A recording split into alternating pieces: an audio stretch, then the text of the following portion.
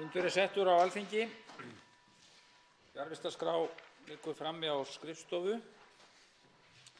Forseti vill tilkynna að borist hafa 4 bréf frá utanríkisráðherra þar sem óskað er eftir fresti til þess að veita skrifleg svör við fyrirspurnum á þingskjölum 384 ráðherrabíla og bílstjóra frá Birni Leví Gunnarssyni, á þingskjali 731 opinber störf utan höfuðborgarsvæðisins frá Höllu Signíu Kristjánsdóttur, á þingskjali 498 ferðakostnað og dagpeninga ráðherra og ráðuneytisstjóra frá Birni Leví Gunnarssyni og á þingskjali 237 innflutninga á hráum og ógerilsneyddum matvælum frá Bjarna Jónssyni.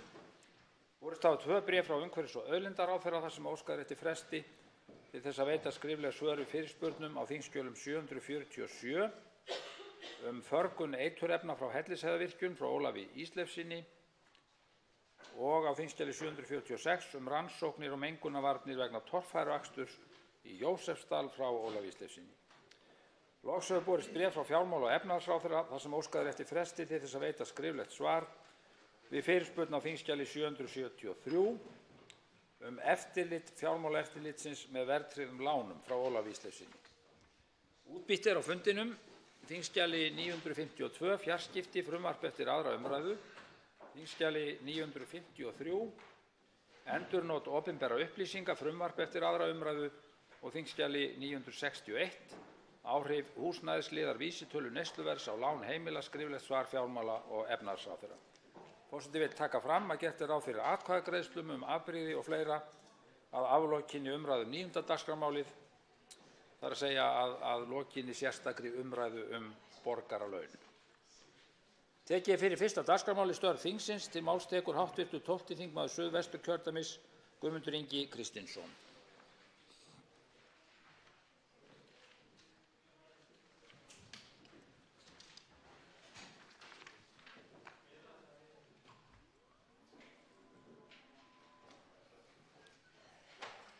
Virðulegur forseti, bíð eftir leiðréttingu lífeyrislauna. Enn bíða aldraðir og öryrkjar eftir að kjaraskerðing og kjaragliðnun kreppuáratímans frá 2009 til 2013 verði leiðrétt. Hvað þá kjaraskerðing frá 2013 til 2018 verði einnig leiðrétt eins og alþingismenn og aðra hafa fengið. Þá er einnig bíð eftir að hægt verði að skerða lífeyrissjóðslaun aldraðra og öryrkja hjá TR vegna greiðslu úr lífeyrissjóði orðin löng, skerðingar sem bitna mest á láglaunakonum. Biðlisti eftir húsnæði hjá Brynju hús- og öryrkjabandalags er nú 400 manns á biðlista, aðeins þeir sem eru 75% öryrkja leigja húsnæði hjá sjóðnum. 1000 bíða eftir félagslegu húsnæði í Reykjavík, þar af 250 barnafjölskyldur, þar af 400 börn. 50% hafa beðið í 2 ár, en hugsið ykkur, 20% hafa beðið 5 ár eða lengur. Biðlisti eftir aðgerðum eins og ég sagði í gær eru 709 á gervihlið á hné eru 340 og þar af 360 konur. Af þessu 709 hafa 465 beðið lengur en 3 mánuði eða 66%. Í febrúar 2018 voru 385 á biðlista eftir gervilyf á mjöðm og tilgreindu aðgerðastöðum. Í febrúar 2008 voru 72 karlar og 29 konur á biðlista eftir hjarta- eða kransæðamyndatöku. Árið 2017 voru 96 aðgerðir á hjartaloku. Nú í febrúar voru 38 á biðlista, 22 karlar, 16 konur og töluvert fleiri en verið hafi. Nú eru 1085 biðlistar eftir skurðaðgerð á augnsteinum. Brjóstnámaðgerðir í febrúar 2018 voru 17 konur á biðlista eftir þar, 35% þeirra höfðu beðið lengur en 3 mánuði.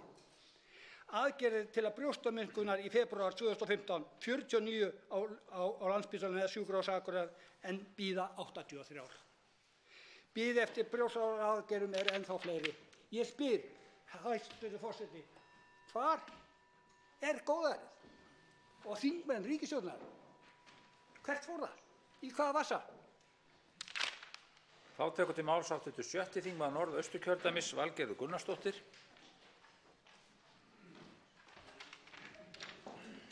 Hæstv. forseti.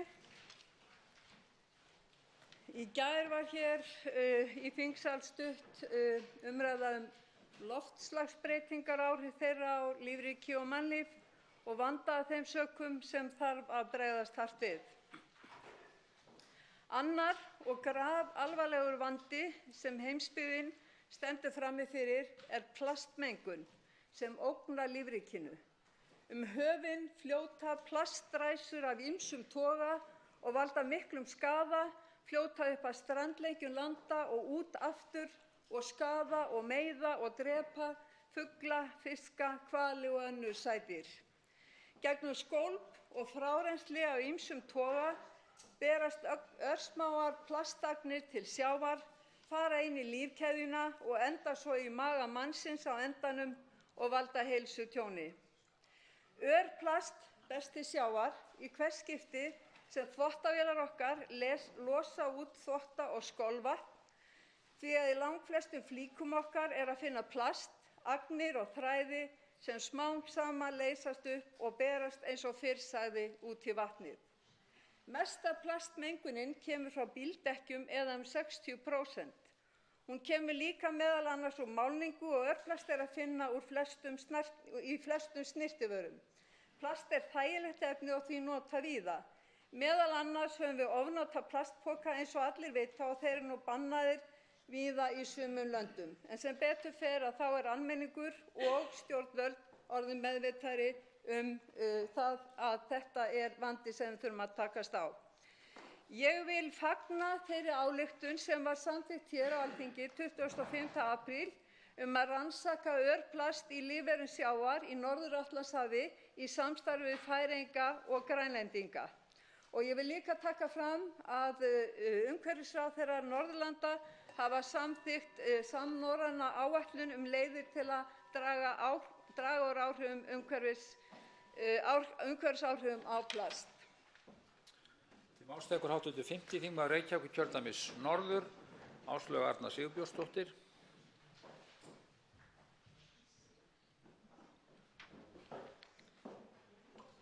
Virðulegi forseti, mig langar bara að nýta tækifærið hér í dag til að hvetja þingheim til að láta sjá sig í göngu samtakanna Pieta sem eru farin aðfararnótt laugardagsins næstkomandi 12. maí. Gangan til minningar þeirra sem hafa tekið sitt eigið líf og nefnist réttu nafni Úr myrkri í ljósið af því að hún gengin klukkan 4 í nótt, klukkan 4 nóttina í morgunbirtuna, því að það eru auðvitað allt of margir einstaklingar í okkar samfélagi sem sjá aldrei þessa birtu. Og við getum stutt það fólk, þá ættingja og líka þá sem hafa séð birtuna og komist meðal annars í hana með hjálp samtaka eins og Pieta. Við getum stutt þau með að ganga saman inn í birtuna. Því að við trúum því að með vitundavakningu og meiri umræðu geðsjúkdóma og sjálfsvígshættuna þá getum við hvatt fleiri til að leita sér hjálpar sem hefðu ekki annars gert það.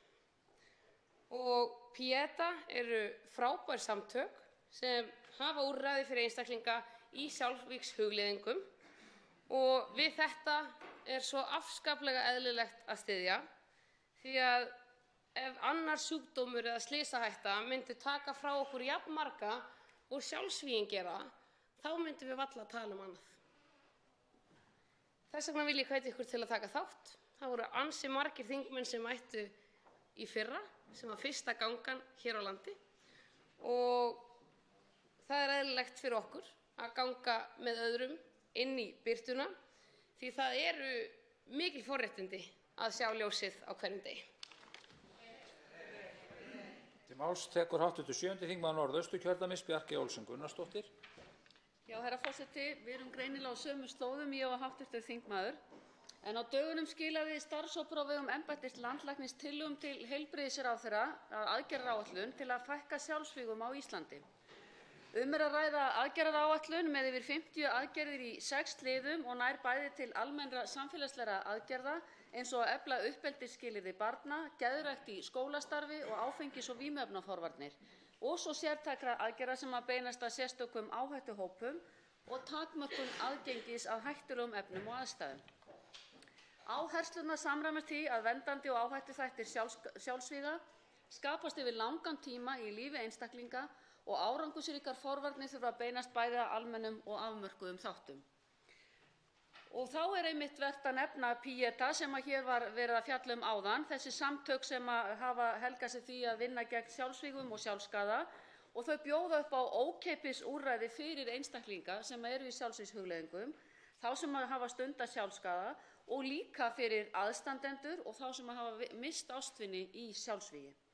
Það talið að í kringum 5.000 einstaklingar eða 15 af hverjum 1.000 Íslendingum íhugi sjálfsvíg á hverju ári. Kjörorð þeirra eru, segðu það upphátt, en með því minnt á mikilvægi þess að tala opinskátt hlutina og nýta bæði vini og annað bakland til þess aðstoðin til staðar. Og einmitt á næsta laugardag þá standa Pieta-samtökin í samvinnu við Landsnet fyrir göngunni úr myrkrinu í ljósið í 3. sinn. Gengið í minningu þeirra sem hafa tekið eigið líf og til að efla von þeirra sem eigum sárt að binda vegna vanlíðunar, sjálfsvígshugsana eða sjálfsskaðahugsana. Það verður gengið á 3 stöðum í ár, Reykjavík, Akureyri og Ísafirði. Og ég hvet eins og hv. þingmaður hér á undan mér að þeir sem hafa mögulega tækifæri að taka þátt og það hægt að finna nánar upplýsingar bæði á Facebook-síðu Pieta og svo líka á heimasíðu þeirra. Og hashtagmerkið segðu það upphátt. Þá tekur til máls hv. 3. þingmaður Reykjavíkurkjördæmis suður, Ágúst Ólafur Ágústsson.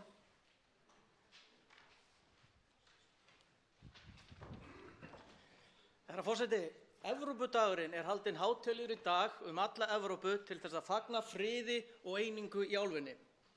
Að mínu mati það engin tilviljun að nánast allar þjóðir Evrópu eru annaðhvort aðilar að Evrópusambandinu eða hafa sótt aðild.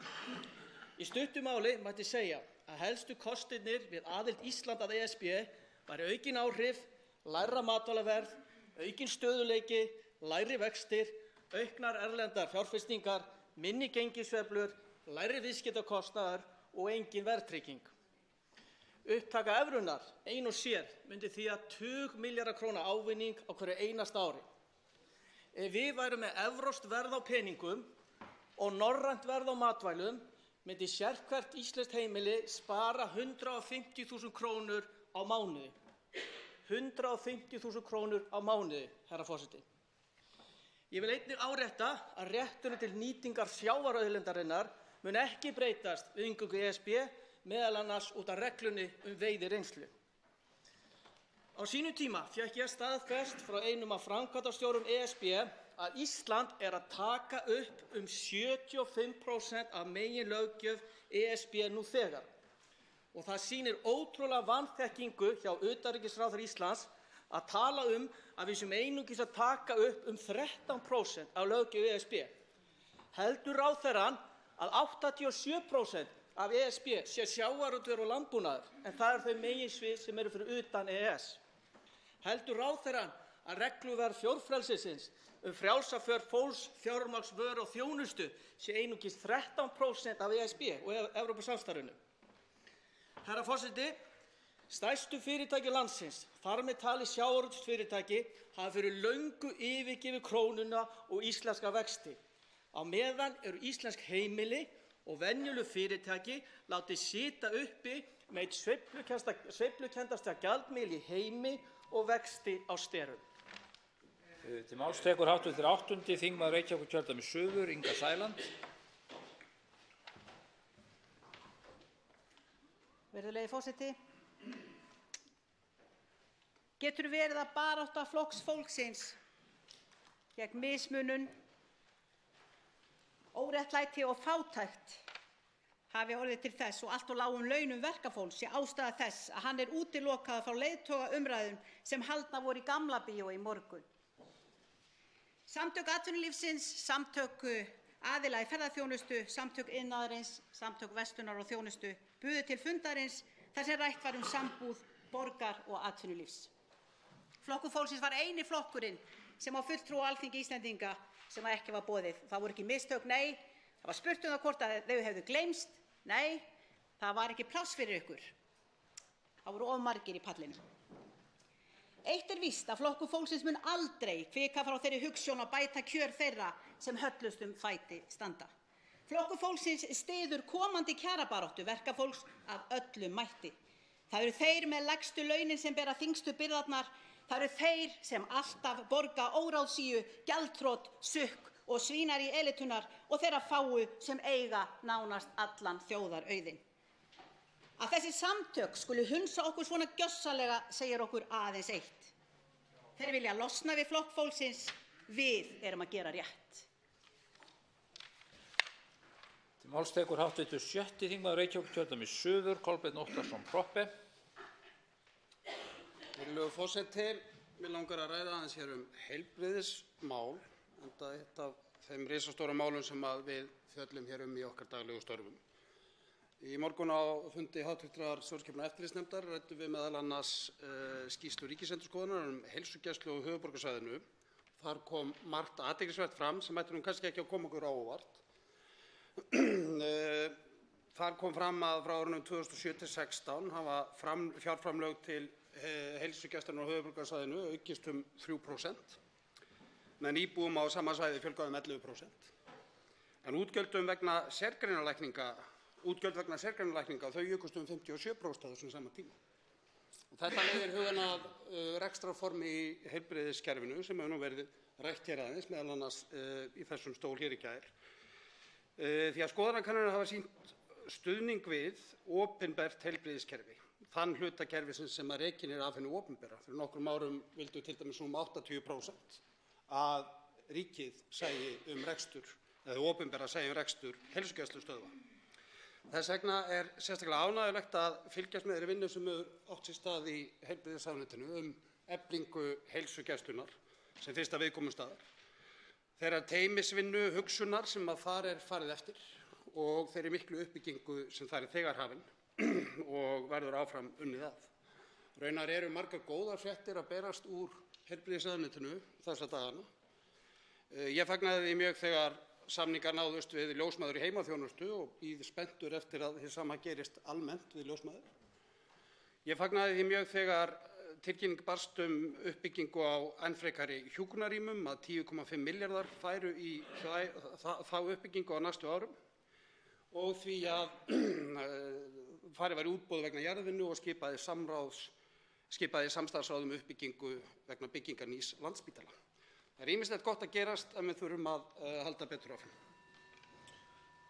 Þá tekur til máls hv. 9. þingmaður Suðurkjördæmis Vilhjálmur Árnason.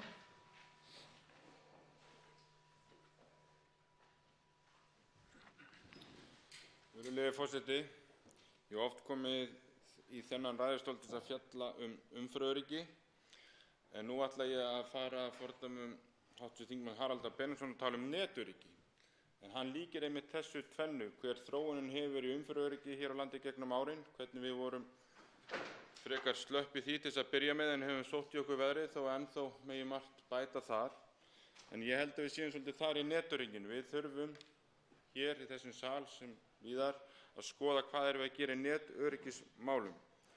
Þannig að ég hvet hv. þingmann sem aðra að fara yfir grein hv. þingmanns í Morgunblaðinu í gær, 8. maí, þar sem hann fjallar þessi mál.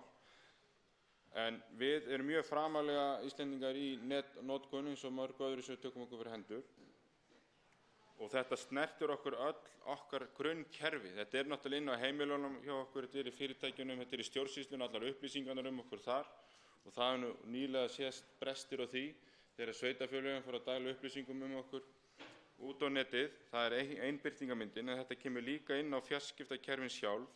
Öll veitukerfin eins og raforkukerfið og annað slíkt, samgöngukerfin, fjármálastarfsemina, heilbrigðisstarfsemina, stjórnsýsluna og hvaða nöfnum sem þetta má nefna. Ég fekk að taka þátt í úttekt hjá Oxford háskóla hér fyrir árið síðan sem skilaði niðurstöðum 120 úrbætur.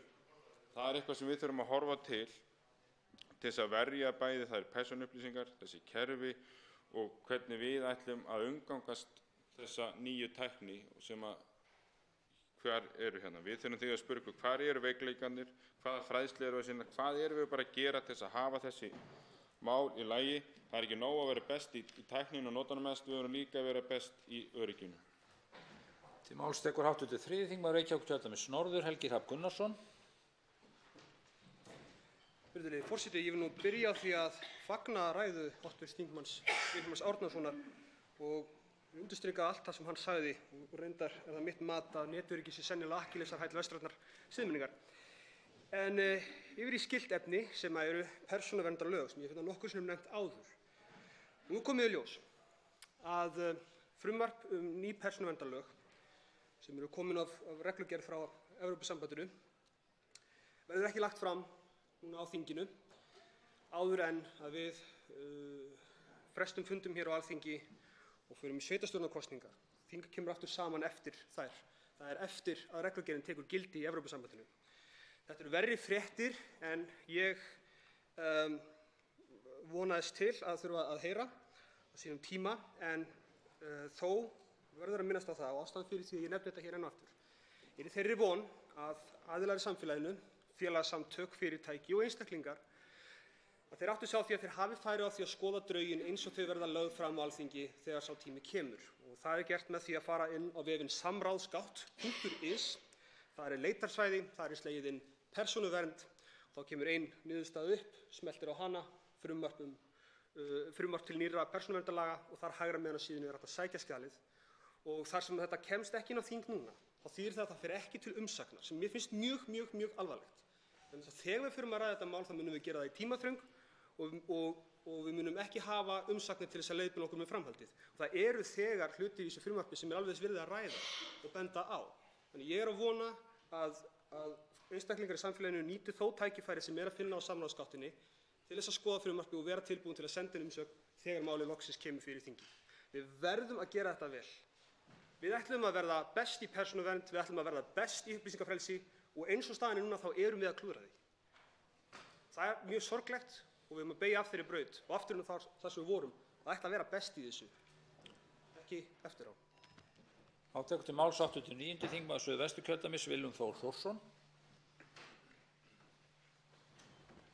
Hæstv. Forseti, ég hef nýtt þennan lið störf þingsins undanfarandi til að koma á framfæri og ræða störf hv. fjárlaganefndar í tengslum við fjármálaáætlun og ekki síst samstarfið við aðrar fastanefndir, skipulagið og störfin tengt þessari umræðu og umfjöllun. Þetta hef ég gert frá fyrstu viku þar sem við héldum sameiginlega fundi með öðrum fastanefndum og fengum ráðherra og starfsmenn ráðuneyta til fundar og kynningar á sínum málefnasviðum. Ég hef fengið ágætis viðbrögð við því fyrirkomulagi, það er að segja sameiginlegu fundunum, og eins og gengur eru skiptar skoðanir á því hvernig til tókst. En það er ljóst, virðulegi forseti, að við verðum að endurskoða það fyrirkomulag og þá segi ég það með framhaldi í huga og það er nauðsynlegt að yfirfara það skipulag milli formanna nefnda og ákveða fyrir næstu áætlun hvernig best er að haga því. Núna eru nefndirnar hver fyrir sig í senn að klára gestakomur vegna málsins og í óðaönn að undirbúa og sumir hverjir skrifa umsagnir málið til fjárlaganefndar.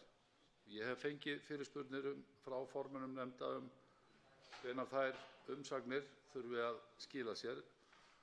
Ég hef svarað því að því fyrr því betra, en til að setja einhvern punkt á málið þá hef ég talað 21. maí, setja þann punkt og ætla að fylgja því eftir með pósti á formenn nefnda og þannig að við getum farið að huga því. Það geri ég með það í huga. Við ætlum fjárlaganefndin að halda fund 16. maí og klára gestakomur og reyna að vinna því að vera tilbúin með drög að nefndaráliti þegar við komum hér aftur eftir sveitarstjórnarkosningar. Tekur til máls 87. þingmaður Reykjavík.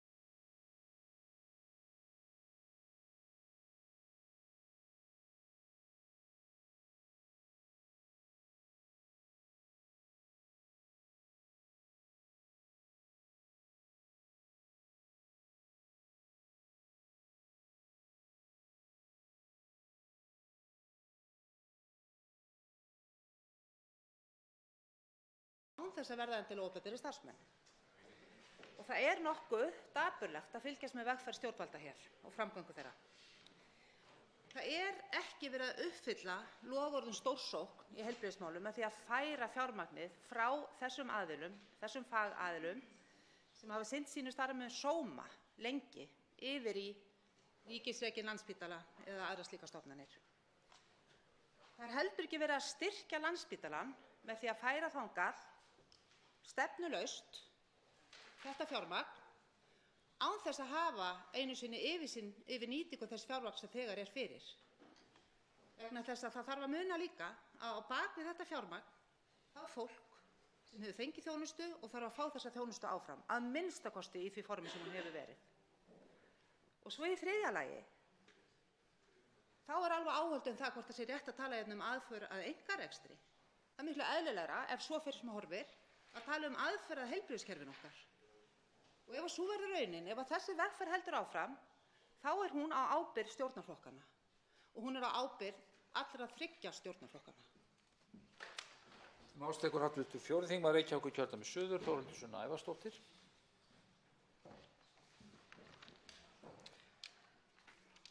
Forseti. Á vefsíðu Ríkisútvarpsins í dag má sjá að lögreglan á höfuðborgarsvæðinu metur frásögn Önnu Katrínar Snorradóttur af brotum Róberts Downey gegn henni trúverðuga, en hefur látið málið niður falla vegna þess að meint brot voru fyrnd.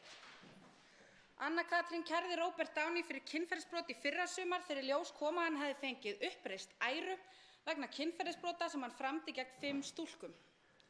Við vitum nú að símanúmer Önnu Katrínar var að finna í minnisbók Róberts sem hafði að geyma 335 kvenmannsnöfn víða merktum tölum sem líklegast tákna aldur stúlknanna. Niðurstöðuna telur Anna til marks hroðvirkni lögreglunnar við rannsókn málanna 5 á sínum tíma, en orðrétt segir Anna Katrín í samtali við RÚV með leyfi forseta: Það hefði verið svo auðvelt fyrir lögregluna þegar þeir fundu minnisbókina árið 2005 að hringja í mig, að bjóða mér aðstoð og gefa mér færi á að kæra. Það hefði þá verið ári eftir að hann braut á mér 2004. 1 símtal. Lögreglan, sem láðist að hringja í þau 335 nöfn sem í bókinni var að finna, hefur ekki viðurkennt mistök. Maðurinn sem braut á Önnu Katrínu þegar hún var barnaaldri getur ennþá sótt sér málflutningsréttindi eins og ekkert sé sjálfsagðara. Dæmdur raðnauðgari getur vegna uppreist æru sinnar orðið lögmaður á ný. Ráðherrarnir sem leyndu Önnu Katrínu og öðrum brotaþolum Róberts upplýsingum atburðarásina sem var þess valdandi að maðurinn sem braut á þeim og mögulega 329 öðrum stúlkum getur gengið að lögmannsréttindum sínum sem vísum, þessir ráðherrar hafa ekki beðið þær afsökunar. Umræddir ráðherrar eyddu raunar stórum fjárhæðum ríkissjóðs til þess að ræja þær og þeirra baráttu á alþjóðavettvangi. Lögunum sem snúa að uppreist æru hefur enn ekki verið breytt, þrátt fyrir loforð þar Ráðherrann sem ber hvað mesta ábyrgð á þessari stöðu situr áfram í skjóli 33 háttvirtra þingmanna sem bera til hennar fullt traust. Ykkar ábyrgðin. Til máls tekur hv. 10. þingmaður Suðurkjördæmis, Smári McCarthy.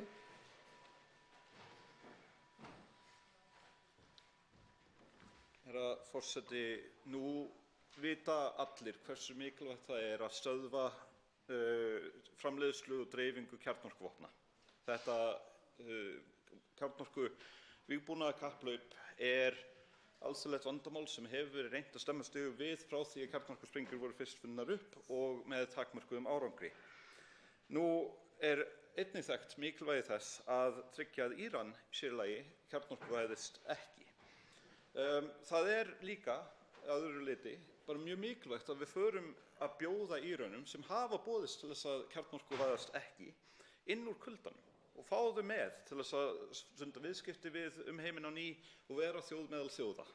Þetta skiptir máli vegna þess að við vitum að frjálslyndi er afleiðing alþjóðavæðingar og samvinnu á alþjóðavettvangi og frjálslyndi dregur úr öfgum og eflir lýðræði, eitthvað sem við vitum að hefur verið oft þörf á þar á bæ. Í grundvallaratriðum Íran þarfnast heimsins. Í gær ákvað Donald Trump forseti Bandaríkjanna að slíta samning við Íran fyrir sínar sakir. Þetta voru stórkostleg mistök sem munu valda miklum vandræðum. Það er mikið að fagna í viðbrögðum Evrópusambandsins við þessu. Juncker, Tusk og Mogherini komu öll óvenjusterk fram og sögðu mjög skynsama hluti nauðsyn þess að samningurinn haldi. Það eru til fordæmi fyrir því að Evrópusambandið gangi hart gegn svona ákvörðunum Bandaríkjanna. Til dæmis þegar Helms-Burton-lögin voru sett á sínum tíma kom reglugerð 2271 frá 1996 sem að vó á móti því. En í grundvallaratriðum þá nauðsynlegt að öll lönd heimsins, hvort sem við erum Evrópulönd eða önnur lönd, taki sig saman að leyfa ekki Donald Trump að spilla heimsfriðinum. Það má ekki gerast. Til máls tekur hv. 3. þingmaður Suðurkjördæmis, Birgir Þórarinsson. Herra forseti, á vef Stjórnarráðsins var í lok febrúar birt frétt fjárhagslegan ávinning ríkissjóðs vegna kaupþings Arion banka. Í fréttinni sagt að ávinningurinn sé rúmir 150 milljarðar. Þarna liður sem kallaður matsvirði stöðugleika eigna. Þar kemur fram að áætlað verðmæti vegna afkomuskipta samnings Arion banka sé 19,5 milljarður. Þarna einnig annar liður sem nefndur aðrar eignir og hljóðar hann upp á 23,8 milljarða. Þetta eru samtals 43,3 milljarðar króna. Herra forseti, ég hef ítrekað reynt að fá nánari upplýsingar þessar tvær upphæðir án árangurs. Það komið á annan mánuð síðan ég óskaði eftir þessum upplýsingum. Það komið langt fram yfir alla fresti. Það brýnt að fá að vita hvað liggur að baki þessum upphæðum, hvort þær séu raunhæfar. Þetta eru verulegar fjárhæðir og það ekki boðlegt að þessu sé bara hent fram án nokkra útskýringa. Það kannski svo að ekkert að marka þessar upphæðir sem ríkissjóður á að fá fyrir söluna á Arion og hæstv. Forsætisráðherra svo ánægð með? Ég hef áður bent á það hér að ríkisstjórnin dekraði vogunarsjóðinn í Arion banka eins og óþekktan krakka. Ríkisstjórnin seldi hlutabréfin á undirverði, lækkaði bankaskattinn á vogunarsjóðina milljarða og núna síðast á að falla frá forkaupsrétti. Ég spáði því hér í ræðu minni fyrir nokkru að ríkisstjórnin myndi falla frá forkaupsrétti. Fyrir það þrætti hæstv. Forsætisráðherra og var heitt í hamsi. Annað að koma á daginn samkvæmt nýjustu fréttum.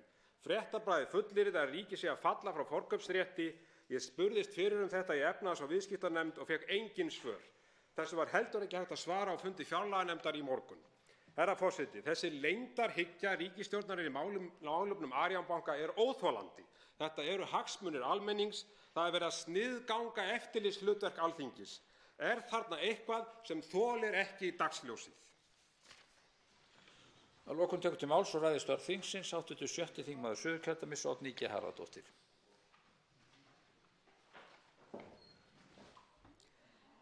Herra forseti, í byrjun febrúar las ég á heimasíðu dönsku skattaskrifstofunnar úrvinnslu Dana á Panama-skjölunum. Þar kemur fram að kaup á skjölunum hafi nú þegar margborgað sig fyrir danska ríkið þó að úrvinnslu sé langt frá því lokið. Útilokað hefði verið að fá vitneskju skattsvikin og innheimta skattinn nema vegna kaupa á skjölunum. Í kjölfarið óskaði ég eftir skriflegum svörum frá hæstv. Fjármála- og efnahagsráðherra stöðuna á úrvinnslu skjalanna hér á landi. Hve há upphæð hefði runnið í ríkissjóð, hvort nægir fjármunir og þekking væri til staðar til að vinna að málunum hjá skattembættunum og óskaði eftir samanburði við Danmörk hvað þetta varðaði. Nú eru liðnar rúmar 10 vikur frá því að ráðherrann hæstv. Fékk spurningarnar og ekkert bólar á svörunum. Ekkert land í öllum heiminum átti eins marga fulltrúa í Panama-skjölunum og Ísland miðað við höfðatölu. En eigum við heimsmet í að vinna úr skjölunum og innheimta skattinn sem átti að skjóta undan? Við þurfum að fá svör við því. Og hvað ætli tefji fyrir þeim svörum? Við áttum líka Norðurlandamet í fjölda. 600 Íslendingar komu fyrir í gögnunum en 500 Svíar þó að 30 sinnum fleiri búi í Svíþjóð en á Íslandi. Og þetta var bara ein lögfræðistofa. Mörg óbeinu áhrifanna af notkun skattaskjóla erfitt að meta til fjár en óhætt að fullyrða að notkun þeirra stuðlar að vaxandi ójöfnuði og grefur undan velferðarsamfélaginu.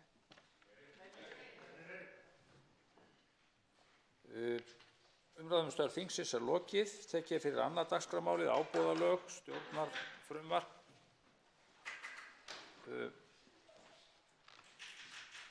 Mér heyrist þingmenn vilja ræða fundarstjórn forseta og kemur ekki á óvart. Fyrst tekur til máls hv. 4. þingmaður Reykjavíkurkjördæmis suður, Þórhildur Sunna Ævarsdóttir, ef ég tók rétt eftir. Ertu búin að ná þessu? Forseti, ég kem hér upp vegna þess að lýðræðislegt starf fastanefnda Alþingis er í uppnámi víðast hvar. Endurtekið berast mér fregnir frá samflokksmönnum mínum háttvirtum sem og öðrum þingmönnum háttvirtum úr minnihlutanum að öll þingmannamál eða svo gott sem sitji pikkföst í nefndum í krafti þeirrar fullyrðingar að engin mál skuli afgreiða út úr nefndum nema það sé einhvers konar fullkomin halelúja sátt hér á þingi. Þetta er ekki sú leið sem við höfum valið okkur til þess að afgreiða mál úr nefndum. Til hvers eru minnihlutaálit ef þau eru ekki til þess að afgreiða ágreining út úr nefndum?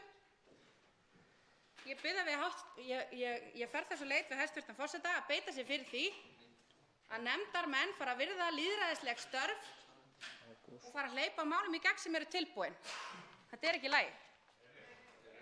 Máls tekur hv. 8. þingmaður Suðurkjördæmis, Karl Gauti Hjaltason.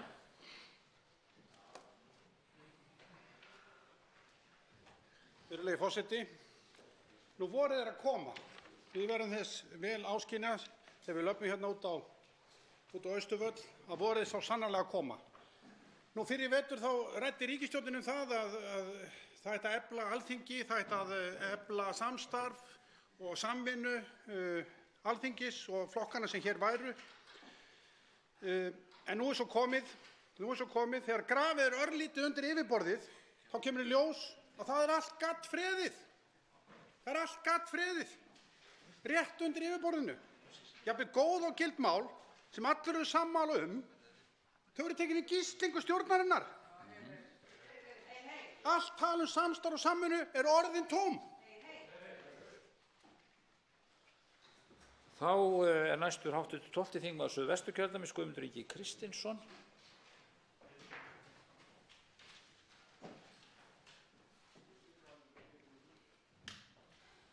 Virðulegi forseti, fyrir ekki svo löngu síðan var ég að lofsyngja í þessu stól hvernig var unnið í velferðarnefnd, hversu vel var unnið og þá vorum við að tala málefni fatlaðra. En ég kom að því að þetta var undantekningin frá reglunni. Þetta var eina undantekningin. Í dag er allt gaddfreðið. Það er svo friðið að maður með kuldahrollum kemur hérna yfir Austurvöllinn og inn í þinghúsið aftur. Það er óskiljanleg vinnubrögð eru þannig að það á að fara að setja smásjá á alla hluti til þess að koma málum út. Við erum með eitt mál, Flokkur fólksins, eitt mál í þessari blessaða nefnd og það er gaddfriðið vegna þess að stjórnarandstaðan vill ekki hleypa í gegn. Stjórnin, fyrir ekki. Og það er skott að hafa það rétt. Og það er smámunir. Það er beðið ný gögn þegar þau koma og þá er talað að þessu svo ofboðslegur fjöldi álita inn í málinu sem varða þetta eina mál.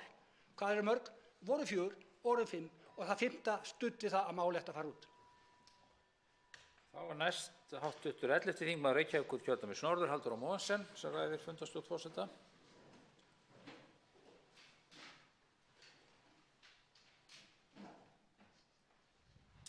Forseti, ég kem hérna upp og bara tek undir með kollegum mínum. Þetta er ólíðandi ástand sem er inn í nefndinni núna.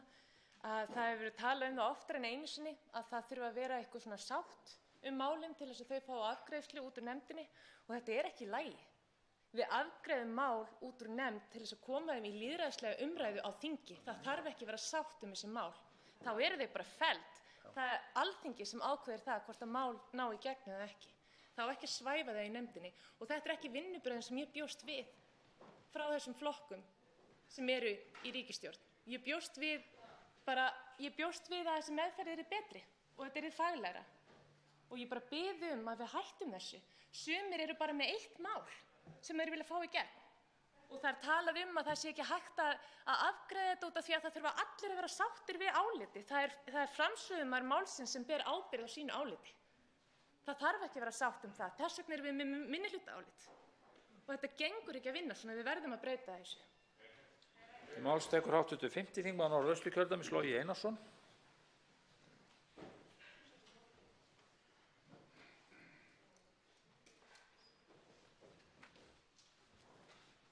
Herra forseti, það þreytandi að þurfa að koma hérna upp og stagla sífellt á sama hlutnum. Og ég vona að ég þurfi ekki að vera hér annan hvern dag og minna á forsíðu stjórnarsáttmálans.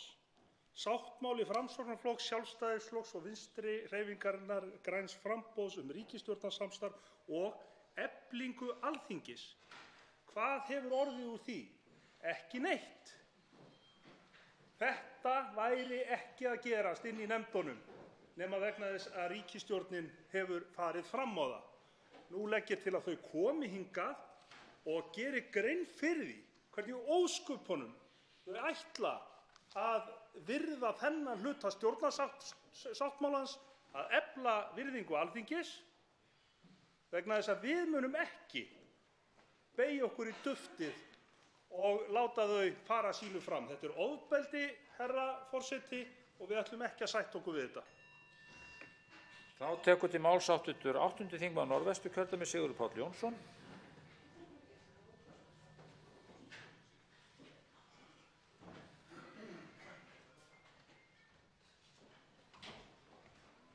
Já, hæstv. forseti, ég kem hér upp með svipaða ræðu og undanfarnir þingmenn eflingu Alþingis og vinnubrögðin í fastanefndum og vitna hérna í stjórnarsáttmálann. Efling Alþingis eitt af forgangsmálum ríkisstjórnarinnar. Sjálfstæði þingsins verður styrkt meðal annars með auknum stuðningi við nefndarstarf og þingflokkana. Við viljum ný vinnubrögð. Þetta voru nýju vinnubrögðin sem ég var vitni að í morgun. Ég satt sem varamaður inn í velferðarnefnd. Þar var allt stoppað sem kom frá minnihlutanum og talaði að það að vinna þessi mál betur, og ég tek undir með öðrum þingmönnum sem töluðu hérna á undan. Við erum í pólitík og við vinnum þannig og við getum ekki gert allt í breiðri sátt. Við hljótum að geta tekist á hlutina og þess vegna verður að koma enn ný vinnubrögð að pólitíkin fái að njóta sín hér á Alþingi. Til máls tekur hv. 7. þingmaður Suðurkjördæmis Oddný G. Harðardóttir.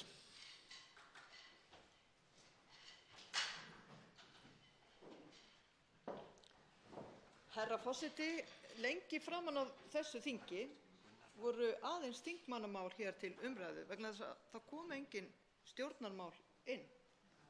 Við vöktum athygli á því þá að það þyrfti þá að fylgja að þingmannamálin yrðu afgreidd út úr nefndum og kæmu hér til afgreiðslu inn í þingsal. Og við bentum jafnframt á að það kæmi náttúrulega til vandræða á tímaskorts ef ætti að hrúga síðan stjórnarfrumvörpunum hér inn í lokin. En hvað kemur á daginn, herra forseti? Þingmannamálunum haldið inn í nefndunum. Þingmannamálin sem héldu hér uppi störfum, sem héldu hér upp stjórnmálaumræðu í þessum þingsal framan á þessu þingi, þau fá ekki að koma út úr nefnd. Þá að svæfa þau í nefnd. Þetta eru nýju vinnubrögðin. Þetta efling Alþingis eða hvað, herra forseti? Þetta gengur ekki. Þá tekur til máls hv. 3. þingmaður Reykjavíkurkjördæmis suður, Ágúst Ólafur Ágústsson.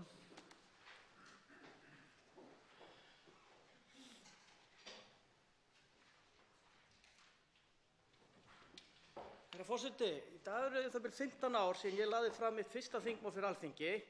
Það var að afnema fyrningarfrest í kynferðisafbrotum gegn börnum. Þetta mál naut stuðnings langt út fyrir raðir míns eigin flokks og málið var þess eðlis að ég hélt að myndi ganga tiltölulega hratt í gegnum þingið. Nei, aftur á þeim tíma fékk ég þau skilaboð, þar sem ég var nú í stjórnarandstöðu á þeim tíma, þá fengi ég nú ekki þetta mál samþykkt. Og takk eftir vorum að tala að afnema fyrningarfresti í kynferðisafbrotum gegn börnum. En þar sem ég var stjórnarandstöðuþingmaður þá átti ég ekki að fá þetta mál ekki eins inn í sal. Við tók 4 ára baráttu, meðal annars við þáverandi formann allsherjarnefndar sem vill svo til að núverandi fjármálaráðherra Bjarni Ben, og loksins, eftir heilmikið svona víla og díla og baktjarnamakk var loksins hægt að samþykkja þetta tímamótaskref í réttindabaráttu barna. Og svo hafa liðið 15 ár. Ég hélt, herra forseti, að við vorum komin lengra en þetta. Ég hélt að við værum öll svo meðvituð það að hér, við sem værum hérna með inn í salnum, við hefðum ekkert endilega minna umboð til löggjafarstarfs heldur en ráðherrarnir.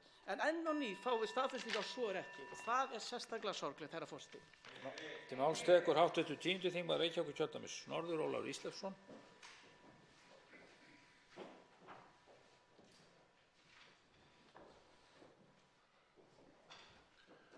Herra forseti, ég hlýt auðvitað að furða mig á því eins og aðrir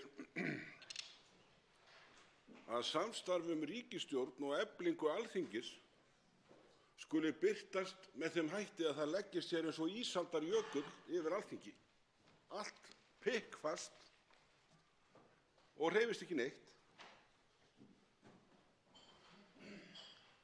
Það var sagt að það ætti að vera ný vinnubrögð og það er þetta þá. Eða hvað?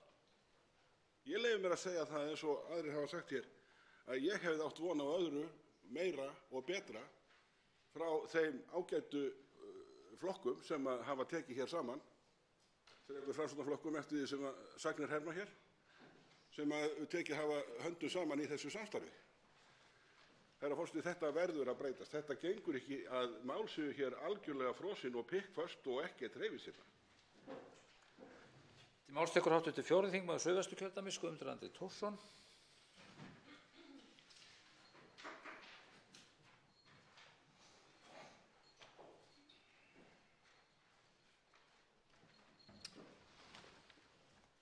Virðulegi forseti, ég kem hér í pontu til þess að taka undir það sem að háttvirtir þingmenn hafa sagt hér á undan mér þetta ófremdar ástand.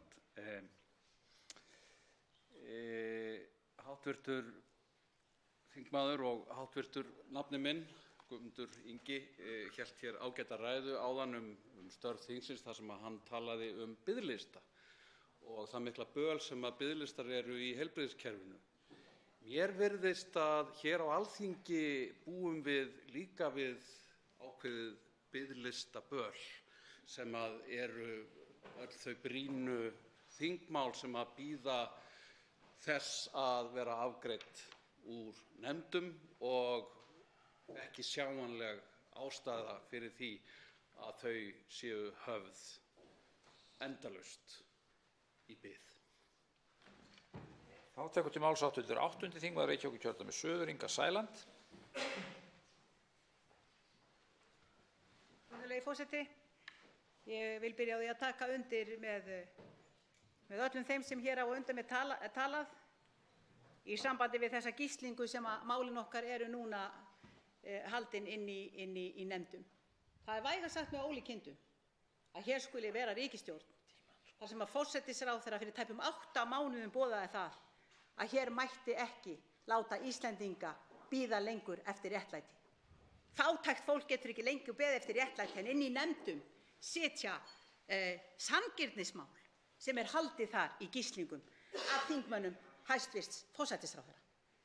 Ég segi bara, ef að þetta er eflingin, ef að þetta er bættu vinnubrögðin, þá held ég að við ættum bara hreinlega að skammast okkur fyrir að hafa yfir höfuð barið að augum, því þetta eru ósannindi, þetta eru falsboðuð efling, bættari og betri vinnubragða á Alþingi og ég vildi gjarnan sjá það að við gætum minnsta kosti staðið hér keik uppi og komið fram með lágmarkssanngirni gagnvart borgurunum sem að búa hér við bágustu kjörin. Máls tekur hv. 7. þingmaður Suðvesturkjördæmis Þorgerður K. Gunnarsdóttir.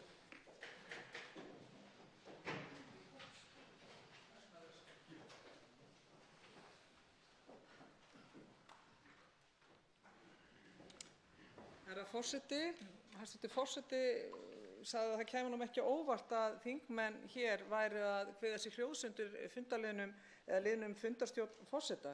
Ég verð hins vegar að segja að það kemur mér í rauninni mjög á óvart miðað við þau fyrirheit einmitt sem koma fram í stjórnarsáttmálanum og síðan það sem að hæstv. Forseti hefur iðulega sagt á hátíðarstundu varðandi það að efla þingið. En það er ekkert að breytast.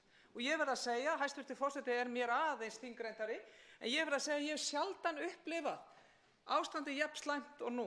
Þetta kul sem er núna sambandsleysi stjórnarinnar, ríkisstjórnarinnar við stjórnarandstöðuna. Það hefur sjaldan verið jafn vont ástand og nú og það er slæmt að sjá það að sjá ríkisstjórnina undir forystu Vinstri grænna.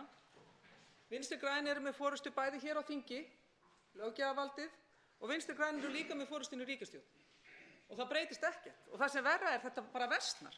Þannig að ég vil hvetja hæstv. Forseta að láta núna fylgja orðum í þá veru að efla þingið. Hæstv. Forseti er forseti alls þingsins, allra þingmanna. Það er komið tími til að við afgreiðum hér brýn mál, mikilvæg mál, hvort sem eru frá þingmönnum eða ríkisstjórn. Forseti vill gefa þá skýringu á orðum sínum að ekki væri skrítið að þetta ræða fundarstjórn forseta, að það var tilraun til þess að vera fyndin á eigin kostnað. En eins og kunnugt mistakast tilraunir forseta yfirleitt til þess að slá á létta strengi. Þá tekur til máls hv. 10. þingmaður Norðausturkjördæmis, Albertína Friðbjörg Elísdóttir.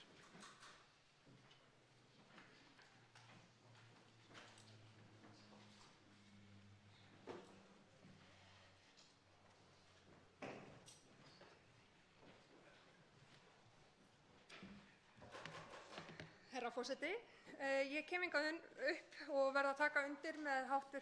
þingmönnum sem hér hafa komið og hreinlega viðurkenna að ég varð fyrir verulegum vonbrigðum með framferði fulltrúa meirihlutans á nefndarfundi í morgun í velferðarnefnd þar sem ég var varamaður. En þar var gripið til ansi langsóttra raka til að koma í veg fyrir að fjöldi þingmannamála yrðu afgreidd úr nefndinni, vitandi að umræðu þau í raun og veru lokið og ekkert sem stóð í vegi fyrir því að þau yrðu afgreidd. Satt best að segja, herra forseti, þá vantaði bara að einhver segði ég á þetta, ég má þetta. Herra forseti, þetta er ekki í samræmi við góð fyrirheit í stjórnarsáttmála. Til máls tekur hv. 8. þingmaður Reykjavíkurkjördæmis norður, Birgir Ármannsson.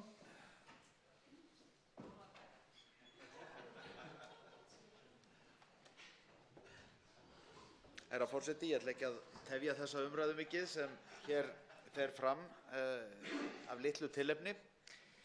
Það mætti halda á máli manna hér að lýðræðið hefði verið tekið úr sambandi á Alþingi og hér væri komin upp einhver gríðarleg skoðanakúgun og ég veit ekki hvað og hvað. Það eina sem var í gangi hér og viðræður hafa átt sér stað milli formanna þingflokka snerist það að þessi 2 dagar sem þingið starfar núna gær og í dag fram að hálfsmánaðar hléi væru notaðir til þess að klára það sem væri tiltölulega gott samkomulag og væri ekki ágreiningsmikið og myndi ekki kalla á miklar umræður. Hugmyndir voru það að taka einhver fyrstu umræðumál sem hægt væri að senda til nefnda og nýta þennan hálfa mánuð til að fá umsagnir. Af hálfu ýmissa stjórnarandstöðuflokka vildu menn frekar taka mál út úr nefndum og það var auðvitað rætt hvort að það væru þá mál sem kölluðu á miklar umræður eða ekki og það var nú sitt á hvað hjá stjórnarandstöðunni og niðurstaðan var nú sú að það náðist ekki samkomulagi þessu. En í öllu þessum æsingi verða menn að hafa í huga að þinginu er ekki lokið. Það er einungis það að ræða að það verða ekki þingfundir í 2 vikur en það tekur aftur til starfa 28. maí. Þannig að ekkert af því sem menn hafa verið að gera í nefndum er ónýtt eða slegið út af borðinu. Til máls tekur hv. 4. þingmaður Reykjavíkurkjördæmis norður, Helga Vala Helgadóttir.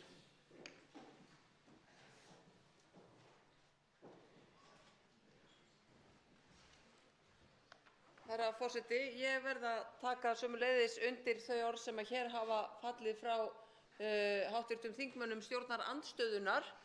Það er að segja kannski skort á þessi faglegu vinnubrögð sem voru boðuð af hæstvirtri ríkisstjórn.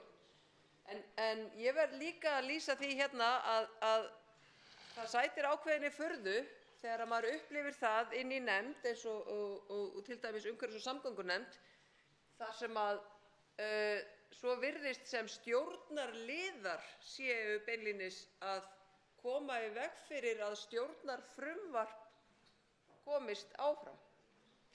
Það er einhver sú staða sem maður átti nú ekki endilega von á að verða vitni að inn í nefndum, en svo virðist sem að sambúðin sé ekki betri en svo að það myndast líka svona mikil togstreita milli stjórnarliða að koma málum sem eru mörg hver bara býsna góð og þörf út úr nefndunum.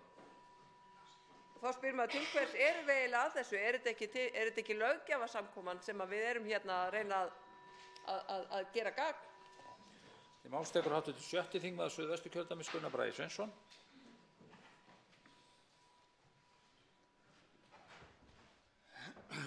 Hæstv. forseti, ég byrjaði að mótmæla orðum hæstv. forseta að hann hafi ekki húmor. Forseti hefur ágætis húmor.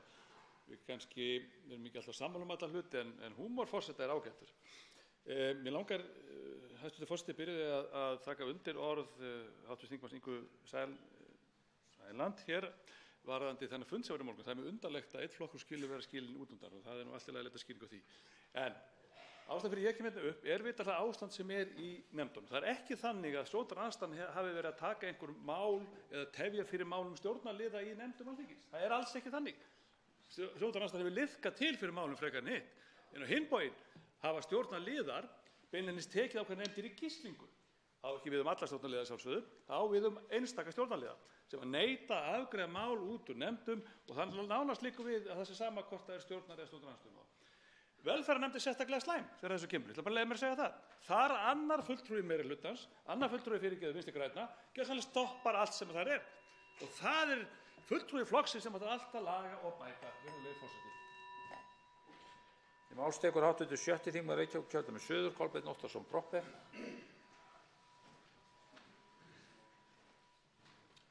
Virðulegur forseti, já, minni okkar er misjafnt. Hv. þingmaður Þorgerður Katrín Gunnarsdóttir talar að hann reki ekki minni til slíks kuls sem nú á milli stjórnar og stjórnarandstöðu í nefndum. Ég man alveg eftir árinu í fyrra þar sem kulið var nú þannig að stjórnarandstaðan fékk ekki einu sinni eina formennsku í neinni nefnd. En mér langar að taka undir með hv. þingmanni Birgi Ármannssyni að þetta er pínlítið skrítið ef við séum að ræða þetta. Við erum ekki að fara að fresta þingi fram á haust. Við erum að fara að fresta þingi í 2 vikur. Og það er nægur tími til að vinna mál og efling Alþingis að við setjum það samansammerki þar á milli og þess að hluti nefndar fólks telur að mál þurfi betri vinnu áður en verið tekin út.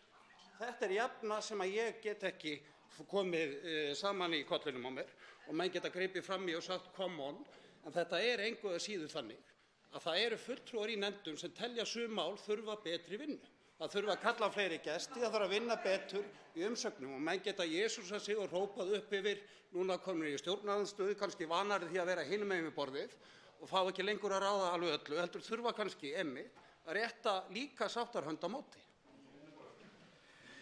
Til máls tekur hv. 13. þingmaður Suðvesturkjördæmis Jón Steindór Valdimarsson.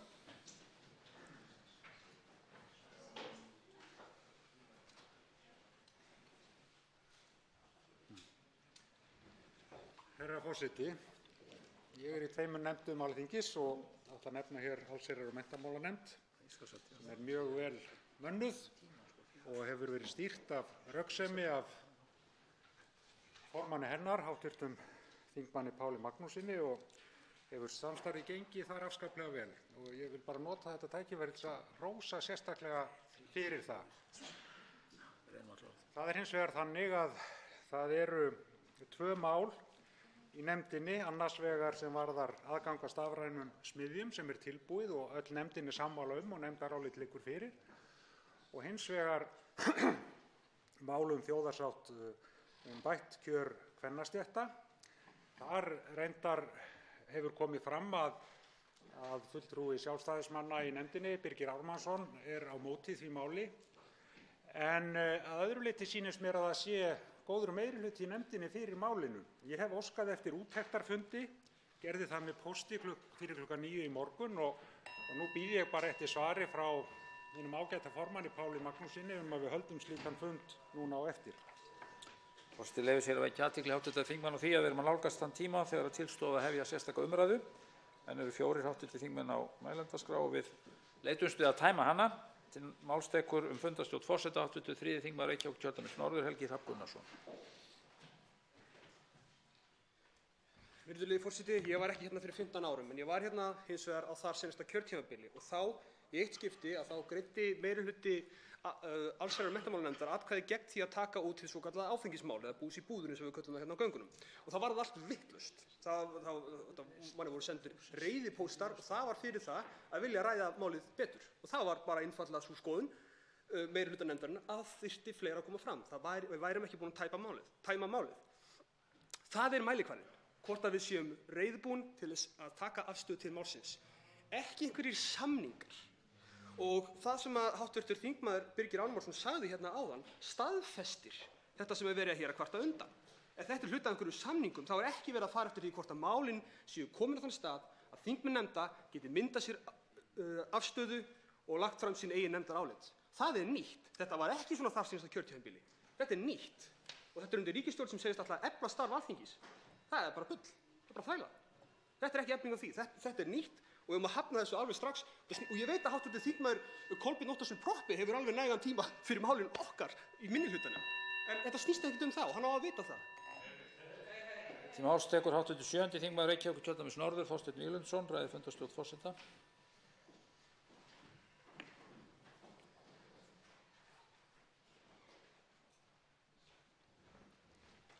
Herra forseti, stundum fer bara betur á því að berja sér minna á brjóst og sýna embjörnar frekar í verki. Þessi ríkisstjórn lagði af stað undir því fyrirheiti að efla Alþingið, bæta samstarfið hér innan þings. Og ég held að það megi fullyrða það að stjórnarandstaðan hafi rétt fram hönd í því máli og sagt við erum tilbúin að starfa með undir þeim formerkjum, við erum tilbúin að liðka fyrir starfinu hér inn á þingi og ég held að við höfum ekki verið að þvælast mjög mikið fyrir ríkisstjórninni í nokkru einasta máli, hvorki hér inn í þingsal né innan nefnda. En nú er svo komið að þrátt fyrir að stjórnarandstaðan hafi borið upp í raun og veru málflutning og umræðu hér í þinginu með framlagningu mála framan af þar sem að lítið sem ekkert barst frá hv. ríkisstjórn og þrátt fyrir að þessar nefndir hafi haft meira en nægan tíma til þess að fjalla þessi mál, kalla fyrir gesti, fá þau umsagnir, að þá á að stöðva þessi mál núna með þeim skilaboðum að þetta sé ekki rétti tíminn til að semja útgöngu þeirra mála úr nefndunum, það megi gerast síðar þegar styttri tími eftir að þinginu. Ég skil ekki slíka hundalógík. Það á sama tíma er boðað að hér eigi að afgreiða tugi mála ríkisstjórnarinnar á hundavaði á einhverjum par dögum í gegnum nefndirnar. Ég segi bara í þessu eins og ágætt útvarpsstöð sagði, ég vil fá meiri músík og minna mars.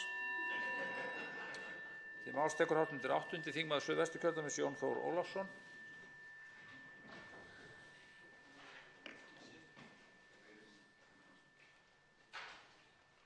Herra forseti, ég er í stjórnskipunar- og eftirlitsnefnd og þar er þetta nákvæmlega svona líka að ef það er eitthvað mál sem að í þá tilfelli eftirlitshlutverk Alþingis gagnvart framkvæmdarvaldinu sem við höfum og erum að ræða, velferðarnefnd er að sinna sínu eftirlitshlutverki gagnvart því hvernig málum háttar við Barnaverndarstofu og forstjóra hennar. Og nú er verið umræðan það að hvað leyti stjórnskipunar- og eftirlits gæti þurft að koma að því, út því hún er með ríkara eftirlit með ráðherrunum sjálfum. Og þetta mál er alltaf bara í uppnámi og menn er á bremsunni, virkilega harkalega á bremsunni. Og það tók í gríðarlega langan tíma að komast að einhverjum niðurstöðum og menn vilja fundarhlé og svo framvegis. Þetta er, upplifunin er mjög skýr í nefndunum eins og landsmenn heyra. Það er allt á bremsunni þegar það kemur að því sem að minnihlutinn vill gera, jafnvel að sinna sín eftirlitshlutverki gagnvart framkvæmdarvaldinu. Og við nennum þess ekkert. Þetta er það hvernig þessi meirihluti ætlar að starfa, þá er bara allt frosið hérna í þinginu, en þá er það ábyrgð þessa meirihlutar. Til máls tekur fundarstjórn forseta öðru sinni hv. 7. þingmaður Suðvesturkjördæmis Þorgerður K. Gunnarsdóttir.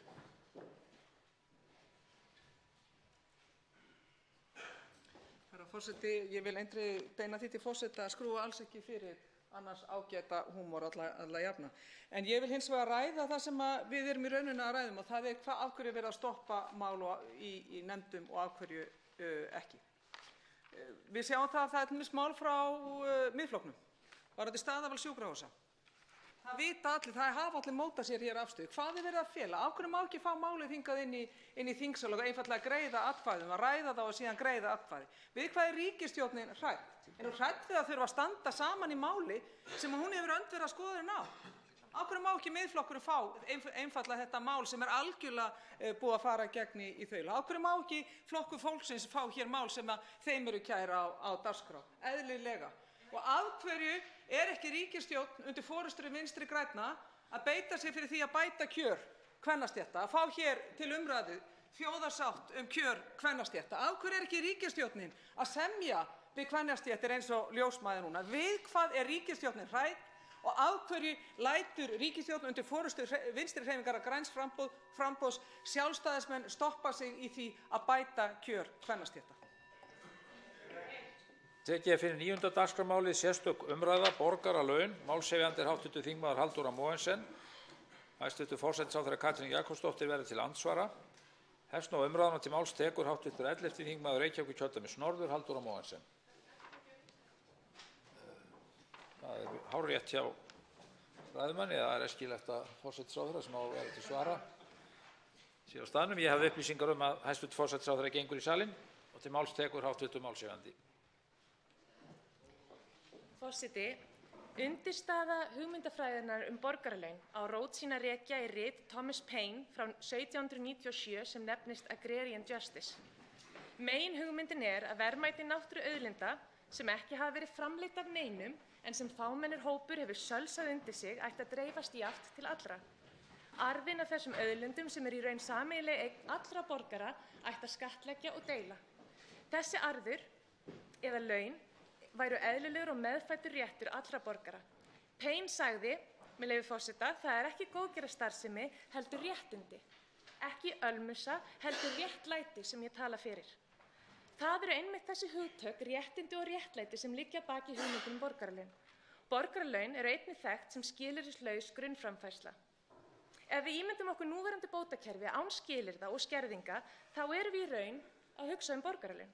Í sinni einföldustu mynd er hugmyndin sú að hver og einn borgari fái greidda framfærslu, óháð búsetu, stöðu heimilis, aldurs, tekna og án allra kröfu að einstaklingur hafi verið í vinnu áður eða sé viljur að taka þá vinnu sem í boði.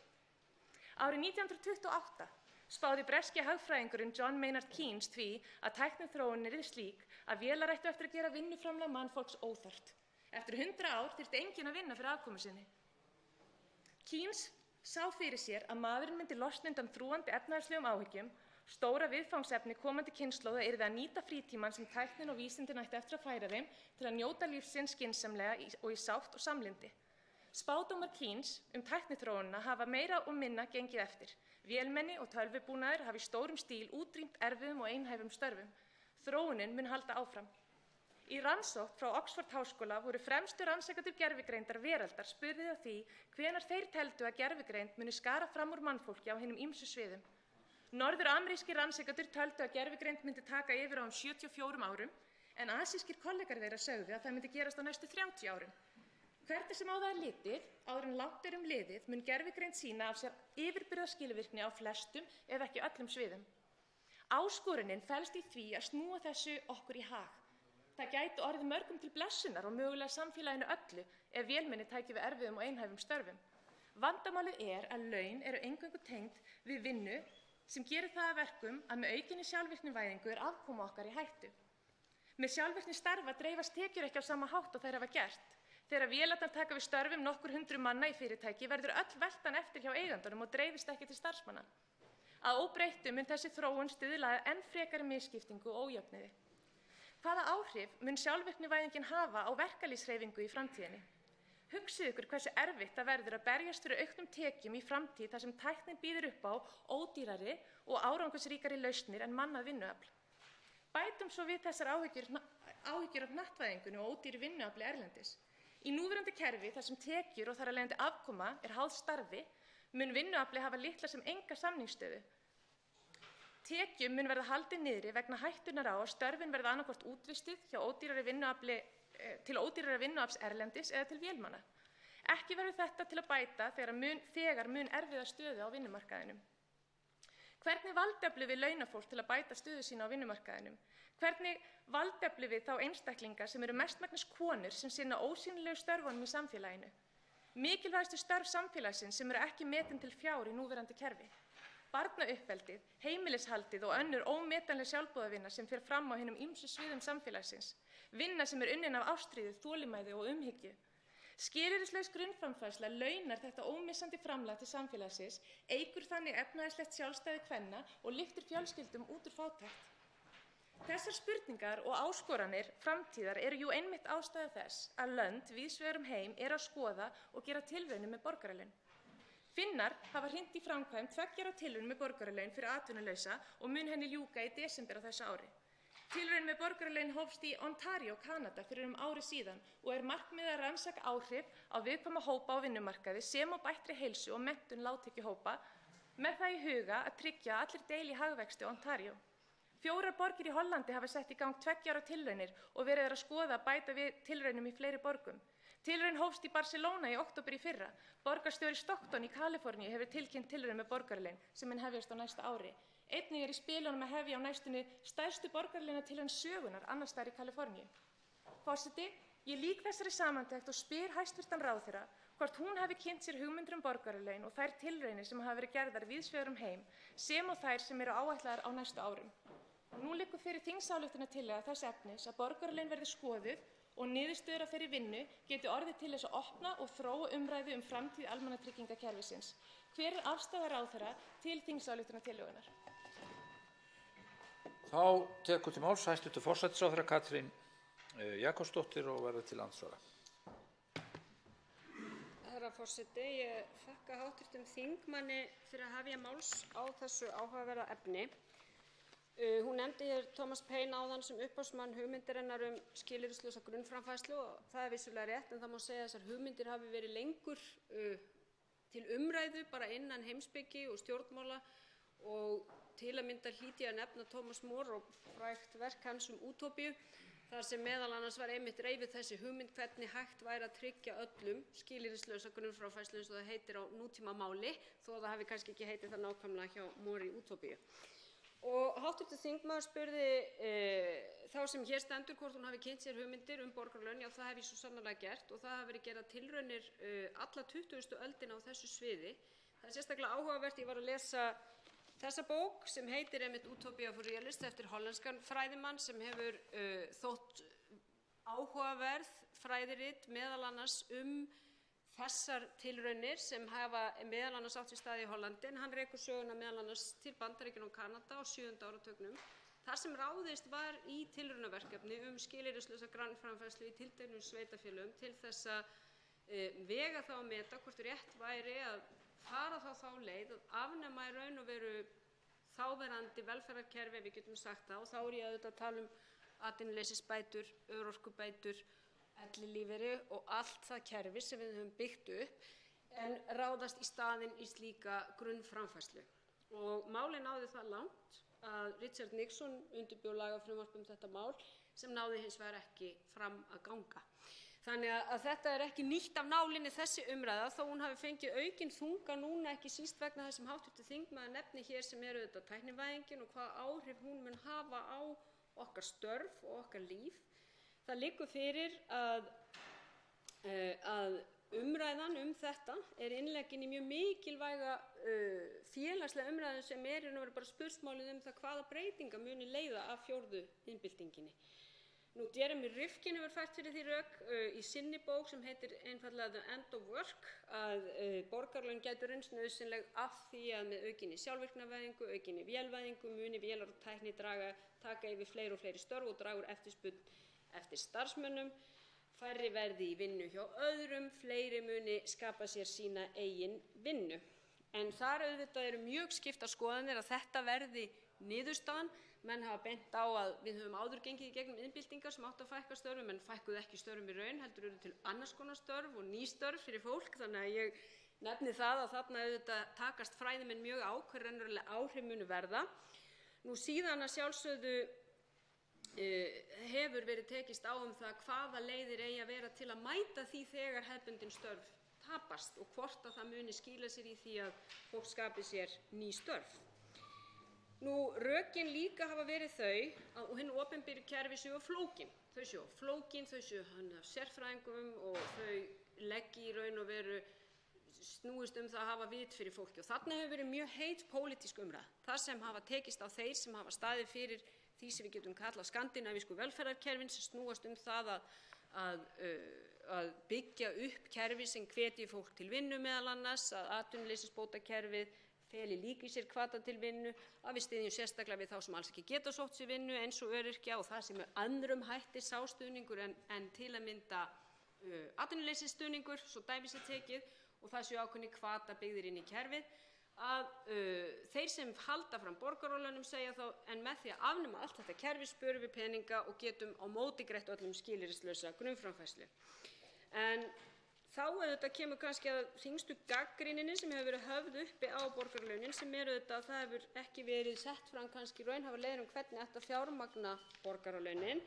Upplýsingaþjónusta Alþingis tók saman ágæta samantekt hér fyrir 1,5 ári eða svo 2016 þar sem reynt var að áætla kostnað ríkissjóðs við að innleiða borgaralaun sem miðaðist þá við lágmarkslaunin 300.000 sem þá var búið að semja 2018 og sá kostnað var metinn 1200 milljarðar sem auðvitað 128% af fjárlögum ríkisins þá eins og kemur fram í úttektinni.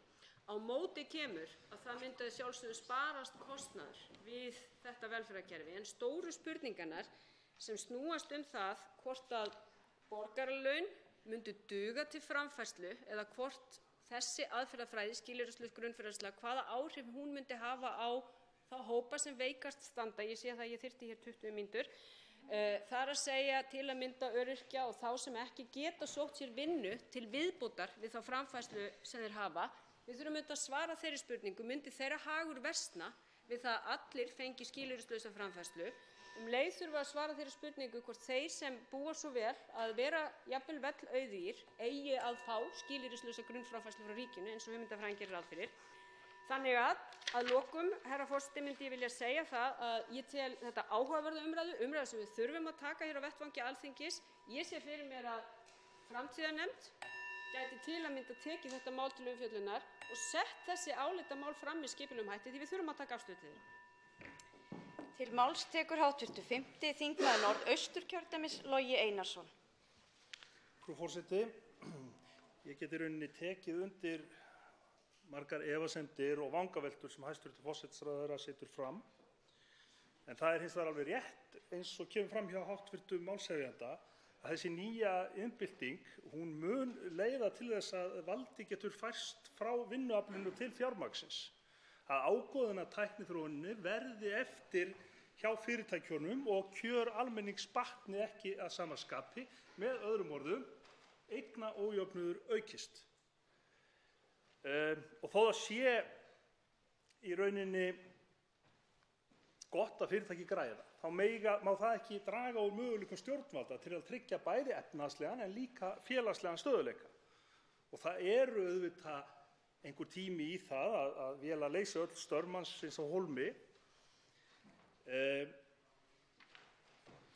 Og við þurfum fyrst og fremst, finnst mér, að fara yfir allar hugmyndir sem að tryggja það að ríkisvaldið geti staðið undir góðri samneyslu og mikilli samneyslu. Það fylgja þessum tæknibreytingum gríðarlegir möguleikar ef að rétt haldið á spilinu. Við erum að sjá fram á meiri framleiðni sem er forsenda þess að við getum brugðist við hækkandi lífaldri og öðrum slíkum hlutum. Við getum farið að framleiða vistvænni vöru sem er forsenda þess að við getum tekist á við loftslagsógnina. Við gætum útrýmt fátækt í heiminum með þessari nýju tækni. En ef að rangt að málum haldið, þá getum við líka lent í því að eignaójöfnuður aukist sem að kyndir undir ófriði og hleypir öllu í bál og brand. Þannig að það auðvitað nauðsynlegt að fara og skoða þessi mál og að því leyti til þessi þingsályktunartillaga og þessi umræða ágætt innlegg. En fyrst og fremst þurfum við að skoða velferðar- og jöfnunarkerfið, skoða skattkerfið og hvernig við eigum að breyta því og þá í sjálfu sér alveg innboðið að ræða líka borgaralög. Til máls tekur hv. 4. þingmaður Suðurkjördæmis Ásmundur Friðriksson. Virðulegi forseti, ég vil byrja á því að þakka frummælanda þessar umræðu fyrir að taka þessi mál á dagskrá. Ég held að það sé oft ágætt að hugsa þessu út fyrir rammann þó að mér lítist ekki alls kostar vel á þessa hugmyndum borgaralaun sem er kerfi sem felur sig engan hvata til sjálfshjálpar að mér finnst svona við þau kynni sem ég hef skoðað þetta. Þetta er samtengingarkerfi sem hvetur borgarana hverjum borgara tryggir ákveðið lágmarksinnkomu frá hinu opinbera óháð öðrum tekjum. Þetta er sem sagt engir hvatar í þessu.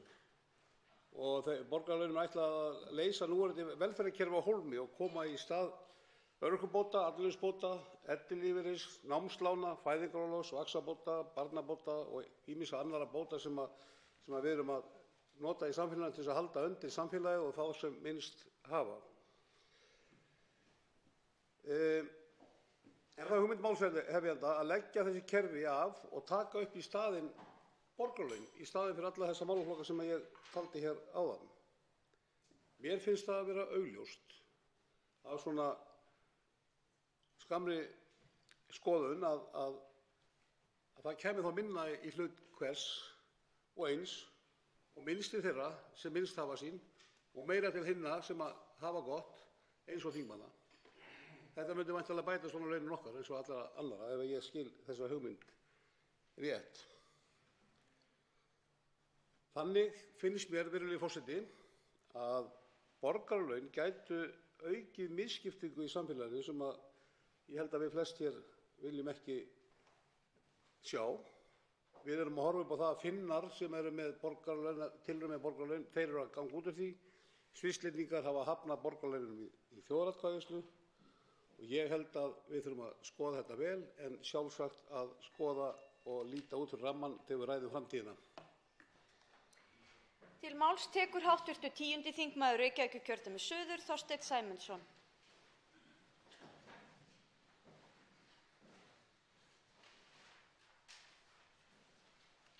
Hæstv. forseti, ég þakka fyrir þessa umræðu, hún er tímabær. Mér finnst hún samt, hún dregur fram þá yfirburðastöðu sem þjóðfélagið eins og Ísland er í. Á 100 árum höfum við, þar að segja sem þjóðfélag, farið frá örbirgð til allsnægta og erum núna kannski komin á þann stað að við getum farið að hugsa fyrir einhverju kerfi eins og borgaralaunum. Á meðan íbúar þróunarríkja berjast á hæl og hnakka við að brauðfæða sig og hafa ekkert til þess nema handafl og hugvit. Þess vegna finnst mér þessi umræða okkar núna lykta svolítið af því að við erum allsnægta fólkið, við getum leyft okkur að hugsa með þessum hætti og við getum leyft okkur að við höfum tíma til þess, við höfum tækifæri til þess að fara að huga að hlutum sem þessum, meðan að meðbræður okkar annars staðar á hnettinum eru ennþá uppteknir að því kannski 80% af tímanum, líkt og við vorum fyrir kannski 80-100 árum, rétt að hafa til hnífs og skeiðar. Auðvitað er það góðra gjalda vert að hugsa fyrir þessum hlutum, ræða þá að sjálfsögðu, en ég minni á, og það kom reynda fram hér hjá ágætum ræðumanni hér rétt á undan mér, að tilraun Finna sem átti upphaflega að vera til 2 ára, henni virðist þá að vera hætt nú í apríl ef marka má nýlegar fréttir.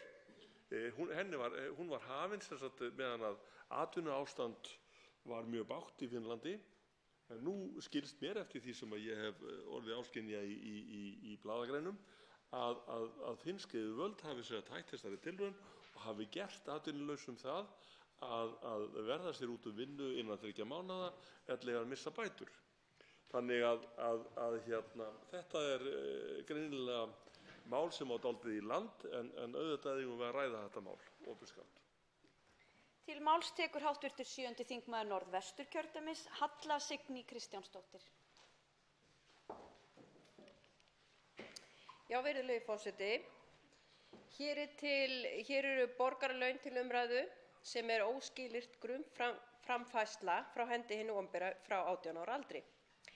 Helstu rökin með þessu fyrirkomulagi er að nú séum að renna inn í 4. iðnbyltinguna og þá munu störfum fækka með aukinni sjálfvirknivæðingu. Þetta myndi auðvelda kerfið og minnka skrifræði. Einnig er þetta leið til þess að útrýma fátækt. Allt eru þetta háleit markmið og myndi ég halda að gæti leitt af sér góða samfélagslega breytingar á mörgum stöðum í heiminum. Það hefur verið gerðar tilraunir með slíka framfærslu í litlu þorpi í Namibíu sem leiddu til góðs, enda var þar mikil fátækt, há glæpatíðni og mikið atvinnuleysi. En ég fæ kannski ekki séð hvernig þetta módel er tímabært hér á landi. Hér er atvinnuleysi undir 3%. Enda svo líka það að mannréttindi til þess að öllum 18 ára samborgurum okkar verði tryggð sjálfvirk óskild laun frá hendi hinu opinbera, það ekkert endilega staðfest. En það hins vegar skylda okkar að tryggja þeir sem geta ekki staðið undir framfærslu sinni á einhverjum ástæðum grunnbætur sem við erum að gera í okkar íslenska velferðarkerfi, þó að okkur getur greint á hvort þær bætur séu nægjanlegar.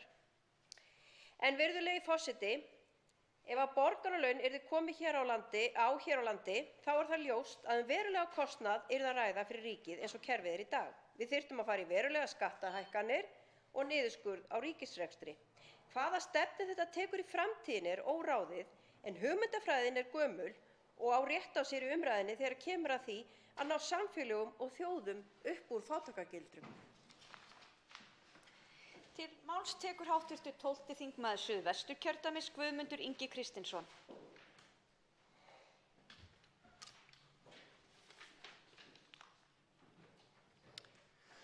Virðulegur forseti, ég vil þakka fyrir þessa umræðu, en ég ætla að byrja á því að ræða þessa umræðu á svolítið öðrum grundvelli. Ég ætla að byrja á að ræða þessa umræðu á einni ljótustu setningu sem mér finnst í íslenskri tungu. Að sagði sú setning, við ætlum að gera eitthvað fyrir þá sem minna mega sín. Þetta svo hrokkafullt.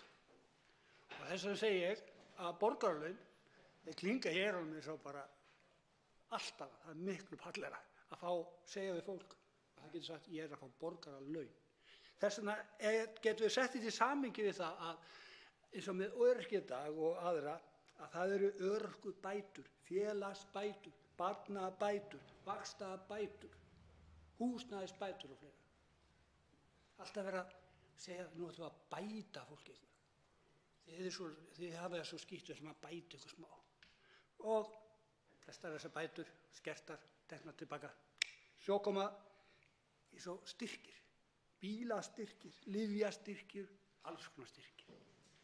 Styrkir sem í dag rétt með vinstri hendinni og tekið jafnvel meira með þeirra hægri og sagt, já, þið fengu helling maður. Þess vegna segi ég borgaralaun í þessu tilfelli, vil ég fá. Ég vil að við byrjum þarna. Tökum þetta allt í burtu, stokkum þetta upp á nýtt, hugsun, gerum nýja hugsun. Byrjum á borgaralaun hjá öryrkjum, eldri borgurum, félagsfólki, atvinnulausum, skólafólki. Byrjum þarna. Þetta væri frábær byrjun, vegna þess að ég alveg með á hreinu að þetta myndi gera okkur gott. Og síðan getum við útvíkka þetta þegar fram í rækir, eins og ég segi fyrir mitt leyti að vorum að tala þá sem minna mega sín, þá hlýt ég að vera núna í þeim sem meira mega sín og ég þarf ekki borgaralaun. En það getur verið, við vitum ekki framtíðina, en ef við byrjum þarna næst, þá það bara frábært. Til máls tekur hv. 7. þingmaður Reykjavíkurkjördæmis norður, Þorsteinn Víglundsson. Frú forseti, ég þakka hv. þingmanni Halldóru Mogensen fyrir að taka þessa umræðu. Þetta mjög áhugavert viðfangsefni. Umræðan borgaralaun auðvitað ekki bara hér á landi heldur víðast hinn vestræna heim. Og það alveg rétt að þær áskoranir sem að blasa við okkur lúta að fjórðu tæknibyltingunni og þeim tækniframförum og væntanlega breytingu og fækkun starfa að einhverju marki blasa við okkur öllum. Ég hef eins og sjálfur kosið að líta þetta aðeins öðrum augum og ég horfi til bara þess sem gerst hefur hér áður þegar við höfum farið í gegnum það sem tæknibyltingin á endanum ekkert annað heldur en framleiðni sprengingir úr í hagkerfinu. Það það sem við þykjumst sjá fyrir, við höfum auðvitað eftir að sjá hver raunin verður. Og þá kannski ágætt að hafa í huga að það sem gjarnan hefur gerst við slíkar kringumstæður að vinnutími hefur styst og styst verulega. Og það kannski ágætt að hafa það bara í huga þegar við horfum aðeins langt tilbaka, ef við tölum svona í árdaga iðnbyltingarinnar, þá voru vinnustundir í Bretlandi á ári 3700. Það voru náttúrulega nær engir frídagar og mjög langir vinnudagar.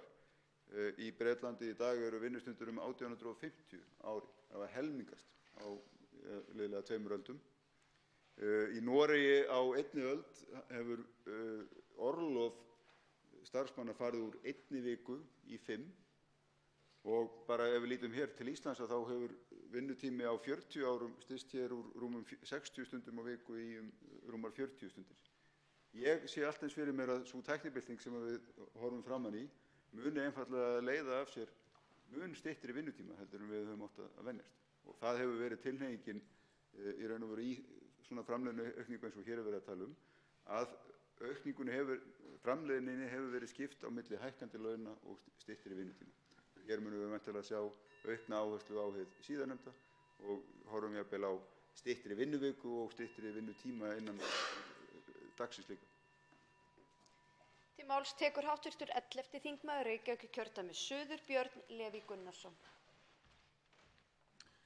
Virðulegi forseti, meðal annars þess vegna leggja Píratar til styttri vinnuviku. En skoðanir sem koma fram hérna sýna hversu nauðsynlegt það er að við tökum þessu umræðu. Það kristallast hérna hversu erfiðleikur okkar hérna til að skilja veldisvöxt. Aðeins að útskýra það eins og eftir. En til að byrja með þá eru borgaralaun ekki lágmarkslaun. Það er áfram hvatinn til þess að gera meira. Það er yfirleitt alltaf að hugsa í þessu að það er hugsa til auka stuðnings fyrir þá sem geta síður hjálpað sér sjálfur eins og vegna örorku og svo framvegis. Þannig að við skulum taka það bara til hliðar. Það er ekki ágreiningsefni sem snýst hérna.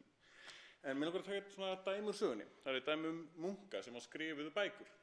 Þeirra störf lögðust af þegar prentvélin var fundin upp. Þeir kvörtuðu sáran. Hvað ef við bara missa störfin? Myndu við vilja hafa munka hérna í klaustrum út allt að skrifa alla bækurnar okkar? Nei, að sjálfsögðu ekki. Annað dæmi er hafnarverkafólk. Þegar að gámar urðu til, að þá náðu þeir að semja þannig að gámarnir eru settir á höfnina og þeir myndu taka vörurnar úr gámnum og setja í næsta gám sem var síðan settur á vörubílinn og keyrður í burtu. Það gekk að sjálfsögðu ekki til lengdar. Það var 2 ár, þá einhver fólk sá að þetta er bara fáránlegt. Þetta er millibilsvinna þarna sem skiptir máli.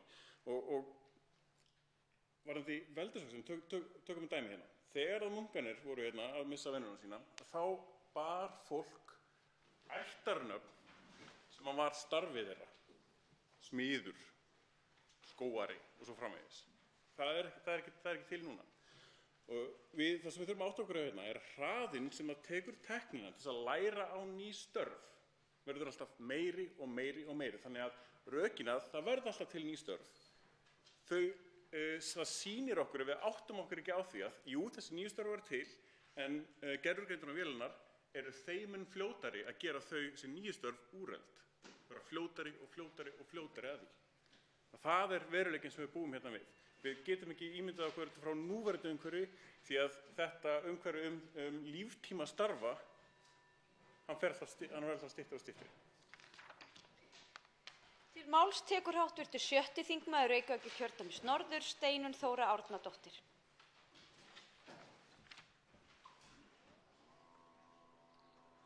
Frú forseti, ég þakka fyrir þessa umræðu. Ég held að það sé alveg góð ástæða fyrir því af hverju fólk er bæði forvitið og spennt fyrir umræðu borgaralaun og ég held að það sé meðal annars vegna þess að það velferðarkerfi sem við búum við, eins gott og það er marga hluti, að þá er það ekki gallalaust og það er mikið af fólki sem að þarf að reiða sig á kerfið sem býr við fátækt. Ég held að það sé hluti af því af hverju svo margir vilja ræða borgaralaun og mér finnst það eðlilegt og mér finnst það skiljanlegt. Það er hins vegar vandi að þegar orðið borgaralaun er nefnt þá er fólk ofta að tala ansi ólíka hluti og skilgreinir það hvað í borgaralaunum eigi að felast með ólíkum hætti og mér langar bara að nefna hér 2 dæmi. Annars vegar það sem er nefnt skilyrðislaus grunnframfærsla sem allir eiga að fá óháð öðrum tekjum, tilraun sem Finnar gera með því að borga til þeirra sem eru atvinnulausir. Þetta er alveg rosalega ólíkt og þarna er himinn og haf á milli og flækir umræðuna því að maður veit aldrei alveg hvað átt er við og svo eru alls konar aðrar útfærslur.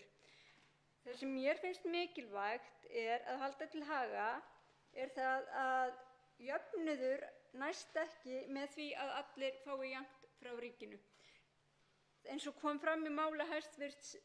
Forsætisráðherra þá er það mjög dýrt að greiða öllum sömu upphæð frá ríkinu. En samfélög breytast. Íslenskt samfélag, öll samfélög munu breytast með tæknibreytingum og sjálfvirknivæðingum og að sjálfsögðu þarf að bregðast við því og mögulega endurhugsa velferðarkerfið að einhverju leyti. Og þess vegna fannst mér þetta gott að heyra hjá hæstv. Forsætisráðherra að nefna það að þetta gæti verið eitthvað sem framtíðarnefnd ætti að huga að, því að hún er að fara að skoða það hverju við megum búast við í framtíðinni. Til máls tekur hv. 4. þingmaður Suðvesturkjördæmis Guðmundur Andri Thorsson.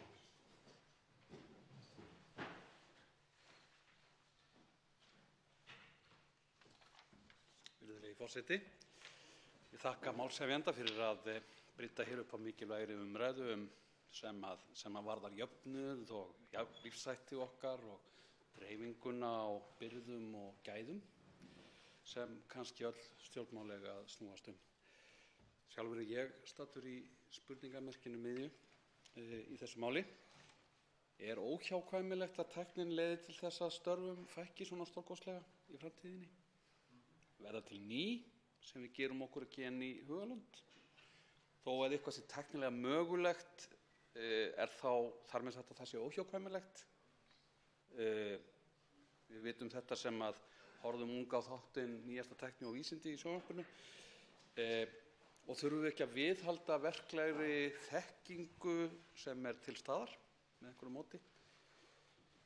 Að vinna eftir getu, taka eftir þörfu. Þannig hljóðaði og hljóðar mantra sósíalista af öllum sortum og öllum tímum hið góða samfélag. Þetta er hamingjudraumurinn. Hér á landi hefur hins vegar sjálfsmynd fólks og hugmynd gott og inntaksríkt líf verið bundin við dugnað og vinnu. Er hið raunverulega eftirlætisorð Íslendinga kannski ekki ljósmóðir heldur atvinnusköpun? Hvaða áhrif hefur það á fólk að vera á launum án þess að gera neitt annað en að vera til? Er það loksins frjálst til að sinna hugðarefnum sínum án tillits til þess hvort að þau verði vara á markaði? Eða verður fólk ráðvillt og þunglynt þegar hverfur mikilsverður þáttur úr sjálfsmyndinni að standa sig í vinnu, mæta réttum tíma og skila sínu? Og hvernig á að fjármagna? Hver er borgarinn? Og hvernig á að koma slíkri framfærslu á í samráði við verkalýðshreyfinguna? Og hvaða áhrif hafa slík laun á velferðarsamfélagið og sameiginleg verkefni okkar við að útdeila byrðum og gæðum? Til máls tekur hv. 9. þingmaður Suðurkjördæmis Vilhjálmur Árnason.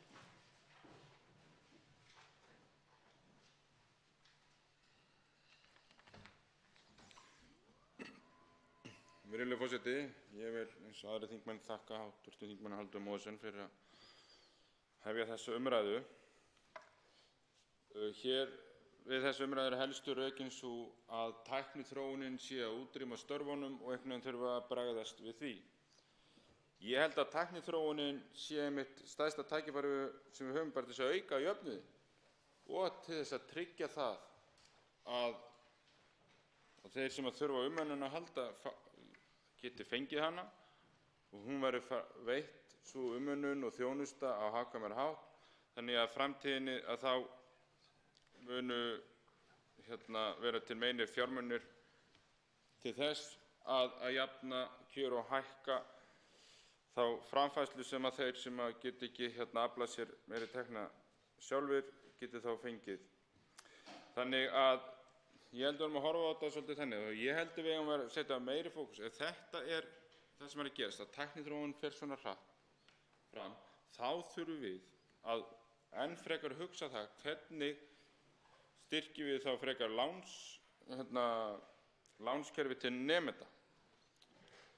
Hvernig virkar námslánakerfið eða styrkir til náms og annað slíkt til þess að hvetja fleiri og fleiri til þess að mennta sig að því að við viljum, held ég, öll að allir hafi jöfn tækifæri. Við erum að hvetja fólk og aðstoða þess að nýta tækifæri til þess að bregðast við þessum breytta heimi. Það er það sem við þurfum að gera.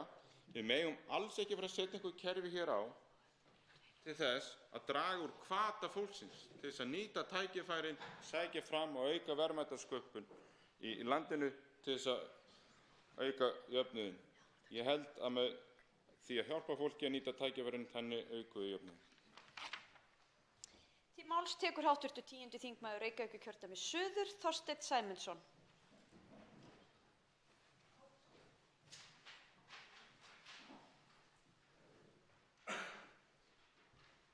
Hæstv. Forseti, árið 1902 var fyrst sett vél í sexæring á Íslandi og hann sigldi út frá Ísafirði.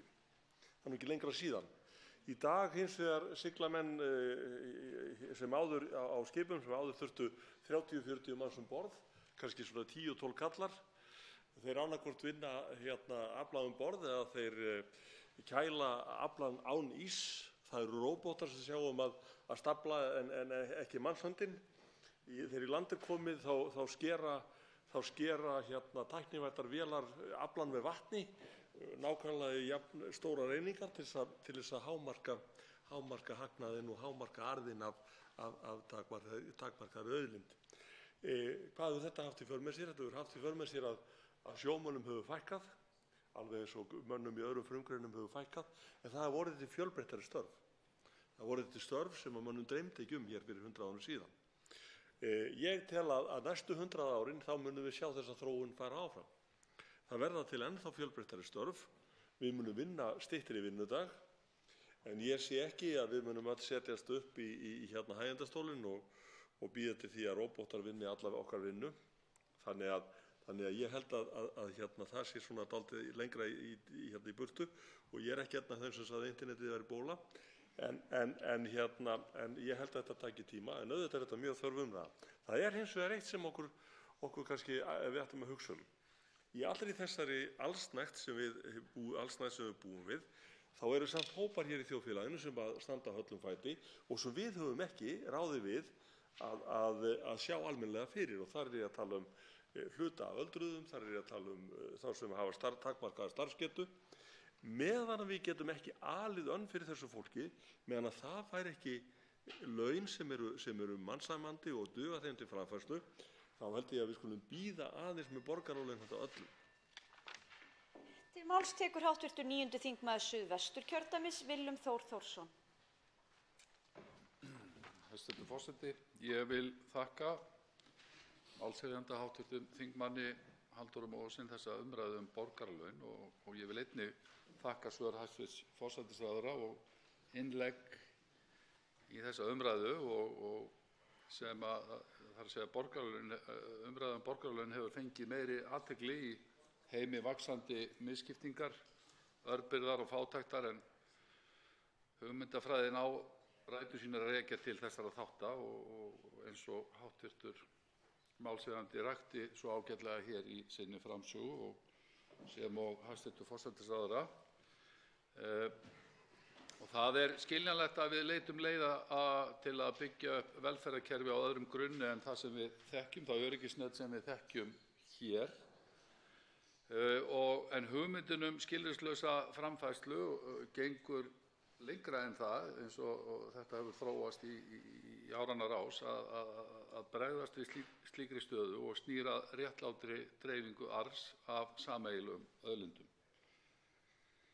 Slíkt kerfi er þá ekki einungis hugsað vera lausn á misskiptingu, ójöfnuð og fátækt, fremur og aukinheldur óréttlátri skiptingu arðs af sameiginlegum auðlindum og svar við auknu flækjustigi sem er á margbrotnu bótakerfi, þar sem fólk er hólfað og sumir hópar verða undir í því skrifræði sem fylgir slíkum kerfum, þar sem jafnræði verður að ómöguleika. Þá eru eins og komið fram í umræðunni framundan miklar breytingar á atvinnuháttum, aukin tæknivæðing, sjálfvirknivæðing, þar sem eftirspurn eftir vinnuafli í það minnsta breytist, minnkar að líkindum og það þarf að bregðast við því. Það er staðreynd að vinnandi höndum að baki hverjum eftirlaunaþega fækkar og ég held að það sé nú kannski kalli enn frekar á umræðum líka lausn sem borgaralaun geta verið, en það er önnur umræða að raunhafa leiðir til fjármögnunar ef við ætlum að fara að skipta út í kerfi sem við þekkjum. Til máls tekur hv. 12. þingmaður Suðvesturkjördæmis, Guðmundur Ingi Kristinsson.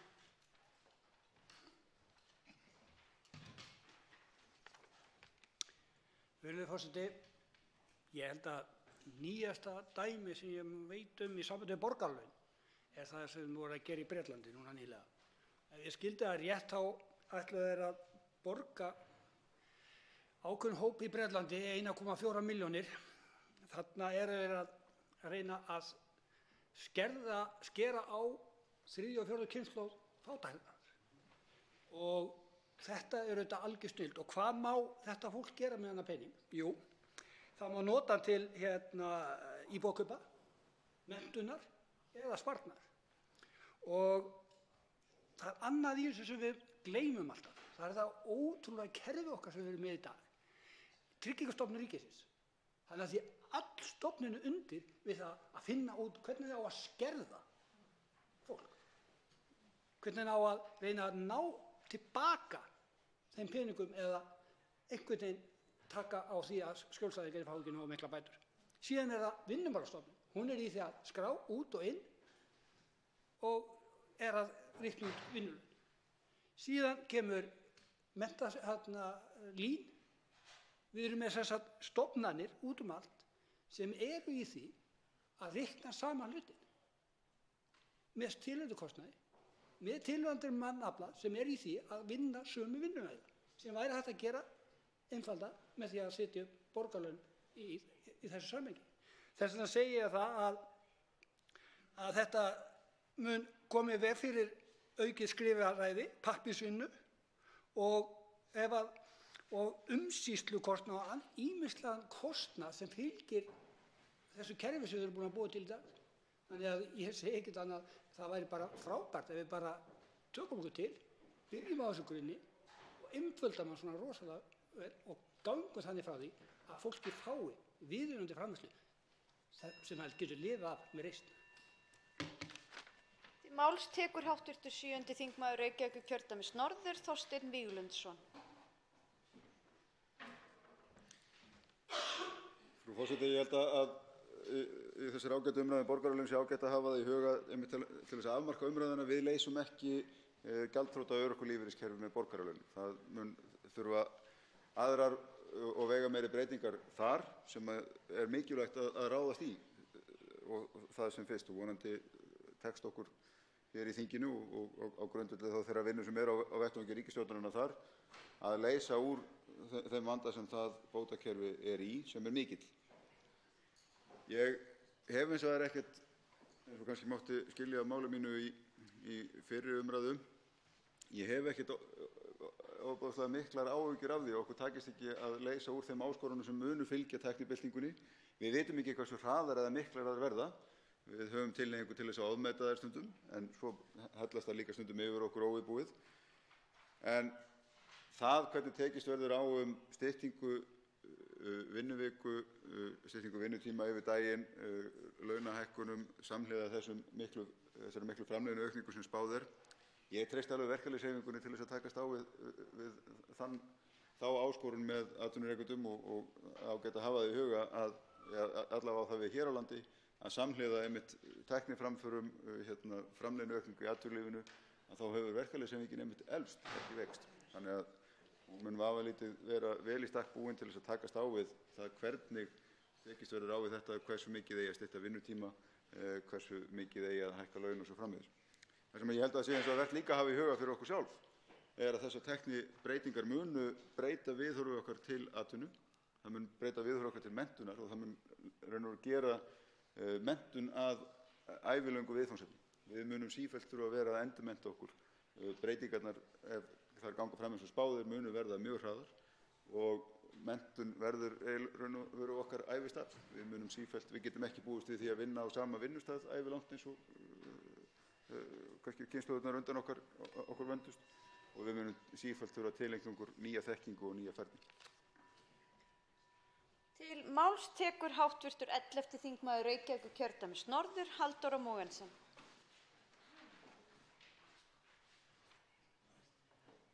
Forseti, ég þakka umræðuna og ég hef ekki tíma til þess að leiðrétta allra þær rangfærslur sem hafa komið hér fram, en mestmegnis þá hafa þær með hvata að gera og það að fólk sem í vinnu sé að fá borgaralaun en þeir náttúrulega borga skatt og það núllar út borgaralaunin, þannig að það ekki eins og að það sé hægt að reikna þetta þannig út. En svo allar þær spurningar sem forsætisráðherra og aðrir þingmenn hafa sett fram í sinni ræðu einmitt það sem niðurstöður þessara vinnu sem að þingsályktunartillagan kallar á ætlað að svara. Þetta ástæðan fyrir þessari þingsályktun til þess að svara þessum spurningum.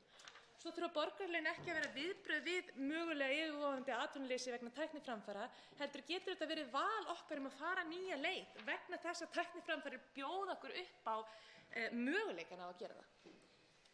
Borgaralaun gætu orðið til þess að útrýma fátækt og þannig minnka glæpi, eflt heilbrigði, menntun, lýðræðisþátttöku, sjálfstæði og nýsköpun og myndi hafa þau áhrif að valdefla launafólk. Getan til að segja nei við vinnuveitandann hefði til dæmis óneitanleg áhrif á hlutdeild launafólks í hagnaði fyrirtækja með betri launum, starfsskilyrðum, hlunnindum og fleira. En tilraunir með borgaralaun víðs vegar Norður-Ameríku sýna jafnframt að atvinnuþátttaka og því mannauður atvinnulífsins eykst eins og kemur fram í þingsályktunartillögunni. Ekki orðið tímabært að slást í hóp með öðrum þjóðum og rannsaka hvort borgaralaun gætu orðið til þess að skapa réttlátara og frjálsara samfélag þar sem allir hafa tækifæri til að dafna? Samfélag þar sem við þurfum ekki að kvíða þeirri efnahagslegu óvissu sem felst í því að eldast, veikjast eða verða á einhvern hátt utanveltu í samfélaginu. Eins og forsætisráðherra sjálf kom svo vel á orði í stefnuræðunni sinni seinasta haust, með leyfi forseta. Stjórnmálamenn mega aldrei vísa í ríkjandi kerfi til að rökstyðja bið eftir réttlæti. Stjórnmálamenn þurfa að vera reiðubúnir að beita sér stöðugt fyrir réttlætinu og breyta kerfinu ef það þarf til. Annars hættan sú að traust fólks á hinni lýðræðislega samfélagi dvíni og þá ábyrgð þurfum við öll að axla. Ég fagna því að hæstv. Ráðherra finnst að þessi hugmynd eigi heima í framtíðarnefndinni. Ég tel það líka, en það ekkert sem að stoppa okkur frá því að hefja þessa rannsókn núna. Við erum öll með spurningar, þetta mikilvægt umræðuefni, hvernig samfélag ætlum við að búa í framtíðinni og mér finnst að við höfum bara að fara að skoða þetta núna strax. Til máls tekur hæstv. Forsætisráðherra Katrín Jakobsdóttir og lýkur umræðunni.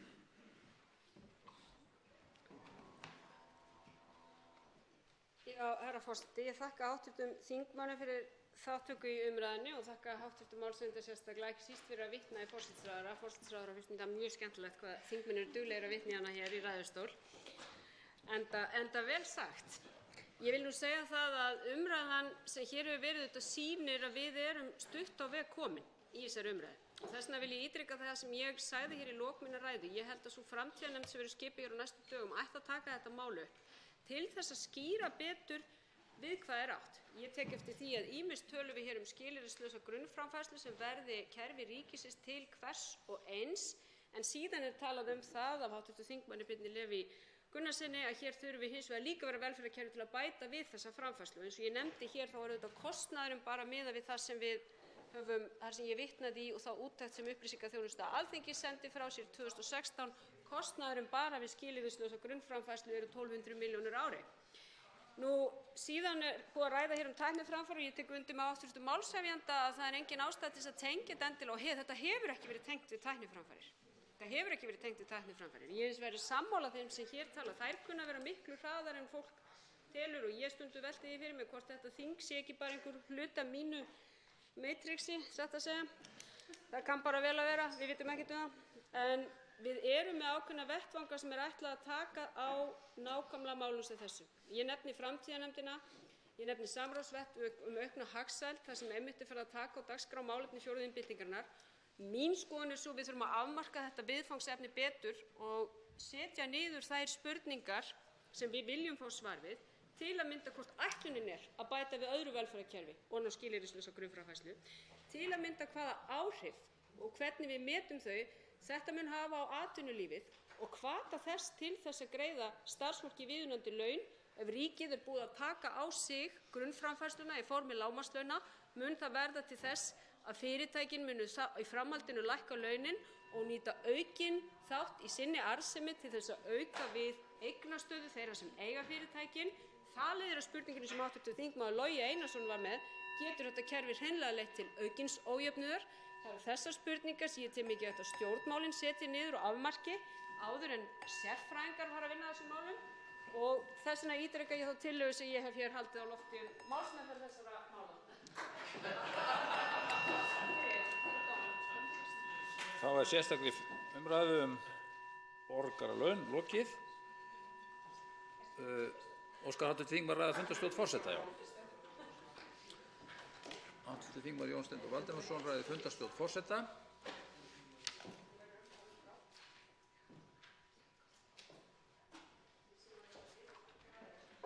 Herra forseti, það hefur nokkuð verið rætt væntanlegt frumvarp ný persónuverndarlög, meðal annars í óundirbúnum fyrirspurnum sem að hv. þingmaður sem hér stendur átti við dómsmálaráðherra fyrir nokkrum dögum síðan. Í kjölfar þess sendi dómsmálaráðherra tölvupóst á minnsta kosti þingflokksformenn og benti þeim á samráðsgáttina og það væri nú gott fyrir þingmenn að nota hana til þess að kynna sér málið. Þetta finnst mér sérkennileg vinnubrögð, sérstaklega í ljósi þess að eitt af stóru álitaefnunum eru stjórnskipuleg atriði. Á þessari ágætu samráðsgátt vísað til 8. kafla greinargerðarinnar en það enginn 8. kafli sem fjallar þetta. Í öðru lagi frumvarpið sem á samráðsgáttinni, þar eru engar athugasemdir við einstakar greinar, þannig eins og menn þekkja sem að lesa flókna löggjöf, þá þarf skýringar með til þess að maður viti hvað fjalla. Til máls tekur fundarstjórn forseta hv. 3. þingmaður Reykjavíkurkjördæmis norður Helgi Hrafn Gunnarsson.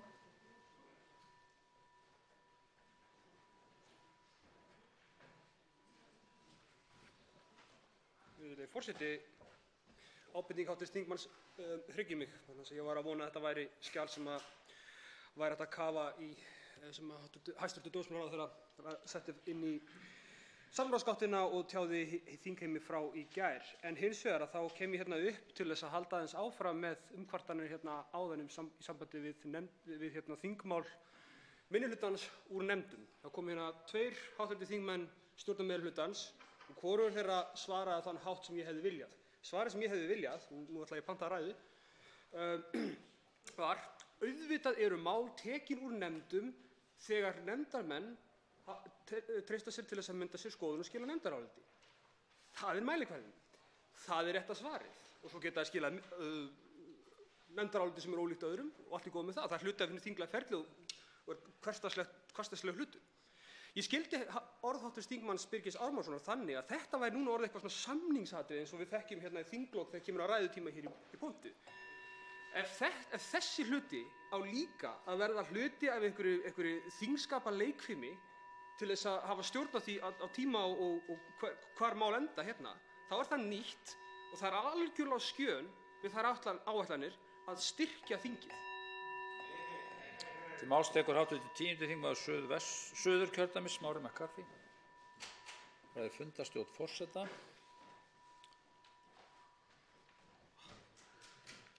Herra forseti, nú þetta kannski ekki athugasemd fundarstjórn forseta per se, heldur þetta meira það ferla misbeitingar og ofbeldi sem hefur átt sér stað í fastanefndum þingsins. Og þess eðlis að forseta þarf að vera kunnugt að það sé í gangi og þarf að bregðast við því á viðeigandi hátt. Það hefur verið núna í vor alveg afskaplega góður vinnufriður og margt hefur áunnist í nefndum þangað til núna. Það fullt af fínum málum sem hafa fengið ágætis meðferð.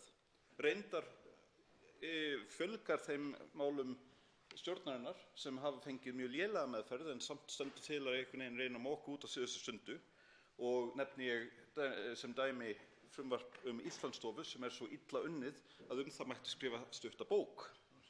En þessi nýju vinnubrögð hafa skilað okkur því að núna hafa komið og verið samþykkt á Alþingi 7 mál úr atvinnuveganefnd, 11 mál úr utanríkismálanefnd og 10 mál úr efnahags- og viðskiptanefnd sem dæmi. Á sama tíma sitja 3 mál inn í atvinnuveganefnd frá þingmönnum sem hafa ekki fengið afgreiðslu þrátt fyrir að vera tilbúin, 2 úr utanríkismálanefnd og 11 úr efnahags- og viðskiptanefnd bara til þess að taka dæmi. Máls tekur hv. 10. þingmaður Reykjavíkurkjördæmis suður Þorsteinn Sæmundsson og ræðir fundarstjórn forseta. Hæstv. Forseti. Á dagskrá dagsins í dag eru 8 stjórnarmál til 1. umræðu sem okkur er ætlað að gusa inn í nefnd til þess að hægt sé að leggja þessi mál í púkk með þeim málum sem afgreiða þarf eða má þegar við komum hér saman aftur. Það virðist svo vera að þessi mál sem virðast nú ekki vera alveg svona bráð áliggjandi, að þau séu sett fyrst og fremst inn á dagskrá og ætlast til þess að fara inn í nefndir til þess að menn búi sér til einhverja vígstöðu afgreiðslu mála út úr nefndum þegar við komum hér aftur saman eftir sveitarstjórnarkosningar. En það er ekki nóg með það, herra forseti, að mál stjórnarandstöðunnar skulu tekin í gíslingu hér í nefndum þingsins, heldur eru mál föst í nefndum þingsins vegna innbyrðis ósættis stjórnarliða. Og nú fer þingmannur maður eins og hv. þingmaður Birgir Ármannsson á taugum og mælist til þess að við handveljum einhver mál þar sem lítil umræða verður Ég meina, til hvers erum við hér? Eigum við að fara að flokka núna mál eftir því? Nei, held ég ekki, herra forseti. Máls tekur hv. 6. þingmaður Suðurkjördæmis Oddný G. Harðardóttir og ræðir fundarstjórn forseta.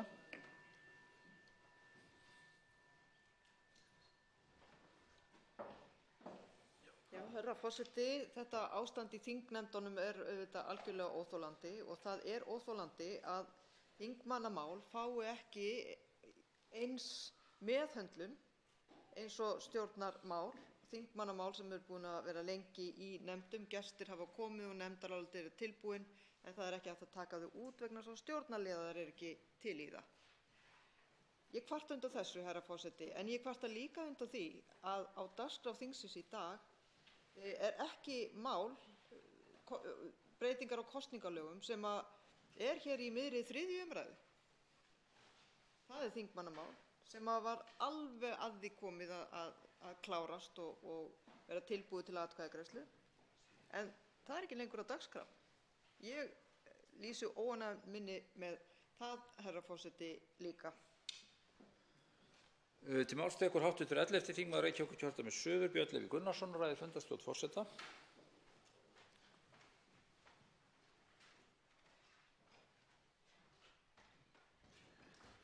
Virðulegi forseti. Það fyrsta sem var gert hérna í upphafi þings var það sama og alltaf. Stjórnarandstaðan var spurð, hver eru forgangsmálin ykkar? Þetta setti dálítið tóninn fyrir nýju vinnubrögðin sem hljómuðu strax eins og gömlu vinnubrögðin. Þetta er af því að ég tel eitthvað sem við þurfum að endurskoða og þetta er rauninni eitthvað sem hefur greinilega þróast yfir í það sem hefur verið að lýsa núna að þetta nýja fyrirbrigði hérna, það sé bara þegar að málin eru tilbúin í nefnd og þá er búið að bæta við, já nei, ekki fyrir við erum tilbúin alveg til að hleypa þeim þar út. Og hérna erum við að glíma við svona ákveðið meirihlutaræði sem er algjört, við vitum það, við dagskrárvaldið og svo frá en þetta er dálítið algjört þegar þú ert með meirihluta. Fyrir utan eitt, og það er málfrelsi þingmanna. Og einhvern veginn virðist alltaf umræðan hérna í lok þing að snúast það að semja það að þingmenn þegi. Ég tek undir með hv. þingmanni Þorsteini Sæmundssoni að það er kannski ekki alveg það sem við eigum að gera. Við eigum að vera að ræða hlutina hérna. Við eigum að vera að ræða hlutina hér en ekkert endilega bara inn í nefndu þegar málin eru tilbúin þar. Til máls tekur hv. 7. þingmaður Suðvesturkjördæmis Þorgerður K. Gunnarsdóttir ræðir fundarstjórn forseta.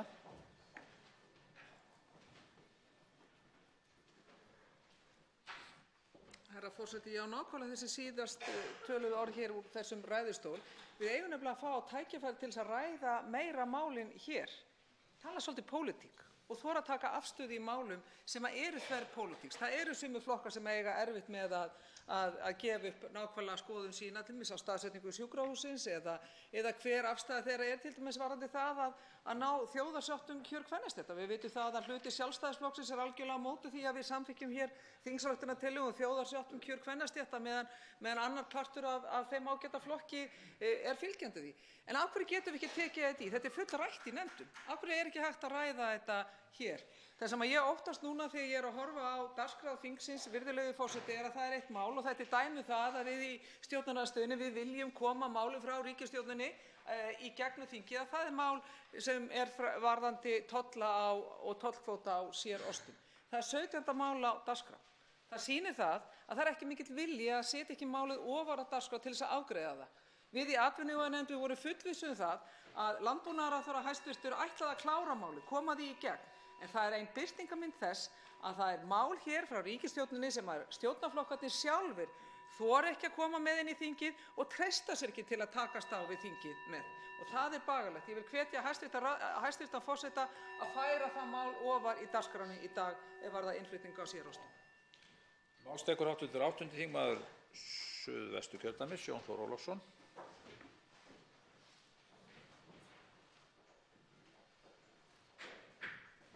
Herra forseti, ég vil taka bara upp þráðinn þar sem Birgir Ármannsson, hv. þingmaður, kom inn á áðan, að þetta var orðið samningar um það hvaða mál mættu fara á nefndum, það er að segja, mál sem er búið að ljúka umræðum, allir voru sammála það, við erum komið þær upplýsingar sem við þurfum, það í ferlinu segir það, þá byrjar við nefndarálit. Upplýsingarnar eru komnar, menn byrjar við nefndarálit, nefndarálit tilbúin, afstöðun í málum liggja fyrir, en hvort að þau mega fara þá úr nefndum átt að vera samningsatriði.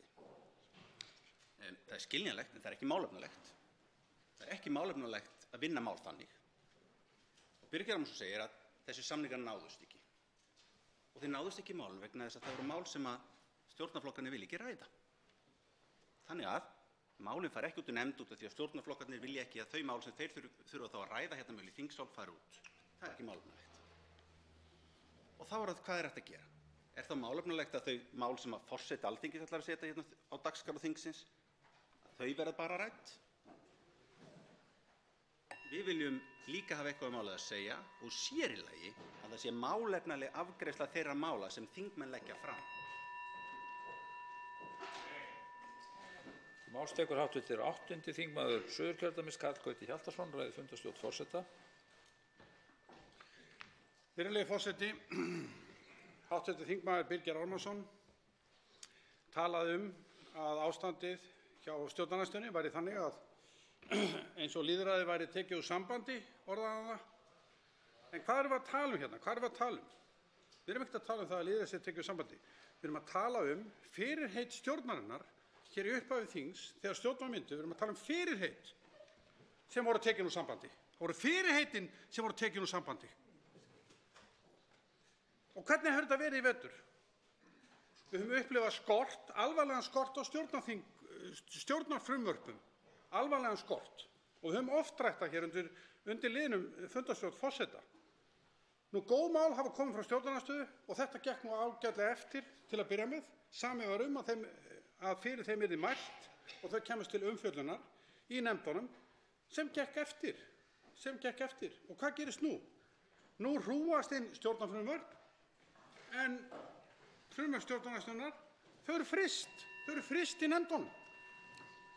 Málstekur hv. 5. þingmaður Norðausturkjördæmis, Logi Einarsson.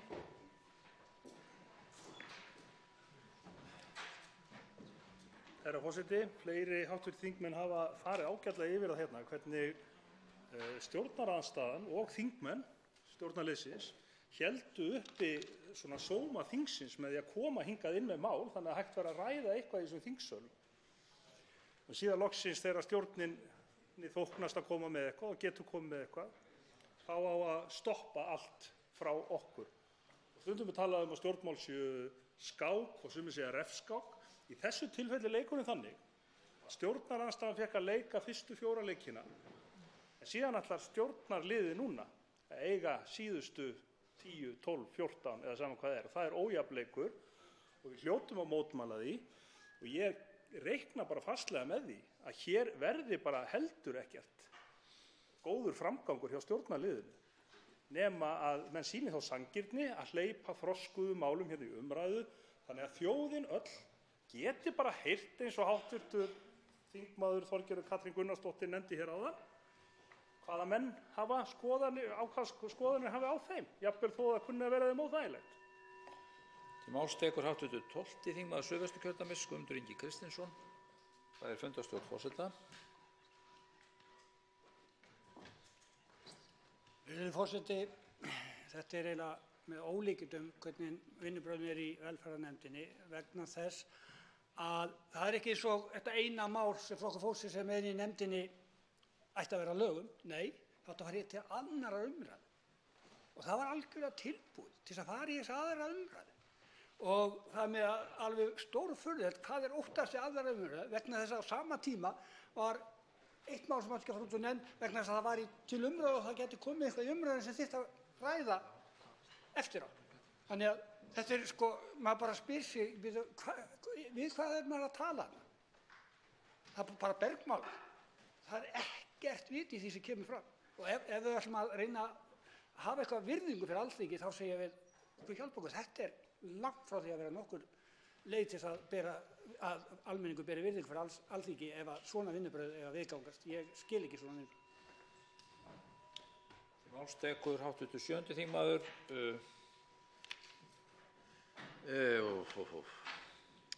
Reykjavíkur norður það víst, Þorsteinn Víglundsson. Gengst hv. þingmaður við því að vera 7. þingmaður Reykjavíkurkjördæmis norður ef bókhaldið er rétt. Forseti, það hefur þetta lengi verið ósiður hérna í þinginu að í stað þess að þingið fái málefni úr nefndunum til atkvæðagreiðslu og lúkningar, hvort sem að fella þau þá bara einfaldlega eða samþykkja, að þá þau svæfð í nefndum og sér í lagi á það við þingmannamál sem eru síðan endurflutt ár eftir ár. Það væri bragur af því að þingi fengi þessi mál til umræðu í þingsal og lúkningar. Það væri mun meiri bragur af því fyrir þingið heldur en þessi háttur og það raunar eins og kannski sér í lagi þessi ríkisstjórn, af því hún nú ekki sammála margt, hreinlega óttist pólitíska umræðu í þingsal. Enda hún að eigin sögn fyrst og fremst starfsstjórn aukin ríkisútgjöld og vill helst forðast sem mesta pólitíska umræðu hér í þingsal. En hér mjög góð mál sem mjög vert væri að vita hver vilji þingsins og hvernig hann stendur til þeirra mála sem að stjórnarandstaðan af auðmýkt að kalla eftir því að verði afgreitt hér út úr nefndum. Þá tekur til máls hv. 4. þingmaður Reykjavíkurkjördæmis norður, Helga Vala Helgadóttir, ræðir fundarstjórn forseta.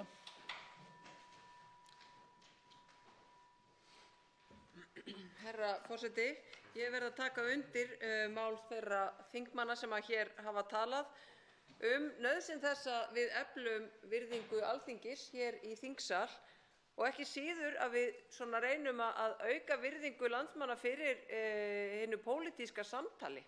Og það er kannski einmitt það sem mig langar svolítið að kalla eftir.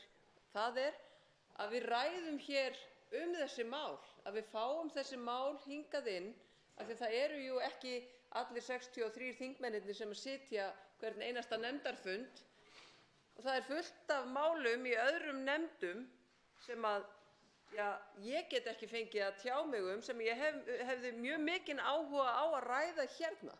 Bæði mál frá ríkisstjórninni og stjórnarandstöðu þingmönnum og stjórnarþingmönnum sem eru bara frábær mál, sem eru bara góð mál. Önnur mál sem ég hjartanlega ósammála. En hvers vegna ekki að hleypa þessum málum hérna inn í þingsal svo við getum rætt þau? Hvað að óttast, herra forseti? Þá tekur til máls hv. 4. þingmaður Suðvesturkjördæmis Guðmundur Andri Thorsson, ræðir fundarstjórn forseta.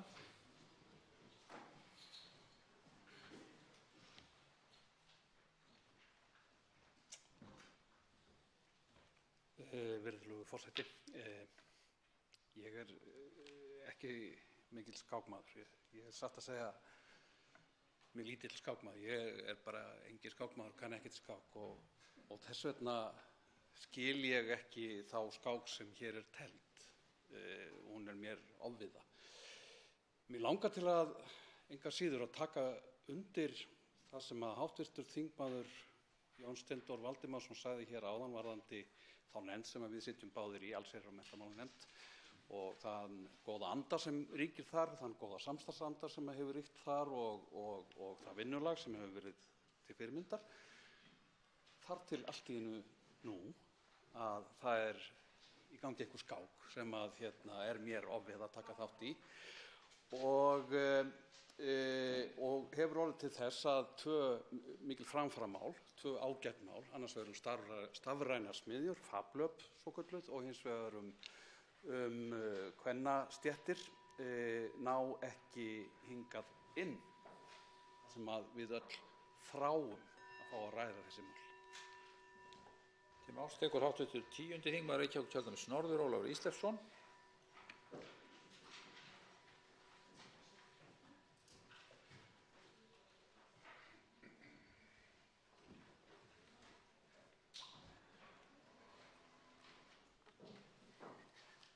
Herra forseti, flestir eða allir stjórnarandstöðuflokkarnir eru með þjóðþrifamál sem almenn samstaða er og ættu að fá framgang hér í gegnum þingið að réttu lagi. Ég má leyfa mér að nefna að við í Flokki fólksins erum með mál sem víðtæk samstaða ríkir Síðan erum við líka með mál sem kalla á það að þau verði rædd hér vegna þess að ég þykist vita það að það sé svona mismunandi samstaða í þeim efnum þó að við teljum þau vera sjálfsögð réttlætismál í þágu þeirra sem að höllustum fæti standa hér. Þannig að ég vil leyfa mér að hvetja hæstv. Forseta til þess að beita sig fyrir því að skarð verði rofið í þennan ísaldarjökul sem liggur hér yfir öllu og þannig staðið að málum að þessi mál sem er náttúrulega vita hver eru eftir ítarlega fundi sem hér hafa verið haldnir með forseta og formönnum þingflokka að þau fái hérna eðlilega og greiða leið í gegnum þingið. Til máls tekur fundarstjórn forseta hv. 10. þingmaður Suðurkjördæmis Smári McCarthy öðru sinni.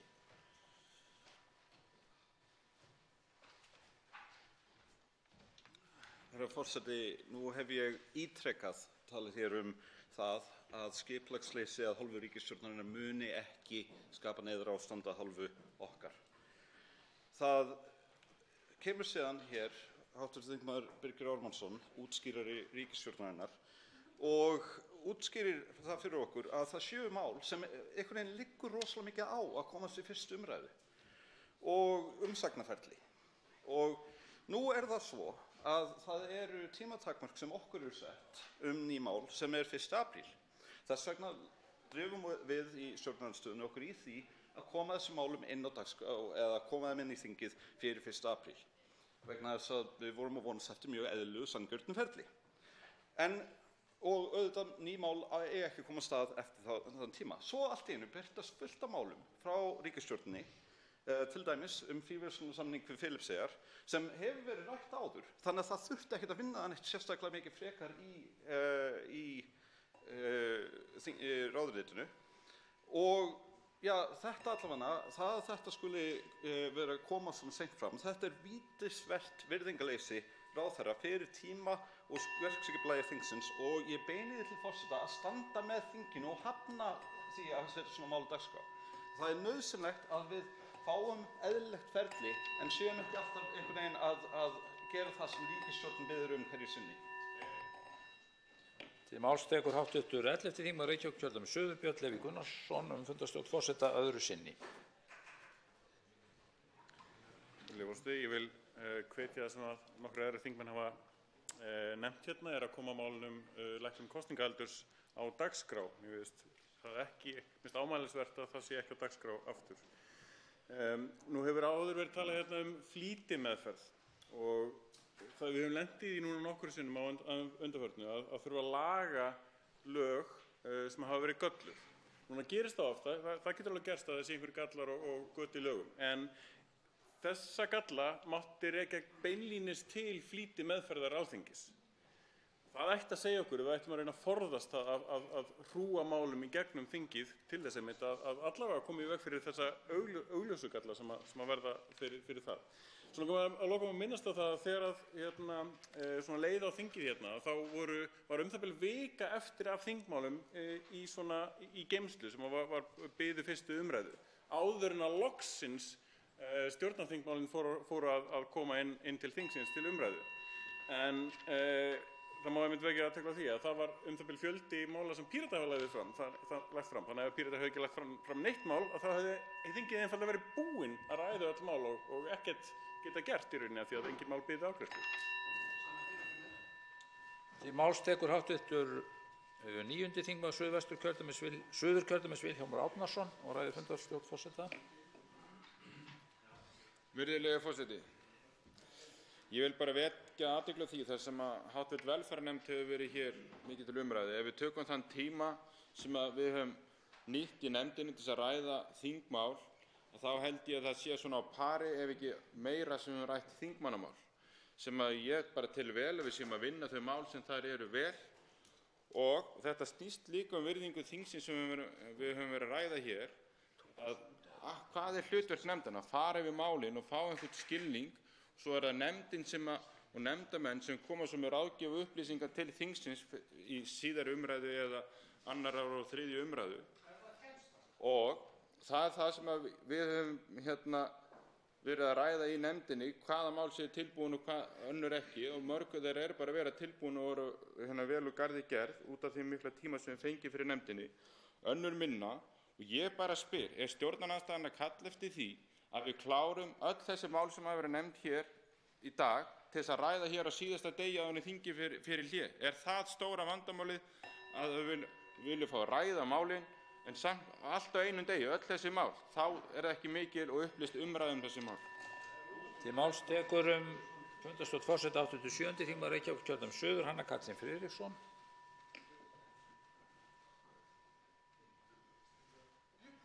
Já, herra forseti, það sannarlega ýmsa að taka og mörg gullkornin sem hafa hrotið hér. Ég á sem betur fyrir fleiri tækifæri, en mig langar til að nota þetta hér til að taka þess undir með hv. þingmanni Helgu Völu Helgadóttur, þar sem hún talaði þörfina fyrir því að við þingmenn fengjum að ræða mál önnur en þau sem fara í gegnum það nefndir sem við sitjum í þegar þau eru tilbúin, og þetta snýst þetta.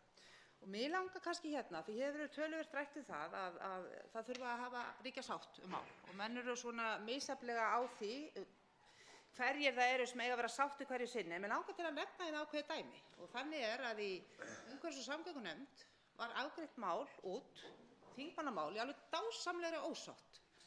Það voru hvorki meira en minna en 3 minnihlutaálit. Málið afgreitt út, nefndin ennþá starfhæf, heimurinn ennþá svona sirka á sínum stað, þingið ennþá á störfum og enginn dó. Þannig að ég mæli bara með henni að líti aðeins á þetta dæmi, þetta tókst alveg. Til máls tekur fundarstjórn forseta hv. 4. þingmaður Reykjavíkurkjördæmis Suður, Þórhildur Sunna Ævarsdóttir. Herra forseti, við erum hér í fundarstjórn forseta til þess að ræða lýðræðisleg vinnubrögð hér á þessu þingi. Nú það svo að ýmis mál bíða afgreiðslu þessa þings. Hvað okkar mál varðar, að þá ríkir ágætis sátt mál sem við kallum aðgengi að stafrænum smiðjum. Þar eru allir flokkar með á málinu, þar að segja þingmenn allra flokka, og ekkert sérlega mikill ágreiningur það. Og þó að bónin sé ekki einu sinni sú að setja það mál á dagskrá hér fyrir þingloka, þá væri ágætt að koma því út úr nefnd. En það situr allt stopp til þess að hægt sé að veifa því framan okkur sem gulrót eftir þetta hlé, til þess að við verðum nú stillt og prúð þessa lokadaga þingsins. Ég ætla bara aðeins að minna á mál sem að þessi ríkisstjórn sagðist ætla að leggja fram en hefur ekki lagt fram. Þar á meðal heildarendurskoðun á lögum uppreist ærur sem ég hef nú aðeins komið inn á hérna áður. Við vitum það nú að þeir sem hafa ekki aðgang að þessu hafa þar af leiðandi heldur ekki neina leið að ná sér í kjörgengi fyrir þessar sveitarstjórnarkosningar. Það líka alveg að tæru. Bara svona aðeins að minna á að það mætti vera mikilvægari mál í forgangi hjá þessari ríkisstjórn, og okkar mál mætti kannski bara komast svona einu sinni út úr nefnd þótt þau fari ekki á dagskrá. Til máls tekur hv. 7. þingmaður Suðurkjördæmis Oddný G. Harðardóttir og ræðir fundarstjórn forseta öðru sinni.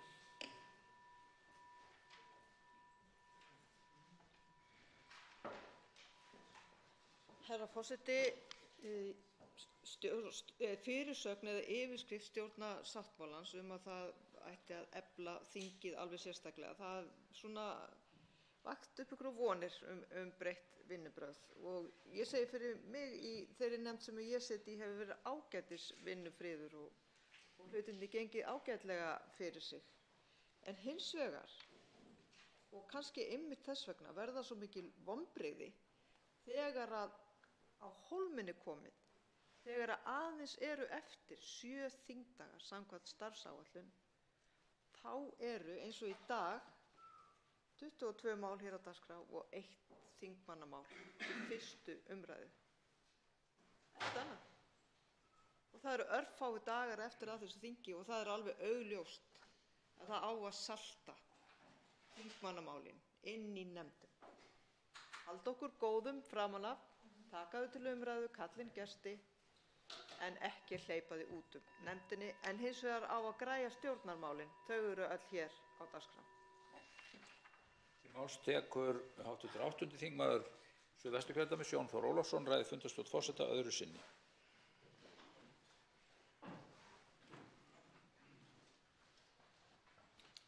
Herra forseti, aðeins öðruvísi vinkill á þetta. Þetta er búin að vera góð umræða, ég fengi með þess að hugsa.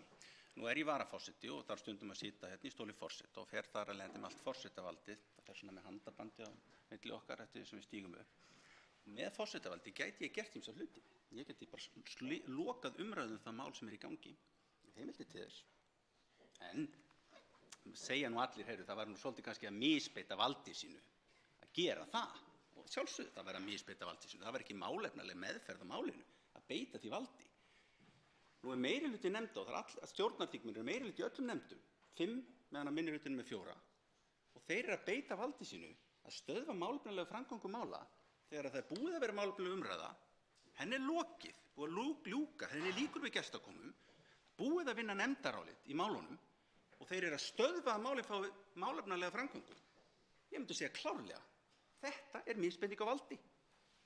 Rétt eins og það að ef ég væri að beita mér þarna uppi á forsetastóli, þetta er bara að ljúka máli, það ganga harkalega fram, þannig að málsmeðferð sé ekki eðlileg í lýðræðislegu málum sem lögð eru fram á Alþingi. Já, ég myndi segja að þetta er valdmisbeiting í okkar lýðræðissamfélagi.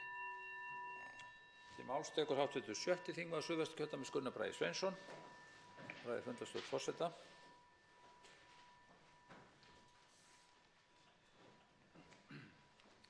Virðulegur forseti, mig langar að spyrja hv. þingmann Vilhjálm Árnason og Ólaf Þór Gunnarsson, hvers vegna stoppið þið staðarvalstillöguna í velferðarnefnd? Hvers vegna eru þið á móti því að sú tillaga komi til nefnd? Hvers vegna er það skipun frá ykkar formönnum að svo sé gert? Eru þið að hlíta skipun frá forsætisráðherra að þetta mál fari ekki hér inn í þingið? Er það þess vegna? Við hvað eru þingmennir hræddir að þetta mál komi hingað til umræðu? Er eitthvað að hræðast málið? Málið er útrætt í nefndinni, löngu útrætt, það vita allir, en það stendur á ykkur, 2 hv. þingmenn og sér í lagi Ólafi Þór Gunnarssoni, að þetta mál kom út úr nefndinni. Af hverju? Er það vegna þess að þingmaðurinn er á móti því að það fari fram ný staðarvalsgreining? Það getur vel verið. Það getur bara vel verið. En staðan er þessi, virðulegi forseti, að þingmenn meirihlutans, þar á meðal þessi 2, standa í veg fyrir því að þetta mál kom út. Til máls tekur hv. 11. þingmaður Reykjavíkurkjördæmis norður, Halldór Mogensen, og ræðir fundarstjórn forseta. Forseti, já, ég verð að segja að ég tek undir orð annarra þingmanna og tala þá sérstaklega vonbrigði út af því að ég verð nú bara að viðurkenna að þegar þetta byrjaði allt saman, þetta ævintýri með þessari nýju ríkisstjórn, þá var ég frekar vongóð einhverra hluta vegna. Ég hugsaði bara með mér, kannski verður þetta eitthvað öðruvísi núna. En þetta byrjaði í nefndinni, í velferðarnefndinni, það var bara mjög gott samstarf og byrjar allt vel. Og svo bara fór að renna með 2 grímur því ég áttaði mig á því og það var bara talað það opinberlega í nefndinni að það ætti ekki að hleypa neinum málum út nema að væri fullkomin sátt þau. Og þú veist, þetta er sagt og fólk skammast sín ekki einu sinni fyrir það eins og þetta sé eðlilegasti hlutur í heimi. Og nú er ég farin að átta mig á því að það sem á að gera er að það á að tefja þessi mál og það nota þau í þinglokum í einhverjum hrossakaupum þar til þess að þau fá sín mál í gegn, ríkisstjórnin fá sín mál í gegn, óáreitt frá okkur í minnihlutanum. Er þetta í lagi? Er bara þannig að fólk er bara búið að vinna svona lengi á þennan rotinn hátt að það þykir bara að vera í lagi og þykir bara að vera sjálfsagt mál að tala þessa hluti? Eins og þetta sé bara eðlilegt og svona eigi þetta að virka þarna inni. Breytum þessu. Til máls tekur hv. 7. þingmaður Reykjavíkurkjördæmis norður, Þorsteinn Víglundsson, ræðir fundarstjórn forseta öðru sinni.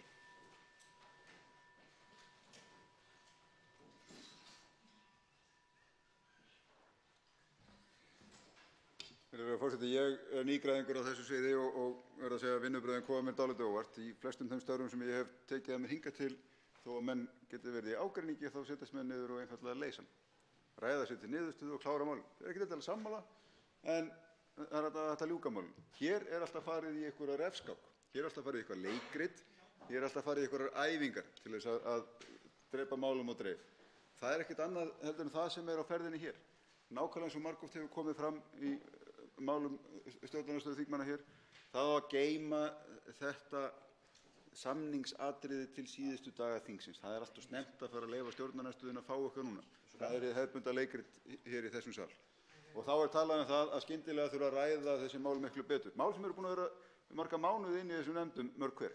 En á sama tíma er þessi sömu stjórnarmeirihluti tilbúin að renna hér málum stjórnarinnar á færibandi á leiftur hraði gegn, nánast óræddum, sem eru enn bara hér að streyma inn til fyrstu umræðu. Þá er það ekkert vandamál að þau séu meira og minna órædd bæði í nefndum og þingsal. Þetta er ekki boðleg vinnubrögð. Til máls tekur hv. 4. þingmaður Reykjavíkurkjördæmis norður Helga Vala Helgadóttir og ræðir fundarstjórn forseta öðru sinni. Já, herra forseti, ég verð að taka undir orð síðasta ræðumanns, hv. þingmanns Þorsteins Víglundssonar, með tvískinnungin í umræðunni. Það er að segja að við þurfum að ræða málin í þaula, skyndilega þurfum við ekki að ræða þau í þaula.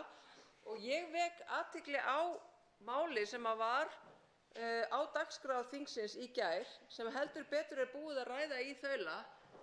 Það var í nefnd, var í stjórnskipunar- og eftirlitsnefnd, fékk fjölda gesta, fór inn í aðra umræðu, fór inn í nefnd aftur milli 2. og 3. umræðu, það er að segja mál kosninga til sveitarstjórna, varðandi kosningaaldurinn, fór í 3. umræðu, hefur verið rætt hér fram og tilbaka og ég velti aðeins fyrir mér hvort að fyrsti flutningsmaður og framsögumaður málsins hér, hv. þingmenn Andrés Ingi Jónsson og hv. þingmaður Kolbeinn Óttarsson Proppé séu sáttir við þessi vinnubrögð. Þetta eru stjórnarþingmenn sem að horfa á eftir sínu máli daga uppi hérna í þingsal. Það er heldur betur búið að rannsaka þetta mál alveg aftur og bak og áfram. Til máls tekur hv. 10. þingmaður Norðausturkjördæmis Albertína Friðbjörg Elíasdóttir.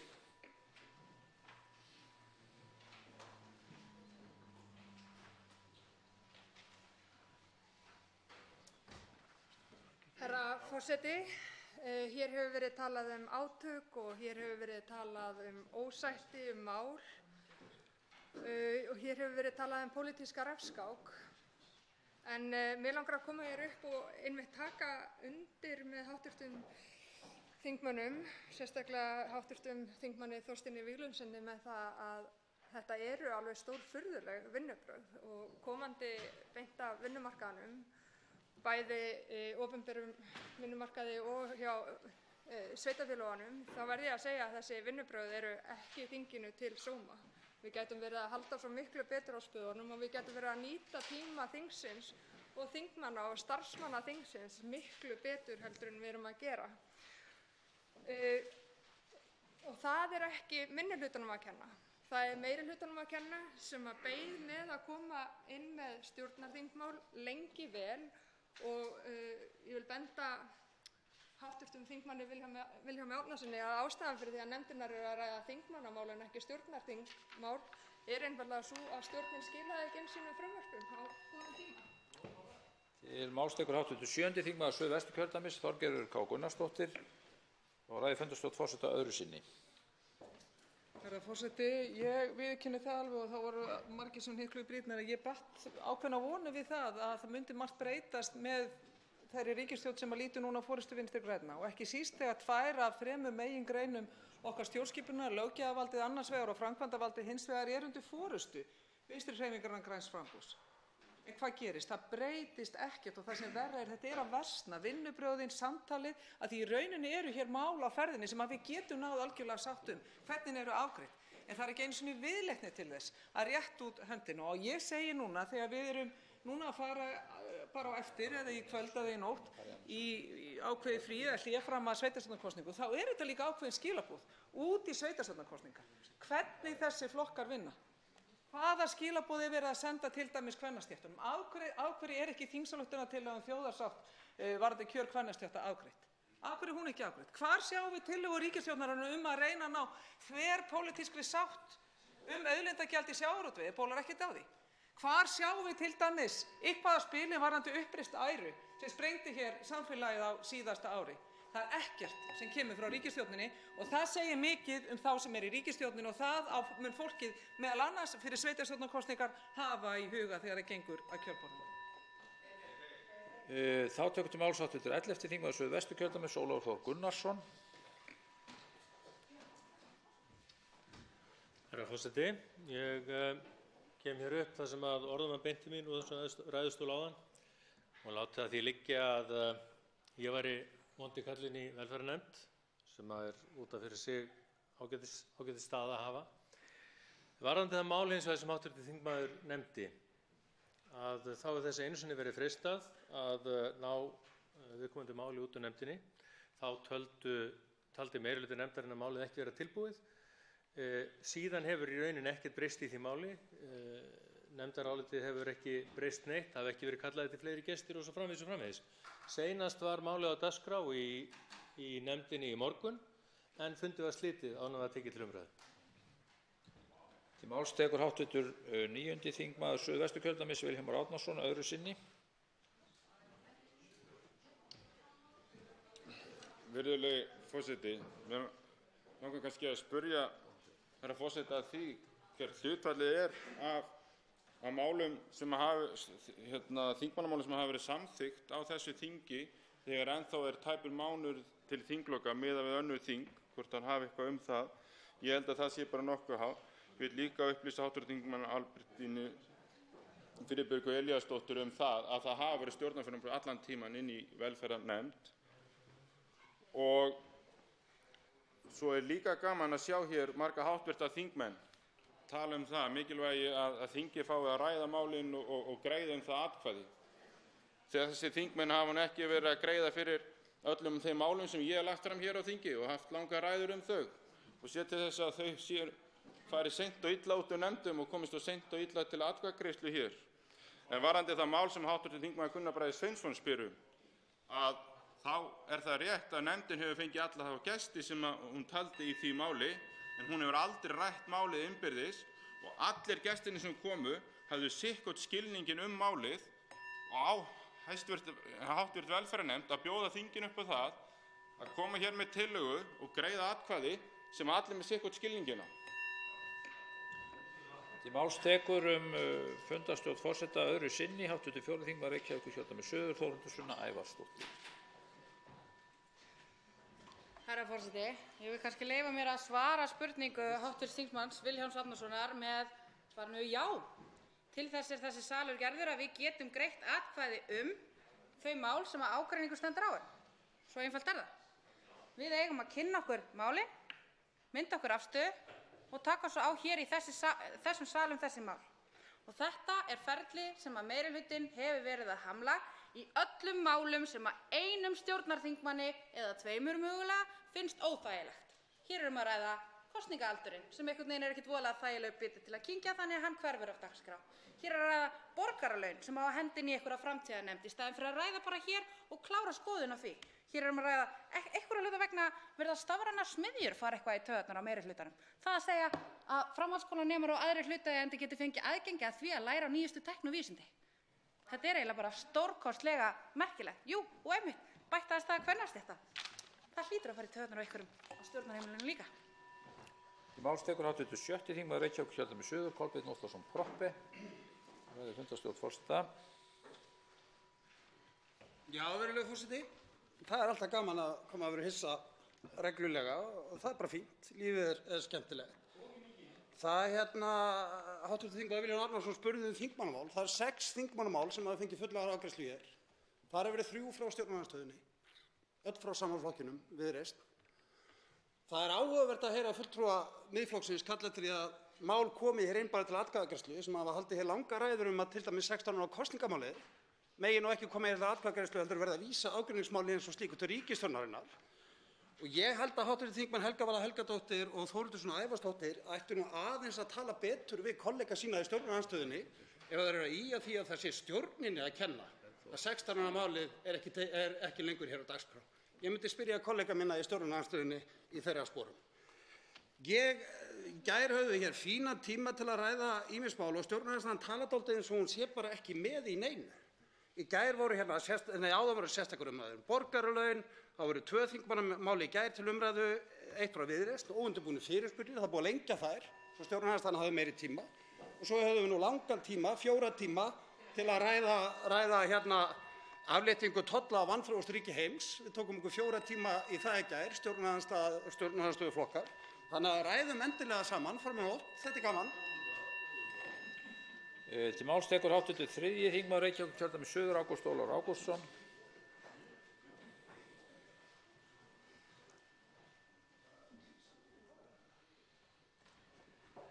Herra forseti, við þurfum einhvern veginn að komast upp úr þessu skotgrafahernaði, þessu hjólförum við og þið. Og auðvitað sjálfsögðu batt maður vonir við það þegar Vinstri grænir fara í ríkisstjórn það myndi gerast. Vegna þess að Vinstri grænir hafa verið mjög öflug að benda á einmitt nauðsyn þess að innleiða hér ný vinnubrögð. Þess vegna vil ég biðla til kollega okkar í Vinstri grænum. Það er nú bara einungis korter síðan þið voruð í stjórnarandstöðu.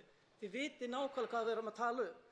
Og ég vil sérstaklega benda á það. Hér hefur forseti Alþingis sem er búinn að vera þingmaður síðan ég var 6 ára og hann er búinn að tala stanslaust í 35 ár að lyfta upp Alþingi, gefa þingmannamálum meira vægi og nú er hann í einstakri aðstöðu til að gera það, að lyfta upp löggjafarstarfi þingheims.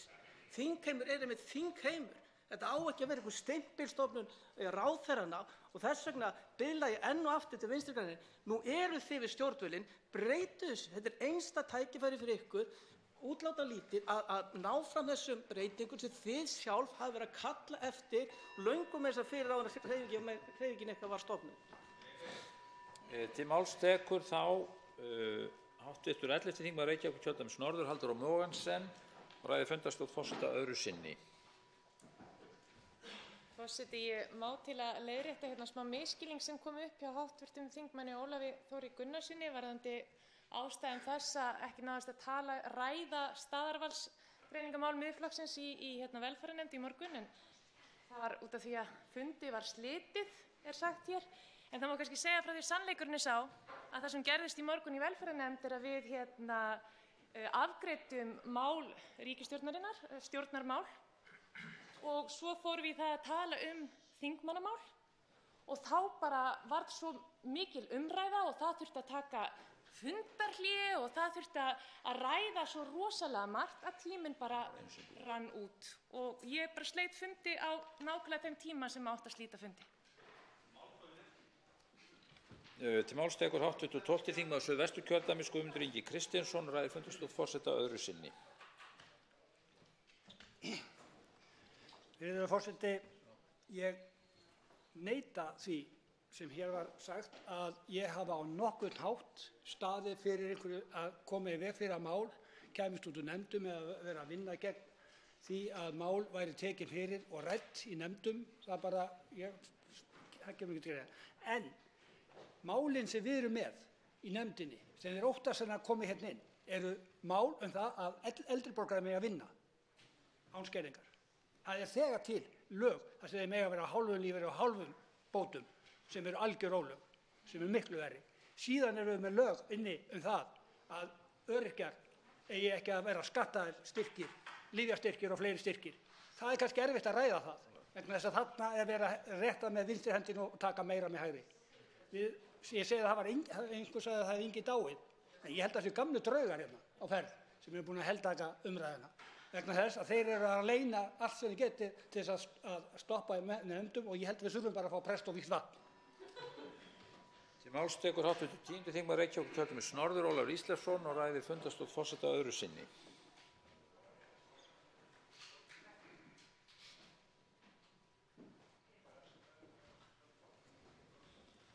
Já, herra forseti, það er svo sannarlega ástæða til þess að vona að það takist að rífa samkomuna upp úr þessum hjólförum. Þetta er náttúrulega nær engri átt og við náum engum árangri með þessu áframhaldi. Mér langar til þess að leyfa mér að geta þess að af hálfu okkar flokks hér, Flokks fólksins, eru hér nokkur mál sem að við höfum haft metnað til þess að fái hér afgreiðslu. Það er eins og hv. þingmaður gat hérna rétt áðan að við erum hér með þetta svokallaða frítekjumark sem að við óskum eftir að verði beinlínis bara fellt niður, þannig að fólk geti hér í krafti sjálfsbjargarviðleitni bætt sinn hag með vinnu. Við viljum að styrkir sem að fólk fær til að kaupa heyrnartæki og alls konar stuðningstól og tæki sem að fólk þarf á að halda vegna örorku eða elli, að þeir styrkir séu ekki reiknaðir sem tekjur, og við viljum sömuleiðis að tekjur sem ekki duga fyrir framfærslu, að þær séu ekki skattlagðar. Þetta eru málin sem við erum að beita okkur fyrir hér í þessari lotu og ég leyfi mér að vona það að hæstv. Forseti taki sér stöðu með okkur og veit okkur liðsinni við það að koma þessum málum áfram hér. Til máls tekur hv. 8. þingmaður Norðvesturkjördæmis Sigurður Páll Jónsson, ræður fundarstjórn forseta.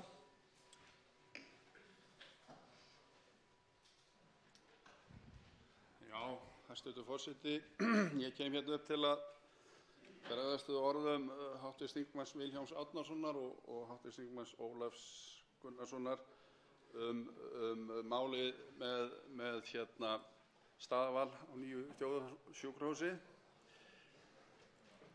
Þeir töluðu það að það var ekki búið að fá nógu góða umræðu inn í nefndinni og það geti ekki farið til þingsins þess vegna.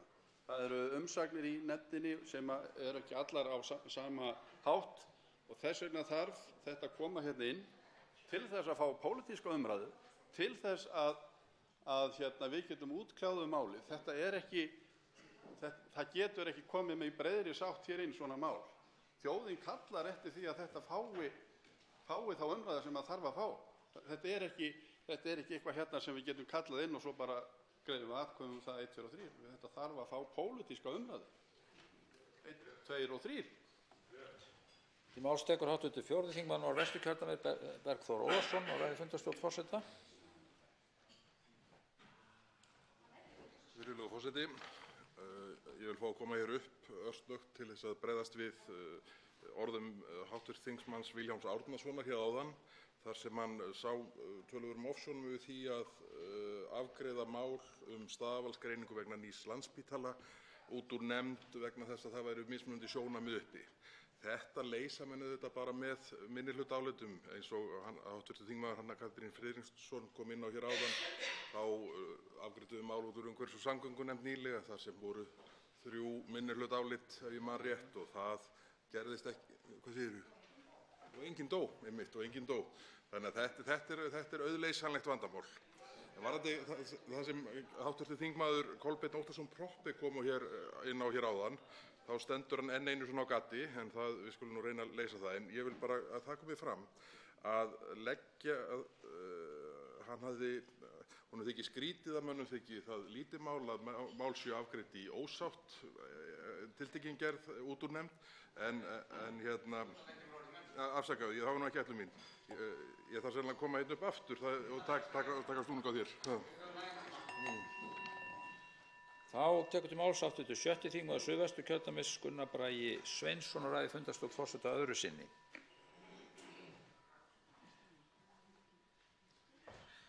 Virðulegur forseti, ég kem nú reyndar upp til þess að þakka hv. þingmanni Ólafi Þór Gunnarssyni og Vilhjálmi Árnasyni fyrir að staðfesta það að það eru þeir sem halda þessu máli föstu í nefndinni. Þeir halda því fram að málið sé ekki útrætt þó sem margoft búið að reyna að ræða málið, en þeir koma alltaf í veg fyrir að málið sé rætt í nefndinni. Þannig við hljótum að spyrja aftur hv. þingmann Ólaf Þór Gunnarsson, við hvað er maður hræddur að afgreiða málið út úr nefndinni? Við erum bara að tala út úr nefndinni, við erum ekki að tala um að málið koma á dagskrá einu sinni, bara út úr nefndinni. Við það er þingmaðurinn ósáttur, greinilega, ég spyr af hverju. En varðandi hins vegar þetta kosningamál, þá vil ég benda hv. þingmanni Kolbeini Óttarssyni Proppé að Miðflokkurinn hefur lagt fram 2 tillögur í því máli til þess að reyna að nálgast meirihlutann í því máli, en á það hefur verið slegið. Meirihluti verið hafnað því máli og þar held ég hv. þingmann hafi kannski farið fremstur í flokki við að reyna að ná einhvers konar lendingu í það. Og það er ekki eins og menn hafi ekki lagt það á sig að reyna að klára máli með þeim hætti að ná samkomulagi um það. Það er ekki þannig. En hins vegar er það í velferðarnefnd, þar sem hv. þingmaður Ólafur Þór Gunnarsson og Vilhjálmur Árnason beita sér að hörku gegn því að málið staðarvalsgreiningu á nýju sjúkrahúsi komist hér inn á þingið. Staðarvalsgreiningu. Það er ekki eins og verið að segja samþykkja hér einhver stóraukna fjárveitingar. Til máls tekur fundarstjórn forseta hv. 4. þingmaður Suðvesturkjördæmis Guðmundur Andri Thorsson öðru sinni.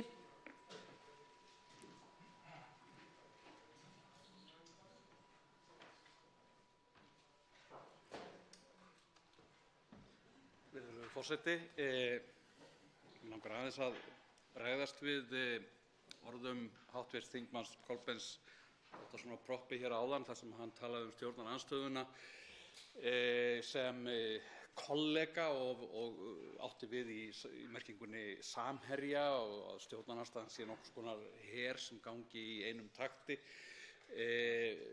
eða þar ríki svona mikil eindrægni og þar fram eftir götunum. Stjórnarandstaðan er fjölmenningarlegt samfélag og ég botna oft ekkert í miðflokknum og ég skil ekki þessa áherslu þeirra á staðarvalsgreiningu á spítala. Ég botna ekkert í þessu, en ég hins vegar tel að þeir hefðu átt að fá sitt fram í því samkomulagi sem var verið að reyna að gera hér í gær í þinginu milli flokkana, og það hefði verið eðlilegt og sjálfsagt að þetta frumvarp, þetta mál þeirra staðarvalsgreiningu hefði komið hér inn í þingsal og við fengið að takast á það, og ég hefði beitt mér sennilega gegn því. Þá tekur til máls hv. 7. þingmaður Reykjavíkurkjördæmis suður, Hanna Katrín Friðriksson, og ræðir fundarstjórn forseta öðru sinni. Já, herra forseti.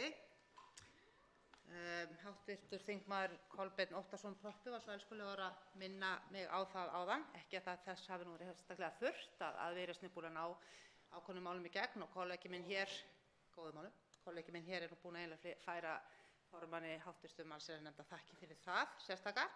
Staðreyndin er hins vegar sú að Viðreisn er þó öflug sé, hún er nú ekki einu stjórnunarstöðu. Við tilheyrum þar harðsnúnum hópi flokka sem að þegar svo ber undir og hentar er ansi samstilltur, þó við séum fjölmenningarsamfélag eins og hv. þingmaður bendir á. Og við erum samstillt í því að vilja breytingar á þessum málum.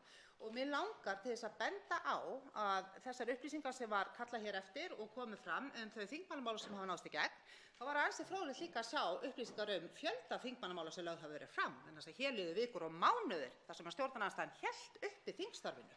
Og það er ekki síst vegna þeirra staðreyndar sem að við teljum að okkur vegið í þessari afgreiðslu mála núna, og leitum liðsinnis forseta hæstvirts í því að gera bragarbót á. Þá tekur til máls hv. 3. þingmaður Reykjavíkurkjördæmis suður, Ágúst Ólafur Ágústsson, ræðir fundarstjórn forseta öðru sinni.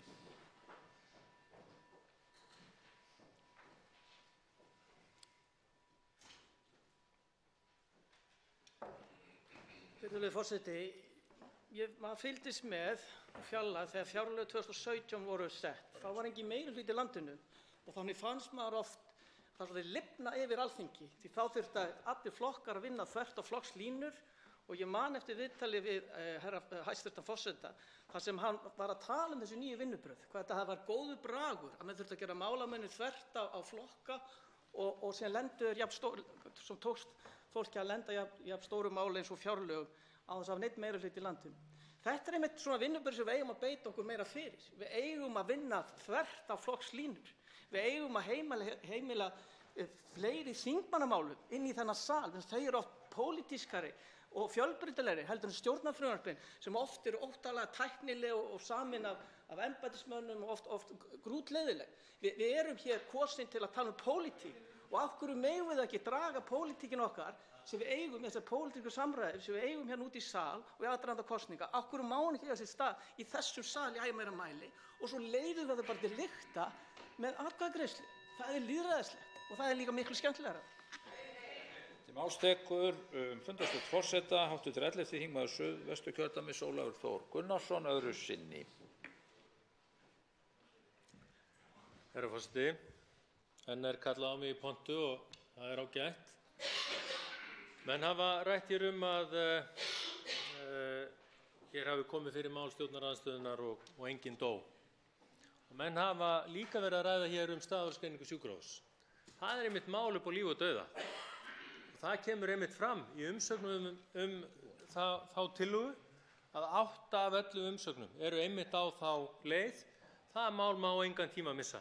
Og það er engin ástæða til þess að eyða tíma þingsins í tillögur sem að stór meirihluti þjóðarinnar hefur ekki nokkurn einasta áhuga á og vill ekkert að við séum að klára. Einbeitum okkur frekar að málum sem varða hag þjóðarinnar. Einbeitum okkur að þeim. Og varðandi síðan það mál hv. þingmaður Guðmundur Ingi Kristinsson nefndi að hefði ekki verið tekið fyrir og ekki verið tekið út í morgun, að hv. þingmaður getur væntanlega vottað það eins og aðrir þingmenn í velferðarnefnd að í morgun kom fram að það vantaði atriði inn í nefndarálitið, það var ekki fullfrá gengið og þess vegna ekki færi á að taka málið út. Til máls tekur hv. 4. þingmaður Norðvesturkjördæmis Bergþór Ólason, ræður fundarstjórn forseta öðru sinni. Virðulegur forseti, ég ætlaði nú að beina orðum mínum á hv. þingmanni Kolbeini Óttarssyni Proppi, en ég verði eiginlega að sleppa því að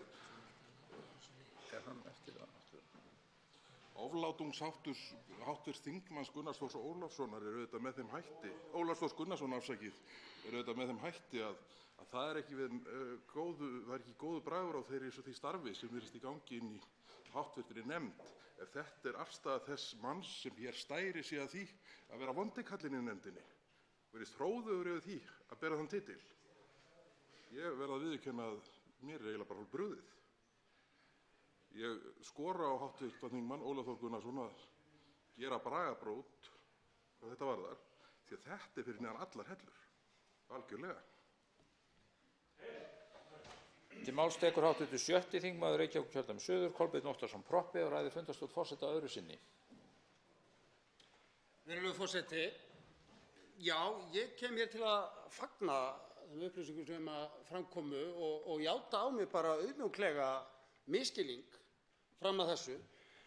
Í máli hv. þingmanns Gunnars Braga Sveinssonar kom fram að Miðflokkurinn hefði í 16 ára kosningamálinu reglulega lagt fram sáttarhönd í tvígang og það hefði ekki verið tekið í þá sáttarhönd. Ég játa það bara auðmjúklega. Ég hef kannski verið á blindaður af málinu að ég sá ekki þessa sáttarhönd, en það er gott að ég sá hana núna áður en við afgreiðum málið. Og ég er með breytingartillögu upp í því máli sem fjallar það að gildistakan verði 1. júní næstkomandi. Hv. þingmaður Gunnar Bragi Sveinsson lagði fram breytingartillögu að gildistakan yrði 31. desember 2019 ef ég man rétt.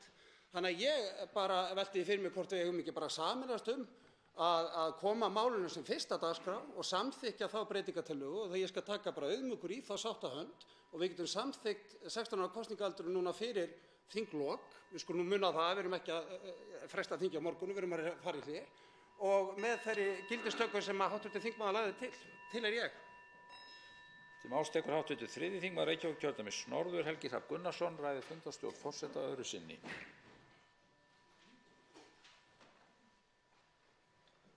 Virðulegi forseti, hv. þingmaður Vilhjálmur Árnason nefndi hérna áðan að hann hefði einhvern tímann lagt fram þingmannamál sem hefði verið talað mikið hérna í pontu. Það var þæft, segjum bara eins og það er, og hann væntanlega að tala áfengismálið sem hann lagði fram á þar seinasta kjörtímabili. Þá var ég á þingið mitt og man mjög vel eftir því máli og ég hef ávallt sagt það við fólk að það er áhugavert mál, ekki endilega efnislega, heldur vegna þess að hvað það gerir við þingið. Stjórnin klofnar, stjórnarandstaðan klofnar, nefndarstörf fara í uppnám og þingsalurinn er alltaf upptekinn í því tiltekna máli. Og það var einstakt mál að því leyti. Það gerðist við það mál að allsherjar- og menntamálanefnd, hún beið með að taka það út og það varð allt vitlaust. Þar á meðal var hv. þingmaður sjálfur sem kvartaði sáran yfir því að málið fengi ekki sína lýðræðislegu meðferð hérna. Það var hv. þingmaður Vilhjálmur Árnason. Og út frá því sem hann gaf sér að markmiðið væri að tefja málið, þá var það dagsatt hjá honum. Markmiðið var hins vegar ekki að eyðileggja málið, það bara vantaði frekari gögn. Þau komu og málið kom út úr nefnd. Og það var gott og þannig átti það að vera og þannig á það áfram að vera.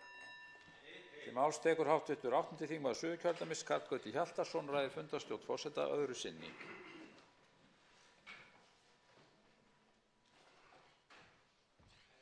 Virðulegi forseti, ekki er allt sem sýnist.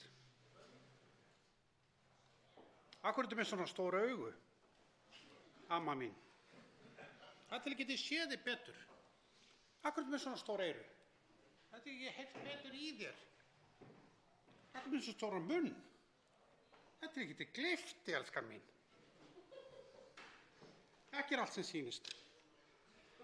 Stjórnin talaði ljúflega, eða ég voru að segja digurbarkalega, samvinnu og samstarf, efla Alþingi, efla traust á Alþingi. Við leyfum ykkur að setja 3 mál fram, hverjum og einum. Og stundum þessi mál var víðtæk samvinna, víðtæk sátt málin, góð mál mörg hver. En hver svo raunin? Akkur með svona stóran munn, amma. Til máls tekur hv. 10. þingmaður Reykjavíkurkjördæmis suður Þorsteinn Sæmundsson og ræðir fundarstjórn forseta öðru sinni. Hæstvirtur forseti, mér þykir leitt að hafa séð á eftir hv. þingmanni Ólafi Þór Gunnarssyni hér út í salnum og ég vona að það sé ekki út af því að ég boðaði komu mín hingað í þennan stól. En ég ætlaði að benda þessum hv. þingmanni á að það er ekki okkar þingmanna að ákveða hvaða málum fólk hefur áhuga á, hvaða málum kjósendur okkar hafa áhuga á. Og það er ekki okkar valdi að stýra því hvernig fólk á Íslandi hugsar. Við erum að vinna fyrir þetta fólk og við erum að gera það að heilindum. Og það vill svo til, hv. þingmaður Ólafur Þór Gunnarsson, að það er ekki mjög langt síðan að það var gerð skoðanakönnun meðal höfuðborgarbúa það hvar framtíðar athvarf þjóðarsjúkrahúss ætti að vera og rífur meirihluti lét í ljós þá skoðun að það ætti ekki að vera við Hringbraut. Og eigum við að hunsa þennan vilja? Er það þess vegna sem að hv. þingmaður situr á þessari tillögu inn í nefndinni? Hvaða hagsmuni hefur hann að verja í þessu máli, þessi þingmaður, hv.? Og ég segi aftur, það er ekki í okkar færi, okkar þingmanna, að gera fólki upp hvað það hefur áhuga á eða ekki. Og að móðga kjósendur svona er dónaskapur.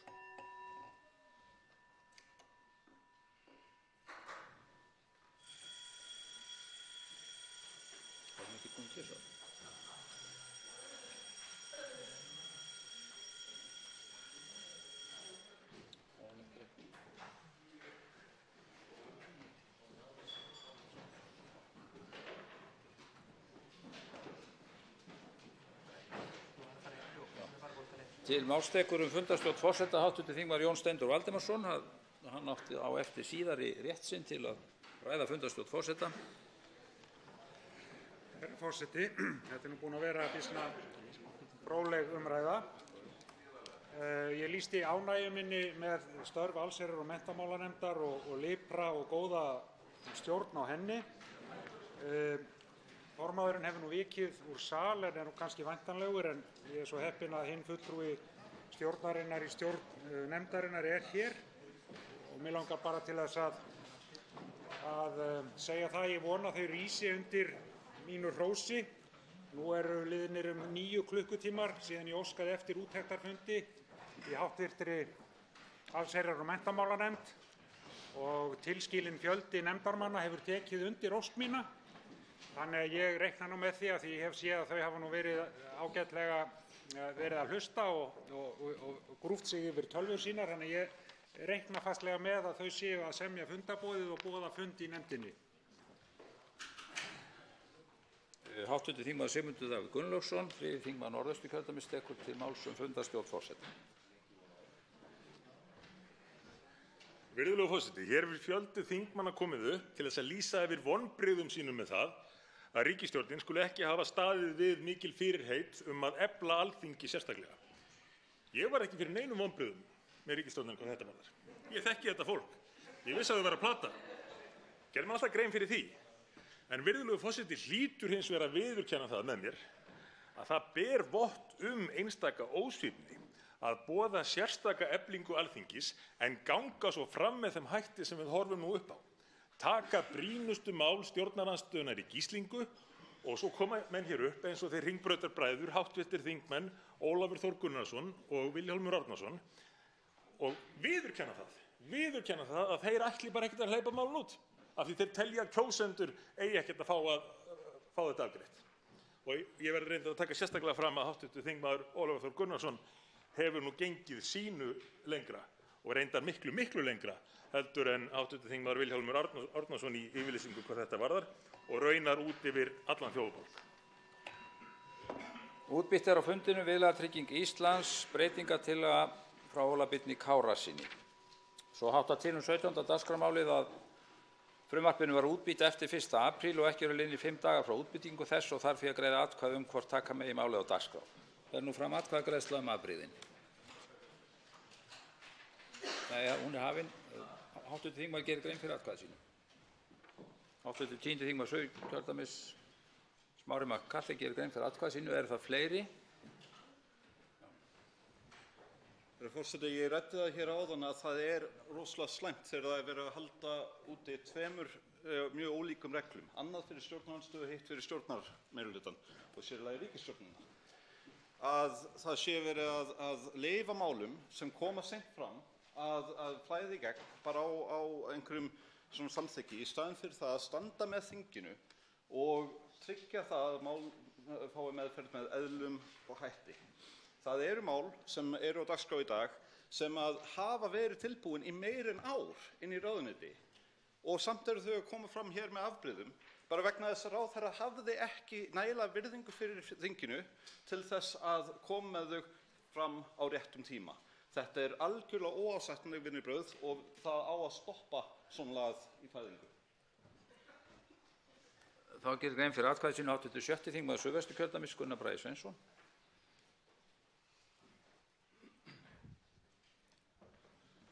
Hæstvirtur forseti, eins og sjá má á töflunni konveit rauður, þá gerum við nú ráð fyrir að þetta mál fari nú hér á dagskrá að það verði heimilað.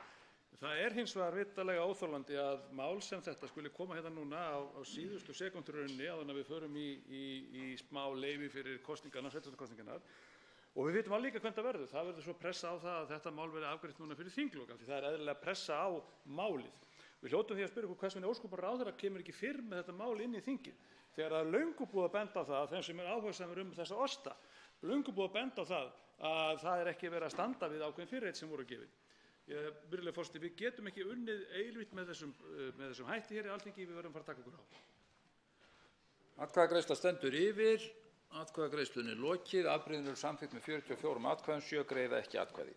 Svo háttar til 5. dagskrármálið og skammt er liðið frá útbýtingu breytingartillögu á þingskjali 965 og þarf því að greiða atkvæði hvort taka megi breytingartillöguna á dagskrá og hefst nú atkvæðagreiðslan. Atkvæðagreiðsla stendur yfir, atkvæðagreiðslunni lokið, afbrigðin eru samþykkt með 52 samhljóða atkvæðum. Þrátt fyrir ákvæði 4. málsgreinar 10. greinar þingskapa lengd þingfunda er það tillaga forseta að þingfundur geti staðið lengur í dag en þingsköp kveða á Er óskað eftir atkvæðagreiðslu tillögu forseta? Fer þá fram atkvæðagreiðsla tillögu forseta og til máls tekur atkvæðagreiðsluna hv. 7. þingmaður Suðurkjördæmis Oddný G. Harðardóttir.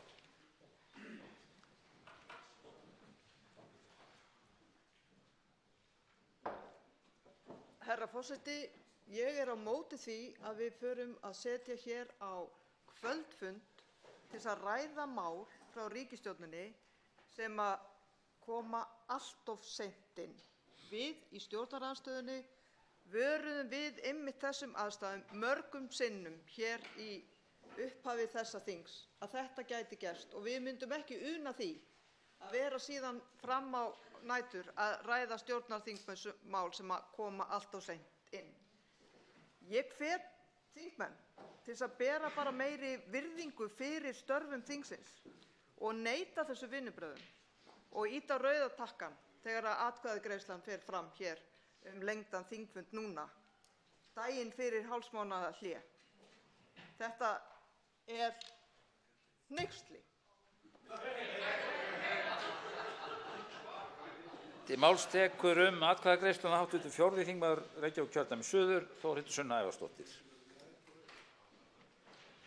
Herra forseti, nú stendur til að lengja þingfund til þess að við getum einmitt rætt ýmis frekar svona umdeild mál eins og hafa verið kannski svolítið til umræðu í þessum sal hér undanfarið. Hér á að ræða fullgildingu fríverslunarsamnings milli EFTA-ríkjanna og Filippseyja sem við getum nú ekki sagt að sé fullkomin sátt hér á fráni. og hér á að ræða það að skerða málsmeðferðarréttindi útlendinga enn eina ferðina. Þetta ætlum við að ræða rétt fyrir þinghlé. Ég á móti því að við lengjum þingfund til þess að ræða einhver mál hér í bullandi ágreiningi. Og þetta sagt með kaldhæðni fyrir ræðuritra. Til máls tekur hv. 3. þingmaður Reykjavíkurkjördæmis norður Helgi Hrafn Gunnarsson atkvæðagreiðsluna.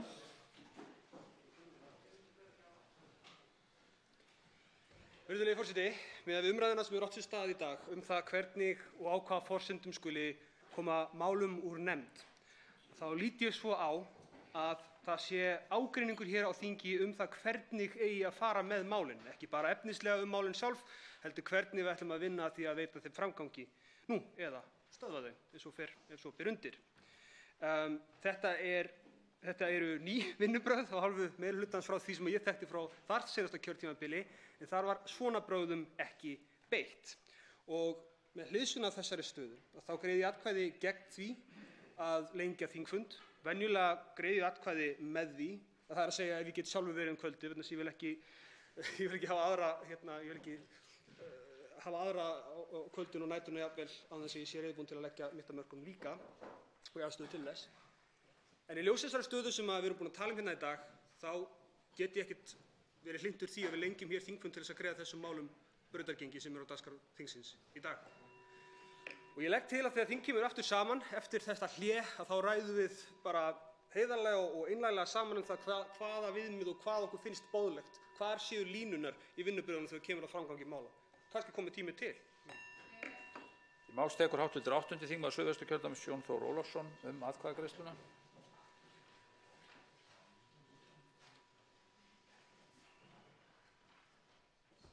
Herra forseti, jæja, þá erum við aftur komin á þennan stað, það styttist í vorið og mál ríkisstjórnar eru seint komin fram og samt á að taka þau með afbrigðum inn og ræða þau fram á kvöld.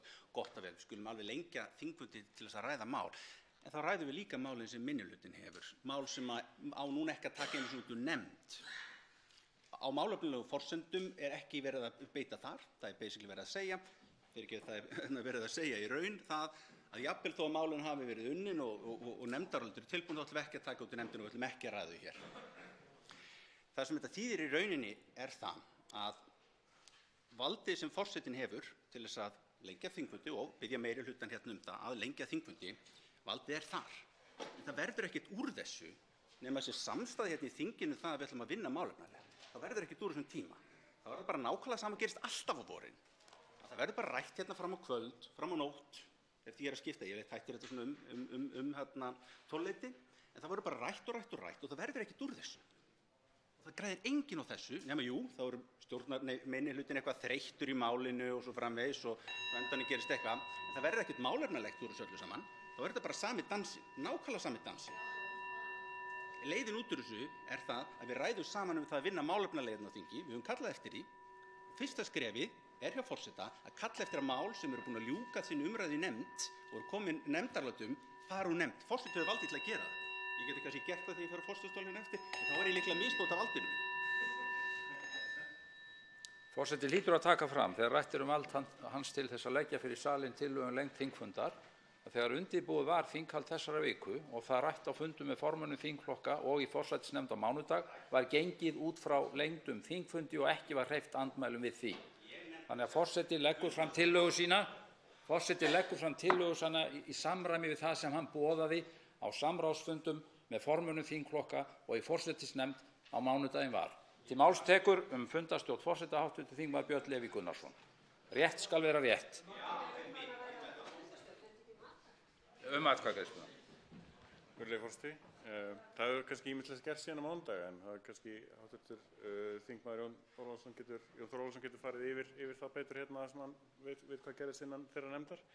En það hefur kannski ýmislegt gerst síðan á mánudag sem hefur breytt þessum aðstæðum. Ég væri alveg til að hafa lengri þingfundi eða við verðum að klára mál sem er komið langt inn í 3. umræðu. Bara byrja á því, þá getum við alveg rætt að hafa áframhaldandi og lengri þingfund. Þannig að ég er ekki, miðað við núverandi dagskrá, sé ég enga ástæðu fyrir því að hafa lengri þingfund. Það gerist ekki neitt. Til máls tekur atkvæðagreiðsluna hv. þingmaður Jón Þór Ólafsson öðru sinni. Herra forseti, ég nefndi þetta hérna áður að það ekkert ætlað samþykki hvort að það þingflokkur Pírata samþykki það sem forseti leggur til. Þetta hefur við rætt hérna í þessum ræðustól.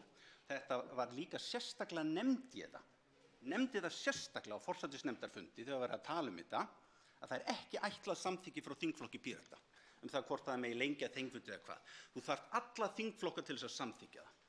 Og þetta höfum við rætt í okkar þingflokki og ég tilkynnti það sérstaklega háttvirtum forseta Alþingis þetta á forsætisnefndarfundi á mánudaginn. Rétt skal vera rétt. Það rétt skal við alltaf vera rétt. Hefst þá atkvæðagreiðslan tillögu forseta að þingfundur geti staðið lengur en þingsköp gera ráð fyrir. Nú hefst hún.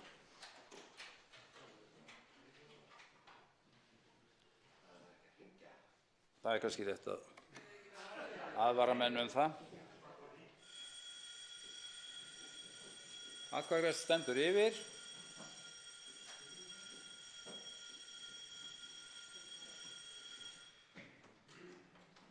Atkvæðagreiðsla stendur yfir. Atkvæðagreiðslu lokið. Tillaga forseta samþykkt með 29 atkvæðum gegn 23 og getur því þingfundur staðið lengur í dag en þingsköp gera ráð fyrir. Tekið fyrir annað dagskrármálið ábúðarlög stjórnarfrumvarp 457. mál á þingskjali 655 þriðja umræða. Enginn hefur kvatt sér hljóðs og umræðu lokið og verður gengið til atkvæða. Greidd eru atkvæði frumvarpið í heild og hefst nú atkvæðagreiðslan.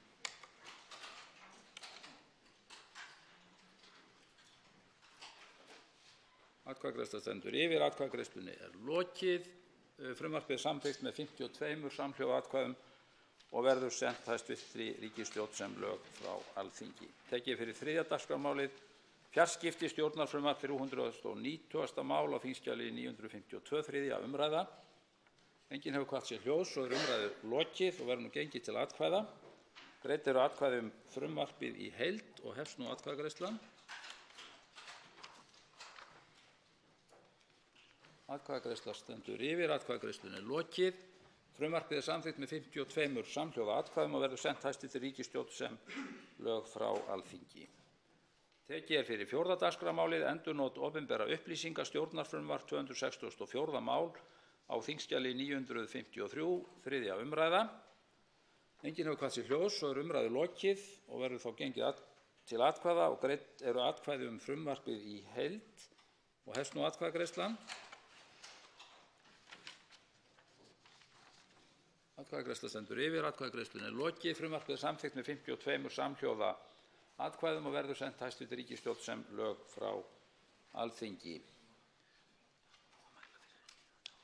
Tekið fyrir 5. dagskrármálið Viðlagatrygging Íslands stjórnarfrumvarp 388. mál á þingskjali 538 með áorðnum breytingum á þingskjali 928. Þriðja umræða. Enginn hefur kvatt sér hljóðs.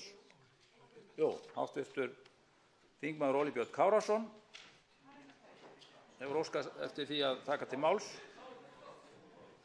og fær hann nú orðið. Herra forseti, ég hef lagt hér fram breytingartillögu við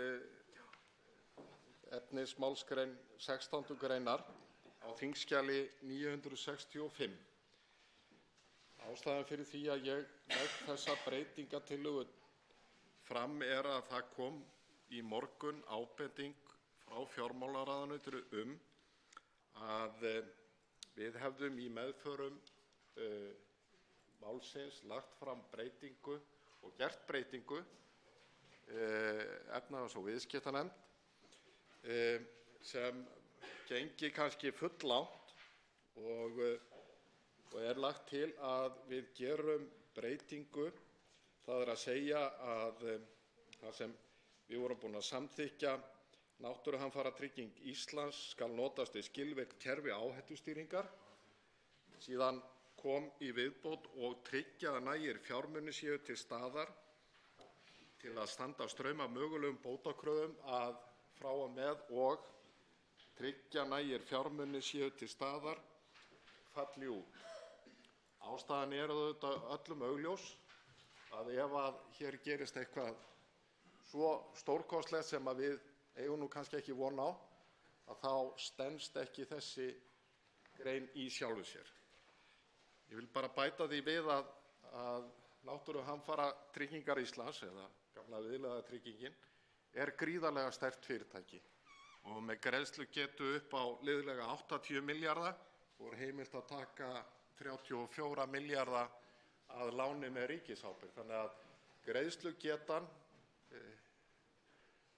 er gríðarlega mikil en við gengum kannski fulllangt og þess vegna er þessi breytingartillaga lögð hér fram og óska ég eftir að hún fái nú skjóta málsmeðferð. Fleiri hafa ekki kvætt til hljóðs og er umræðu lokið og hefst þá atkvæðagreiðsla. Á þingskjali 965 er breytingartillaga frá Óla Birni Kárasyni sem mælt var fyrir hér áðan og hefst nú atkvæðagreiðslan hana. Hv. þingmaður gerir grein fyrir atkvæði sínu. Atkvæðagreiðslan er hafin. Hv. þingmaður Hanna Katrín Friðriksson gerir grein fyrir atkvæði sínu. Virðulegi forseti, þar kom að því að ég get bara ekki orðabundist. Ég verð eiginlega, það er bara eitthvað póetist í því að þetta skuli vera hér á dagskrá. Beiðni frá nefnd vegna stjórnarmáls þar sem kvartað er undan samráðsleysi og kvartað er undan skorti á beiðnum umsagnir við þinglega meðferð og svo kemur formaður nefndar og biður þingheim að samþykkja breytingartillögu án þess að nefndum þingheimi gefist færi á að ræða málið, skoða það og kynna sér það. Þetta er eins og að horfa í spegil. Horfa bara á spegilmynd af þeirri umræðu sem átti sér stað áðan. Að því sögðu, þá kom ég nú eiginlega bara hingað upp aftur vegna þess að ég gat einfaldlega ekki orðabundist. En þetta er þarft mál og ég mun greiða því atkvæðið mitt. Ég vildi bara vekja sérstaklega athygli á þessu. Hv. þingmaður á eftir að greiða atkvæði. Atkvæðagreiðsla stendur yfir en henni lýkur nú hér með og breytingartillagan er samþykkt með 40 atkvæðum, 12 greiða ekki atkvæði. Þá er greitt atkvæði frumvarpið í heild svo breytt og hefst nú atkvæðagreiðslan.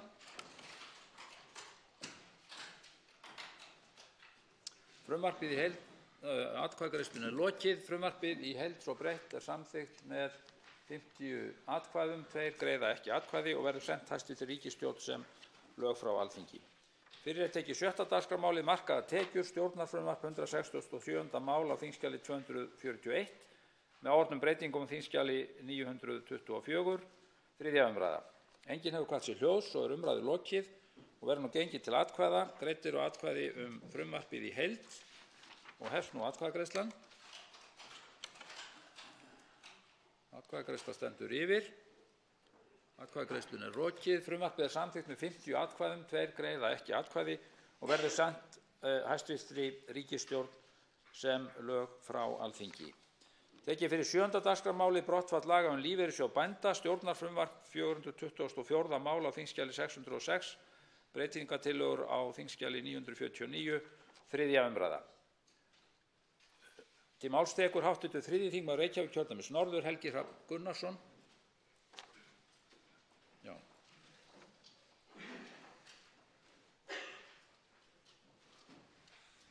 Virðulegi forseti, það eins og kemur fram þegar maður skoðar þetta mál að þá hefur lífeyrissjóður bænda haft sínar efasemdir að hann geti staðið við sínar núverandi skuldbindingar ef lögin falla brott. Ég vildi bara árétta það hér. Nefndin skoðaði þetta mjög vel og talaði við þá aðila sem var beðið að yrði talað við. Það var beðið að við myndum leita álits Fjármálaeftirlitsins sem og nefndin gerði og ég myndi ekki greiða atkvæði með þessu máli nema ég væri algjörlega sannfærður það að það væri óhætt að fjarlægja þessi lög og að lífeyrissjóður bænda verði áfram skylt, ekki einungis heimilt að mínu mati heldur beinlínis skylt að standa við þau réttindi sem að sá ágæti lífeyrissjóður hafði áhyggjur af. Einnig við tilefni vil ég bara þakka nefndinni fyrir gott samstarf í málinu og sér í lagi óska hv. formanni nefndarinnar, hv. þingmanni Óla Birni Kárasyni til hamingju. Fleiri hafa ekki kvætt sér hljóðs og er umræðu lokið. Verður þá gengið til atkvæða. Á þingskjali 949 er breytingartillaga frá Helga Hrafni Gunnarssyni og hefst nú atkvæðagreiðslan.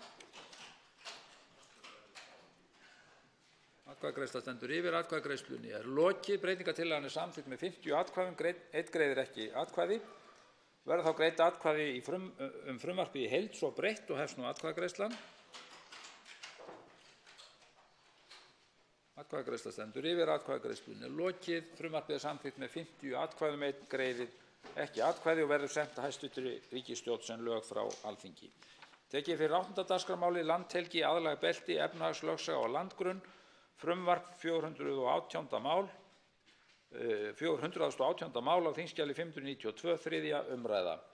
Enginn hefur kvatt sér ljós og er umræðu lokið og gengið til atkvæða. Greiddir atkvæðum frumvarpið í heild og hefst nú atkvæðagreiðslan. Atkvæðagreiðsla stendur yfir. Atkvæðagreiðslunni er lokið. Frumvarpið er samþykkt með 50 atkvæðum. Einn greiðir ekki atkvæði og verður sent hæstvirtri ríkisstjórn sem lög frá Alþingi. Þá hyggst forseti færa þingmönnum þær gleðifréttir að ekki er gert ráð fyrir frekari atkvæðagreiðslum í dag. Og tekið er fyrir 10. dagskrármálið, tollalög, vanþróuðustu ríki heims, stjórnarfrumvarp, 518. mál á þingskjali 749, framhald 1. umræðu. Óskað er eftir að ræða fundarstjórn forseta áður en að gengið til umræðu dagskrármálið og til máls tekur hv. 3. þingmaður Norðausturkjördæmis, Sigmundur Davíð Gunnlaugsson. Virðulegur forseti, ég sakna þess að forseti brygðist við þeim ábendingum og spurningum sem fram komu hér áðan í umræðum fundarstjórn forseta. Sérstaklega finnst mér augljóst tilefni til að forseti láti til sín taka nú þegar við höfum séð eða heyrt hvernig hlutirnir ganga fyrir sig í háttvirtri velferðarnefnd. Til dæmis, og ekki hvað síst, varðandi tillögu staðarvalsgreiningu fyrir nýtt þjóðarsjúkrahús. Þar sem að háttvirtur þingmaður Ólafur Þór Gunnarsson hefur komið hér upp og einfaldlega lýst því að hann telji að þingið eigi ekki að fá að taka málið til afgreiðslu vegna þess að þjóðin vilji ekkert hafa með það að gera að hans mati. Sem er auðvitað algjörlega rangt mat eins og kannanir hafa sýnt. En fyrir vikið finnst mér eðlilegt að hæstvirtur forseti grípi hér inn í og reyni að miðla málum milli stjórnar og stjórnarandstöðu þannig að menn semji þá sjálfsögðu niðurstöðu að nokkur brýn mál stjórnarandstöðunnar verði afgreidd hér út úr nefndum. Til máls tekur fundarstjórn forseta hv. 7. þingmaður Suðvesturkjördæmis Gunnar Bragi Sveinsson.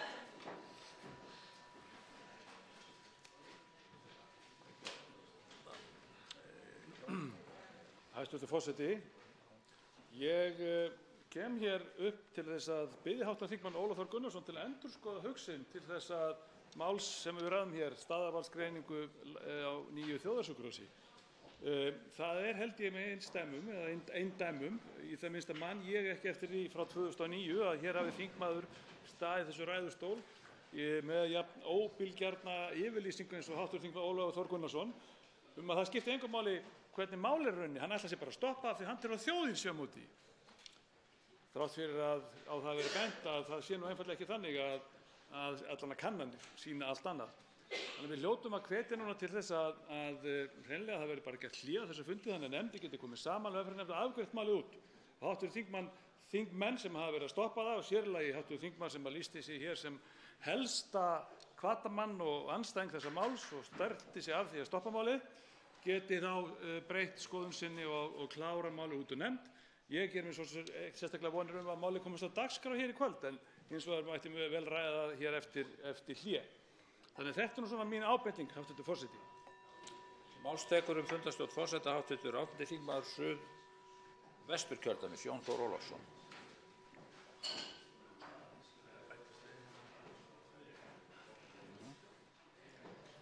Herra forseti, forseti þingsins hefur ákveðið vald til þess að kalla mál úr nefndum. Ég skoða þetta á sínu tíma til að athuga það hvort að nefndarformenn hefðu þetta raunverulega vald að stöðva mál sem þeir hafa ekki. Forseti getur sagt, málið er útrætt eða málið er nógu upplýst einhvern veginn, nú vill ég fá málið út.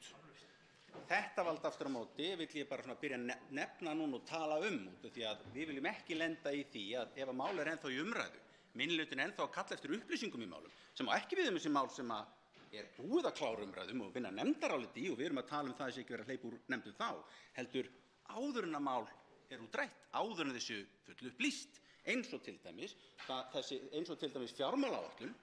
Nú er verið að draga það að gefa okkur fullnægjandi upplýsingar, þannig að við getum ekki upplýsa afstöðu í þeim málum, ætlar þá samt sem áður að taka málin út.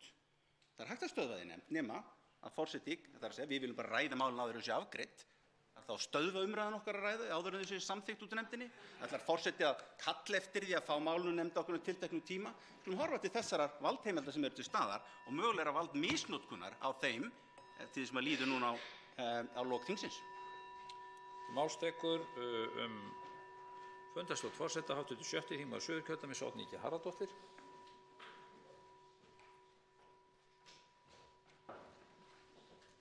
Herra forseti, ég vil leggja það til við forseta að hann geri hlé á þessum fundi og kalli þingflokksformenn til sín til þess að fara yfir stöðuna á þessum þingfundi. Það er ekki góður bragur á því sem er að gerast hér.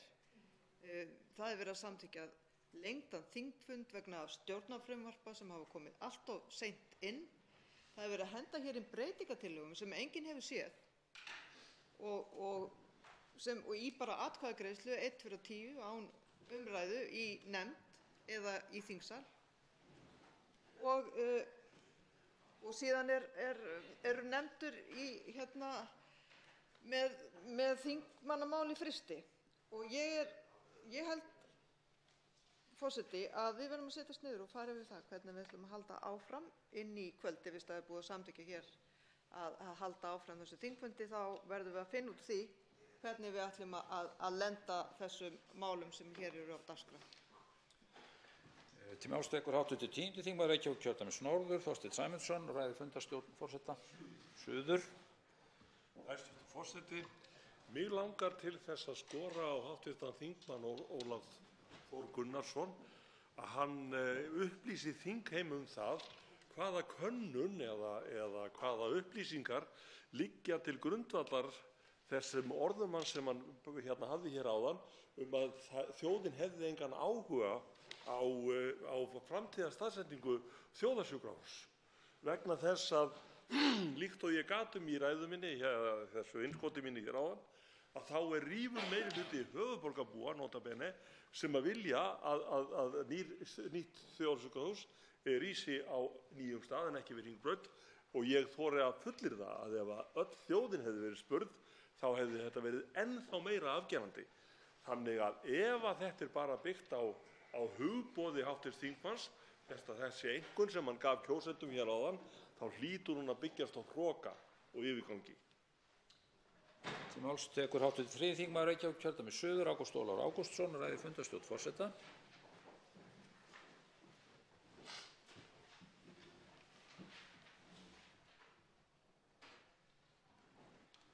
Herra forseti, stundum finnst maður eins og þingheimur sé að tala svolítið út í tómið.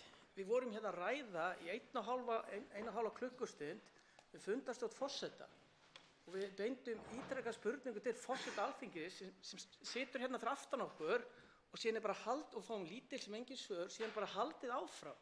Það sé svona ætlun forseta að klára hver þingmaður má koma tvisvar sinni 1 mínútu undir liðinu fundarstjórn forseta. Og það er eins og planið sé bara að keyra okkur svona út, leyfa okkur að pústa út og síðan heldur þetta bara áfram. Mér finnst þetta ekki vinnubrögð sem við eigum að stunda og það kemur á óvart að hæstv. forseti sé að beita þessu vinnubrögð sem ég veit hann hefur margoft gagnrýnt hér á fyrri tíð. Þannig að ég vil taka undir orð hv. þingmanns Oddnýjar Harðardóttur að það þarf að funda hér þingstarfið. Þetta gengur ekki svona að við getum ekki fengið svör. Hvernig framhald þingstarfa verður. Verður við til miðnættis? Að miðnætti hefst hérna lögbundinn frídagur kirkjunnar og samfélagsins. Verður við lengur en það? Hvernig má þetta vera? Þannig að ég vil endilega hvetja hæstv. forseta til að eiga þetta samtal við þingflokksformenn eða formenn flokkanna því það sjá það allir að þessi vinnubragð er ekki þinginu til sóma. Til máls tekur hv. 11. þingmaður Reykjavíkurkjördæmis suður, Björn Leví Gunnarsson, og ræðir fundarstjórn forseta.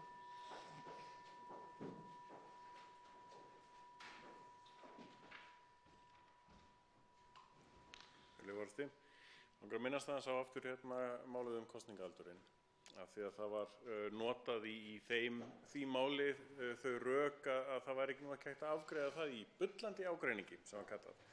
En þar voru einmitt með öllum greiddum atkvæðum nema einu samþykkt að breyta kosningaaldri úr 18 niður í 16 ára. Það var nú allur bullandi ágreiningurinn. Núna erum við hérna aftur á móti með atkvæðagreiðslu upp á 29 með og 23 á móti. Það er miklu meiri bullandi ágreiningur ef svo á að túlka.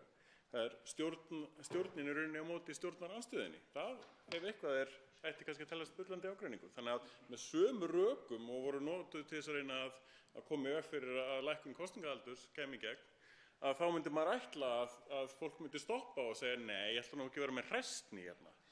Það var nú alveg saga til næsta bæjar, það ekki? Til máls tekur hv. 3. þingmaður Reykjavíkurkjördæmis norður, Helgi Hrafn Gunnarsson, og ræðir fundarstjórn forseta.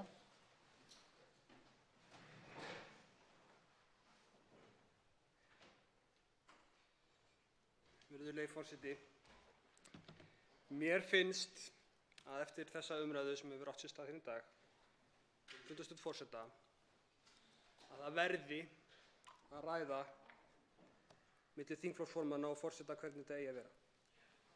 Ég átta mig á því að virðulegur forseti telur nefndirnar sjálfstæðar í sínum störfum og það er gott og blessað. En það þarf að komast á hreint hvernig þetta á að vera. Þessi meirihluti talaði, eða þessi ríkisstjórn heldur talaði það á sínum tíma að efla hérna starf Alþingis. Ef þetta er auka vopn sem meirihlutin ætlar að fara að nota, að hleypa ekki málum þingmanna úr nefnd minnihlutans, nema það öll nefndin sé sameiginlegu nefndaráliti, þá er verið að herða það ægivald sem ríkisstjórnarmeirihlutin hefur yfir þingstörfum hverju sinni. Það er saga til næsta bæjar. Það er mikilvægt að ræða það.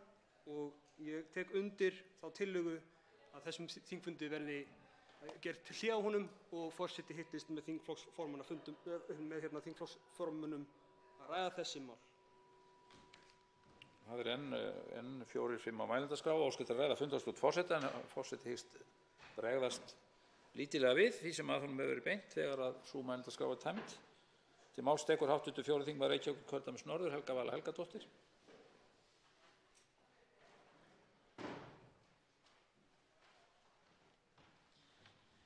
Herra forseti, mig langar að ræða hérna vönduð vinnubrögð. Við vorum hérna áðan að greiða atkvæði breytingartillögu sem kom hérna skyndilega fram á síðustu stundu með frumvarpi breytingartillögu sem að enginn í þingsalnum hafði séð, breytingartillögu sem að einn þingmaður sagði að hann hefði fengið ábendingu að hefðu verið gerð mistök í málsmeðferð inni í nefndinni og eftir að mál var tekið út úr nefnd. Og við áttum hér öll sem að greiddum hér atkvæði að treysta því að þessi einhver út í bæ sem benti á mistökin hefði rétt fyrir sér. Eftir að mál var unnið í nefndinni, eftir að fjölmargir aðilar komu væntanlega fyrir nefndina, sendu inn umsagnir og svo framvegis. Hvaða vinnubrögð eru þetta, herra forseti? Hvernig eigum við eiginlega að treysta því að við séum ekki að samþykkja hérna einhverja vitleysu? Ég bara vil ekki taka þátt í svona vitleysu. Í máls tekur hv. 7. þingmaður Reykjavíkurkjördæmis suður, Hanna Katrín Friðriksson.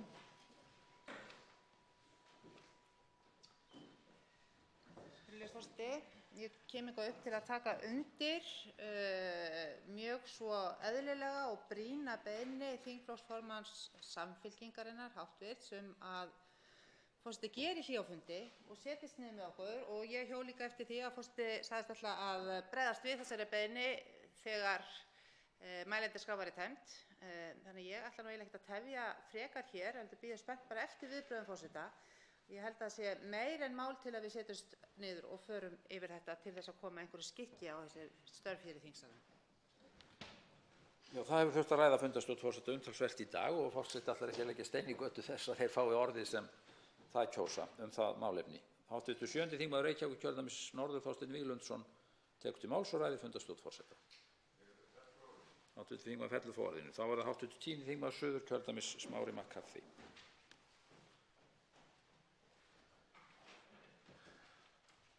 Herra forseti, nú tek ég að sjálfsögðu undir þessa beiðni að fresta fundi og að það sé farið og hitt þingflokksformenn vegna þess að það er augljóslega mjög margt að í fundarstjórn forseta sem að hleypir ríkisstjórnarmálum inn í fyrstu umræðu þrátt fyrir þau séu allt of seint fram komin, að það sé verið að beygja reglurnar í þágu ríkisstjórnar hvað eftir annað á kostnað minnihlutans. Enn fremur þá erum við hér búin að samþykkja framlengdan þingfund í bullandi ágreiningi eins og hv. þingmaður Björn Leví Gunnarsson nefnir og að þar að auki þá eru nefndir þingsins orðnar að óvönduðum afgreiðslustofnunum fyrir duttlunga ráðherra. Þetta er ólíðandi vandamál og ég verð að segja að nú hefur forseti í tvígang komið athugasemdir milli ræðna í fundarstjórn forseta. Það er alveg með ólíkindum að það sé ekki hægt að fá einhverjar upplýsingar hvað forseti ætlast fyrir án þess að mælendaskrá tæmist úr því að svona athugasemdir koma alltaf hér á milli. Já, forseti er nokkuð vandi af höndum hvort að hann á að stöðva umræður og fara að svara eða hvort að hann geri það þegar að mælendaskrá er tæmd af því að þingmenn hafa almennt rétt til þess að tala tvisvar og geta þá brugðist við og svörum forseta. Ég vil bara virða það að menn biðja orðið og vilja ræða fundarstjórn forseta. Þá er það næst hv. 11. þingmaður Reykjavíkurkjördæmis norður, Halldór Mogensen. Forseti, mér langaði bara til að koma hérna upp og segja það að ég er alveg til í að boða fund í velferðarnefnd til þess að afgreiða þingmannamálin sem eru þar tilbúin. Það eru 4 þingmannamál tilbúin, 3 þeirra eru frá minnihlutanum og þar er staðarvalsgreiningin á Landspítalanum og þar er afnám tekjuskerðinga fyrir ellilífeyrisþega og borgaralaunin og ég veit að framsögumenn þessara mála vilja fá málin út úr nefnd og ég er alveg tilbúin að afgreiða þau út úr nefnd. Mér skilst með 4. mál sem er mál framsóknar en mér skildist það að vera ekki vilji fyrir því að afgreiða það úr nefnd í dag en mögulega er það það. En ég vil bara láta vita að það er alveg vilji fyrir því hjá formanni velferðarnefndar að afgreiða þessi mál úr nefnd og legg til að þingflokksformenn hitti forseta og við ræðum hvort það sé ekki bara hægt að semja þetta, að fá þessi máli lýðræðislega umræðu hérna á þingi. Þá tekur til máls 84. þingmaður Reykjavíkurkjördæmis suður, Þórhildur Sunna Ævarsdóttir, ræðir fundarstjórn forseta.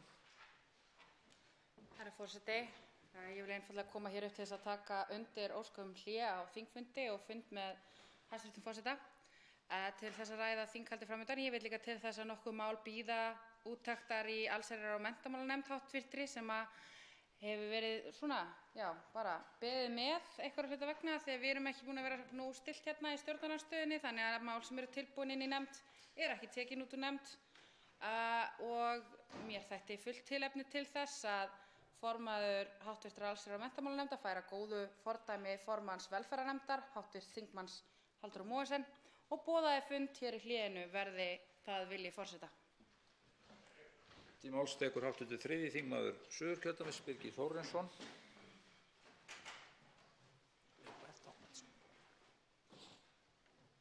Herra forseti, ég vil koma hér upp og ræða aðeins hvers vegna ekki er hægt að taka okkar tillögu hér á dagskrá og út úr nefndinni varðandi staðarvalsgreininguna vegna þess að það er nú einn flokkur í ríkisstjórninni sem hefur nú verið algjörlega hlynntur því að fara í staðarvalsgreiningu. Og þá er þetta vitna í blaðamannafund sem var haldinn í október 2017 og þar boðaði Framsóknarflokkurinn til blaðamannafundar og þar kom fram að flokkurinn óttast að alvarleg mistök séu í uppsiglingu við staðarval á nýju þjóðarsjúkrahúsi. Hringbraut sé óheppileg staðsetning, það hljótist mikið rask af framkvæmdum þar og umferðarmannvirki ráði nú þegar ekki við umferð í nágrenni spítalans. Okkur finnst skynsamlegt að setja af stað óháða úttekt meðal annars með aðkomu erlendra sérfræðinga hvort ekki sé hægt að byggja nýja spítala á nýjum stað. Þetta kemur nú frá einum ríkisstjórnarflokknum, Framsóknarflokknum, þannig að það hlýtur nú að vera hægt að koma því til leiðar að við fáum nú að ræða þetta mikilvæga mál. Forseti vill þá segja á þessu stigi mála áður en hann fer að gefa mönnum orðið í seinna sinn til að ræða fundarstjórn að Nú styttist í að hlé verði hvort sem er gert á þessum fundi, kvöldmatarhlé, og það myndi gleðja forseta og forseti telur gagnlegt að formenn þingflokka og forseti setjist þá saman yfir málin. Þannig að klukkan 7 í síðasta lagi myndum við gera hlé á þessum fundi til 7:30. Í öðru lagi vill forseti segja að það sem hér hefur borið mikið á góma í umræðum fundarstjórn forseta í dag eru fyrst og fremst störf nefnda. Eins og fram kom reyndar í máli sumra þingmanna þá eru nefndir algjörlega sjálfstæðir í störfum sínum og almennt er vettvangurinn til að ræða vinnu þeirra fundir í nefndinni. Forseti gerir að sjálfsögðu ekki athugasemdir við það þó með vilji ræða hér í salnum ef þeir eru óánægðir með eitthvað sem telst til almennra þátta í störfum nefndanna. En forseti hlýtur að segja eftir umræður dagsins að allt of mikil brögð er að því að ekki sé með eðlilegum hætti fjallað orð og afstöðu annarra þingmanna á lokuðum fundum í þingnefndum. Forseti minnir á að það er hin almenna regla að menn út af lokuðum fundum greina eingöngu frá eigin afstöðu og eigin orðum en taki ekki sér það hlutverk að segja frá afstöðu annarra eða bera orð þeirra út af þeim fundum. Fundir nefnda eru lokaðir nema annað sé sérstaklega ákveðið og þeir opnaðir sem ég veit að margir hafa áhuga á að sé í ríkari mæli. En þannig er þetta og hin gamla góða regla sem forseta var ungum kennt í þessum efnum. Hún er svona, hún er einföld, menn greina frá því sem þeir segja sjálfir og þeirri afstöðu sem þeir hafa en það er ekki þeirra hlutverk að flytja öðrum afstöðu annarra þingmanna og orð annarra þingmanna sem falla á lokuðum fundum í þingnefnd. Endir þeirrar ræðu. Þá tekur til máls 83. þingmaður Reykjavíkurkjördæmis norður, Helgi Hrafn Gunnarsson, og ræðir fundarstjórn forseta öðru sinni. Virðulegi forseti, í ljósi þess sem virðulegi forseti var að nefna hér það sem kemur fram á nefndarfundum, þá finnst mér að vera meira og meira einhvern veginn kvartað yfir því að það sé talað hluti sem að meinbugur er á. Einhvern veginn í óskopunum verða þingmenn að geta tjáð sig við einhvern sem hefur eitthvað það að segja hvernig mál ganga. Ef það er ekki forseti, virðulegur, sem að stjórna neinu nefndirnar og það má ekki tala það sem að gerist á nefndarfundum, hvernig í óskopunum eigum við þá að bregðast við vandamálum eins og þeim sem hér var lýst í dag? Hefðum við átt að þegja? Varla er það.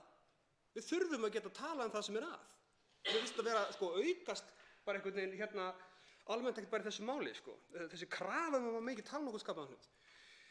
En mér langar, ég boðaði mig hingað upp í fundarstjórn til þess að spyrja forseta aðeins út í, eða öllu heldur, benda á að á þar seinustu kjörtímabili, þegar sá vandvirki og nákvæmi og skipulagði maður Einar K. Guðfinnsson var forseti, þá mælti hann alveg á milli manna í fundarstjórn forseta. Það er alvanalegt, það er ekkert sem hindrar það og ég sé ekki hvernig í óskopunum það sparar tíma.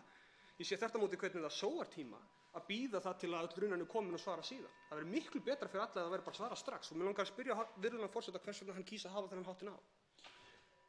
Já, forseti er stundum vandi á höndum því að það er oft komin langur listi, mælendalisti þingmanna sem óska að ræða fundarstjórn forseta og ekki allir endilega það sama og forseti býður þá að safna saman því sem að honum er beint og verður að vega og meta á hvaða stigi þá umræðunar hann fer inn í hana og bregst við eða svarar, sé einhverju af honum beint sérstaklega.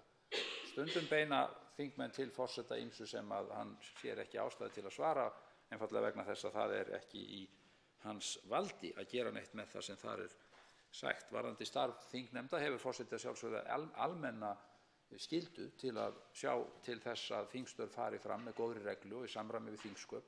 Það getur átt við störf þingnefnda en almennt þarf mikið til að til kasta forseta komi að grípa inn í störf þingnefnda sem að eðli málsins samkvæmt er mjög mikilvægt að séu sjálfstæðar í störfum sínum. Varðandi það sem forseti sagði fyrir trúnað þá vill hann til að fyrirbyggja allan misskilning að það að sjálfsögðu ekki svo, enda tók forseti það fram, að það megi ekki ræða almennt störf í þingnefndum, til dæmis í liðnum störf þingsins eða þess vegna fundarstjórn forseta þó færi betur á hinu. Það sem forseti var þarna eingöngu að tala eru þær góðu samskiptareglur sem æskilegt er að menn hafi í huga þegar afstaða tiltekinna þingmanna er tjáð. Og þar er þetta hin einfalda grunnregla að menn greina frá sínum eigin orðum og sinni eigin afstöðu en taka almennt ekki að sér að vera boðberar þess sem aðrir þingmenn hafa sagt eða staðið fyrir á fundum lokuðum fundum í þingnefndum. Háttvirtur þingmaður, nú veit ég ekki hvor var á undan, háttvirtur þingmaður Björn Leví Gunnarsson óskar að ræða fundarstjórn forseta, það trúlega öðru sinni. Mér langaði til þess að spyrja háttvirtan forseta einmitt þennan trúnað sem er verið að tala hérna. Núna sagði ég á dögunum að það hefði verið ákveðin mótþrói gegn málum í nefndum og það hefði verið ákveðin tregða við að bregðast við upplýsingabeiðni. Það er ekki verið að vitna beint í orð einhvers. Það er ég að lýsa minni reynslu og minni tilfinningu á því hvernig málin er að ganga fyrir og ég get rökstutt það mjög vel hvernig ég kemst að þeirri niðurstöðu að nota þessi orð og þessi lýsingarorð, en ég er vissulega að lýsa ákveðinni vinnu sem fer fram innan nefnda og mér langaði til þess að leita til forseta til þess að átta mig þá á því hvort að þetta sé of langt gengið, því að ég fékk ávítur þar að þetta væri trúnaðarbrot inn í nefnd. Þannig að nú vildi ég bara kannski leita til forseta og fá að vita hvað sé rétt í þessu máli. Þá tekur til máls og ræðir fundarstjórn forseta háttvirtur 3. þingmaður Norðausturkjördæmis Sigmundur Davíð Gunnlaugsson.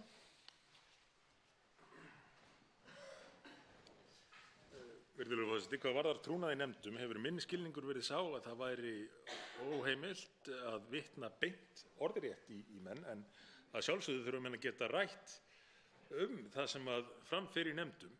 Og í því tilviki sem ég nefndi hérna áðan, í tilviki málsins sem varðar staðarval fyrir Landspítalann, þá kom nefndarmaður stjórnarliðsins hér upp og lýsti afstöðu sinni til málsins og því hvernig hann hefur nálgast það í nefndinni mjög afdráttarlaust sjálfur, háttvirtur þingmaður Ólafur Þór Gunnarsson. Og ég velti því fyrir mér, virðulegur forseti, hvort að forseti sé ekki sammála mér það að þetta hljóti nú að teljast brýnt mál. Því að nú er verið að reyna að drífa í því að fara í útboð vegna framkvæmdanna bara á næstu vikum, svoleiðis að það hlýtur að vera þingið viljið að afgreiða þetta mál sem allra fyrst áður en að menn taka næstu skref við Hringbraut. Til máls tekur háttvirtur 11. þingmaður Reykjavíkurkjördæmis norður Halldór Mogensen og ræðir fundarstjórn forseta öðru sinni. Forseti, mér finnst þetta fáránlegt. Við erum búin að vera hérna í dágóðan tíma að lýsa því ástandi sem er í fastanefndum Alþingis fyrir forseta. Það er alvarlegt ástand í gangi þar sem það er ekki verið að hleypa þingmálum minnihlutans í lýðræðislega umræðu á þingi og svör forseta við þessu er það að við megum ekki tala um þetta. Við megum ekki tala um það sem er í gangi í nefndunum. Þetta er sturlun. Forseti biður háttvirtan þingmann að leggja sér ekki orð í munni eða gera sér upp skoðanir. Það var alls ekki þetta sem forseti sagði hér áðan. En kannski er ástæðulaust að hafa þá uppi rökræður þessa hluti. Forseti kýs að tjá sig ekki frekar þetta, menn frekar ræða það við formenn fastanefnda og telur almennt heppilegri vettvang að við reynum að bæta okkar vinnubrögð í sameiningu og ræðum það sem ábjátar utan veggja þingsalarins. Háttvirtur 7. þingmaður Suðvesturkjördæmis Gunnar Bragi Sveinsson ræðir fundarstjórn forseta.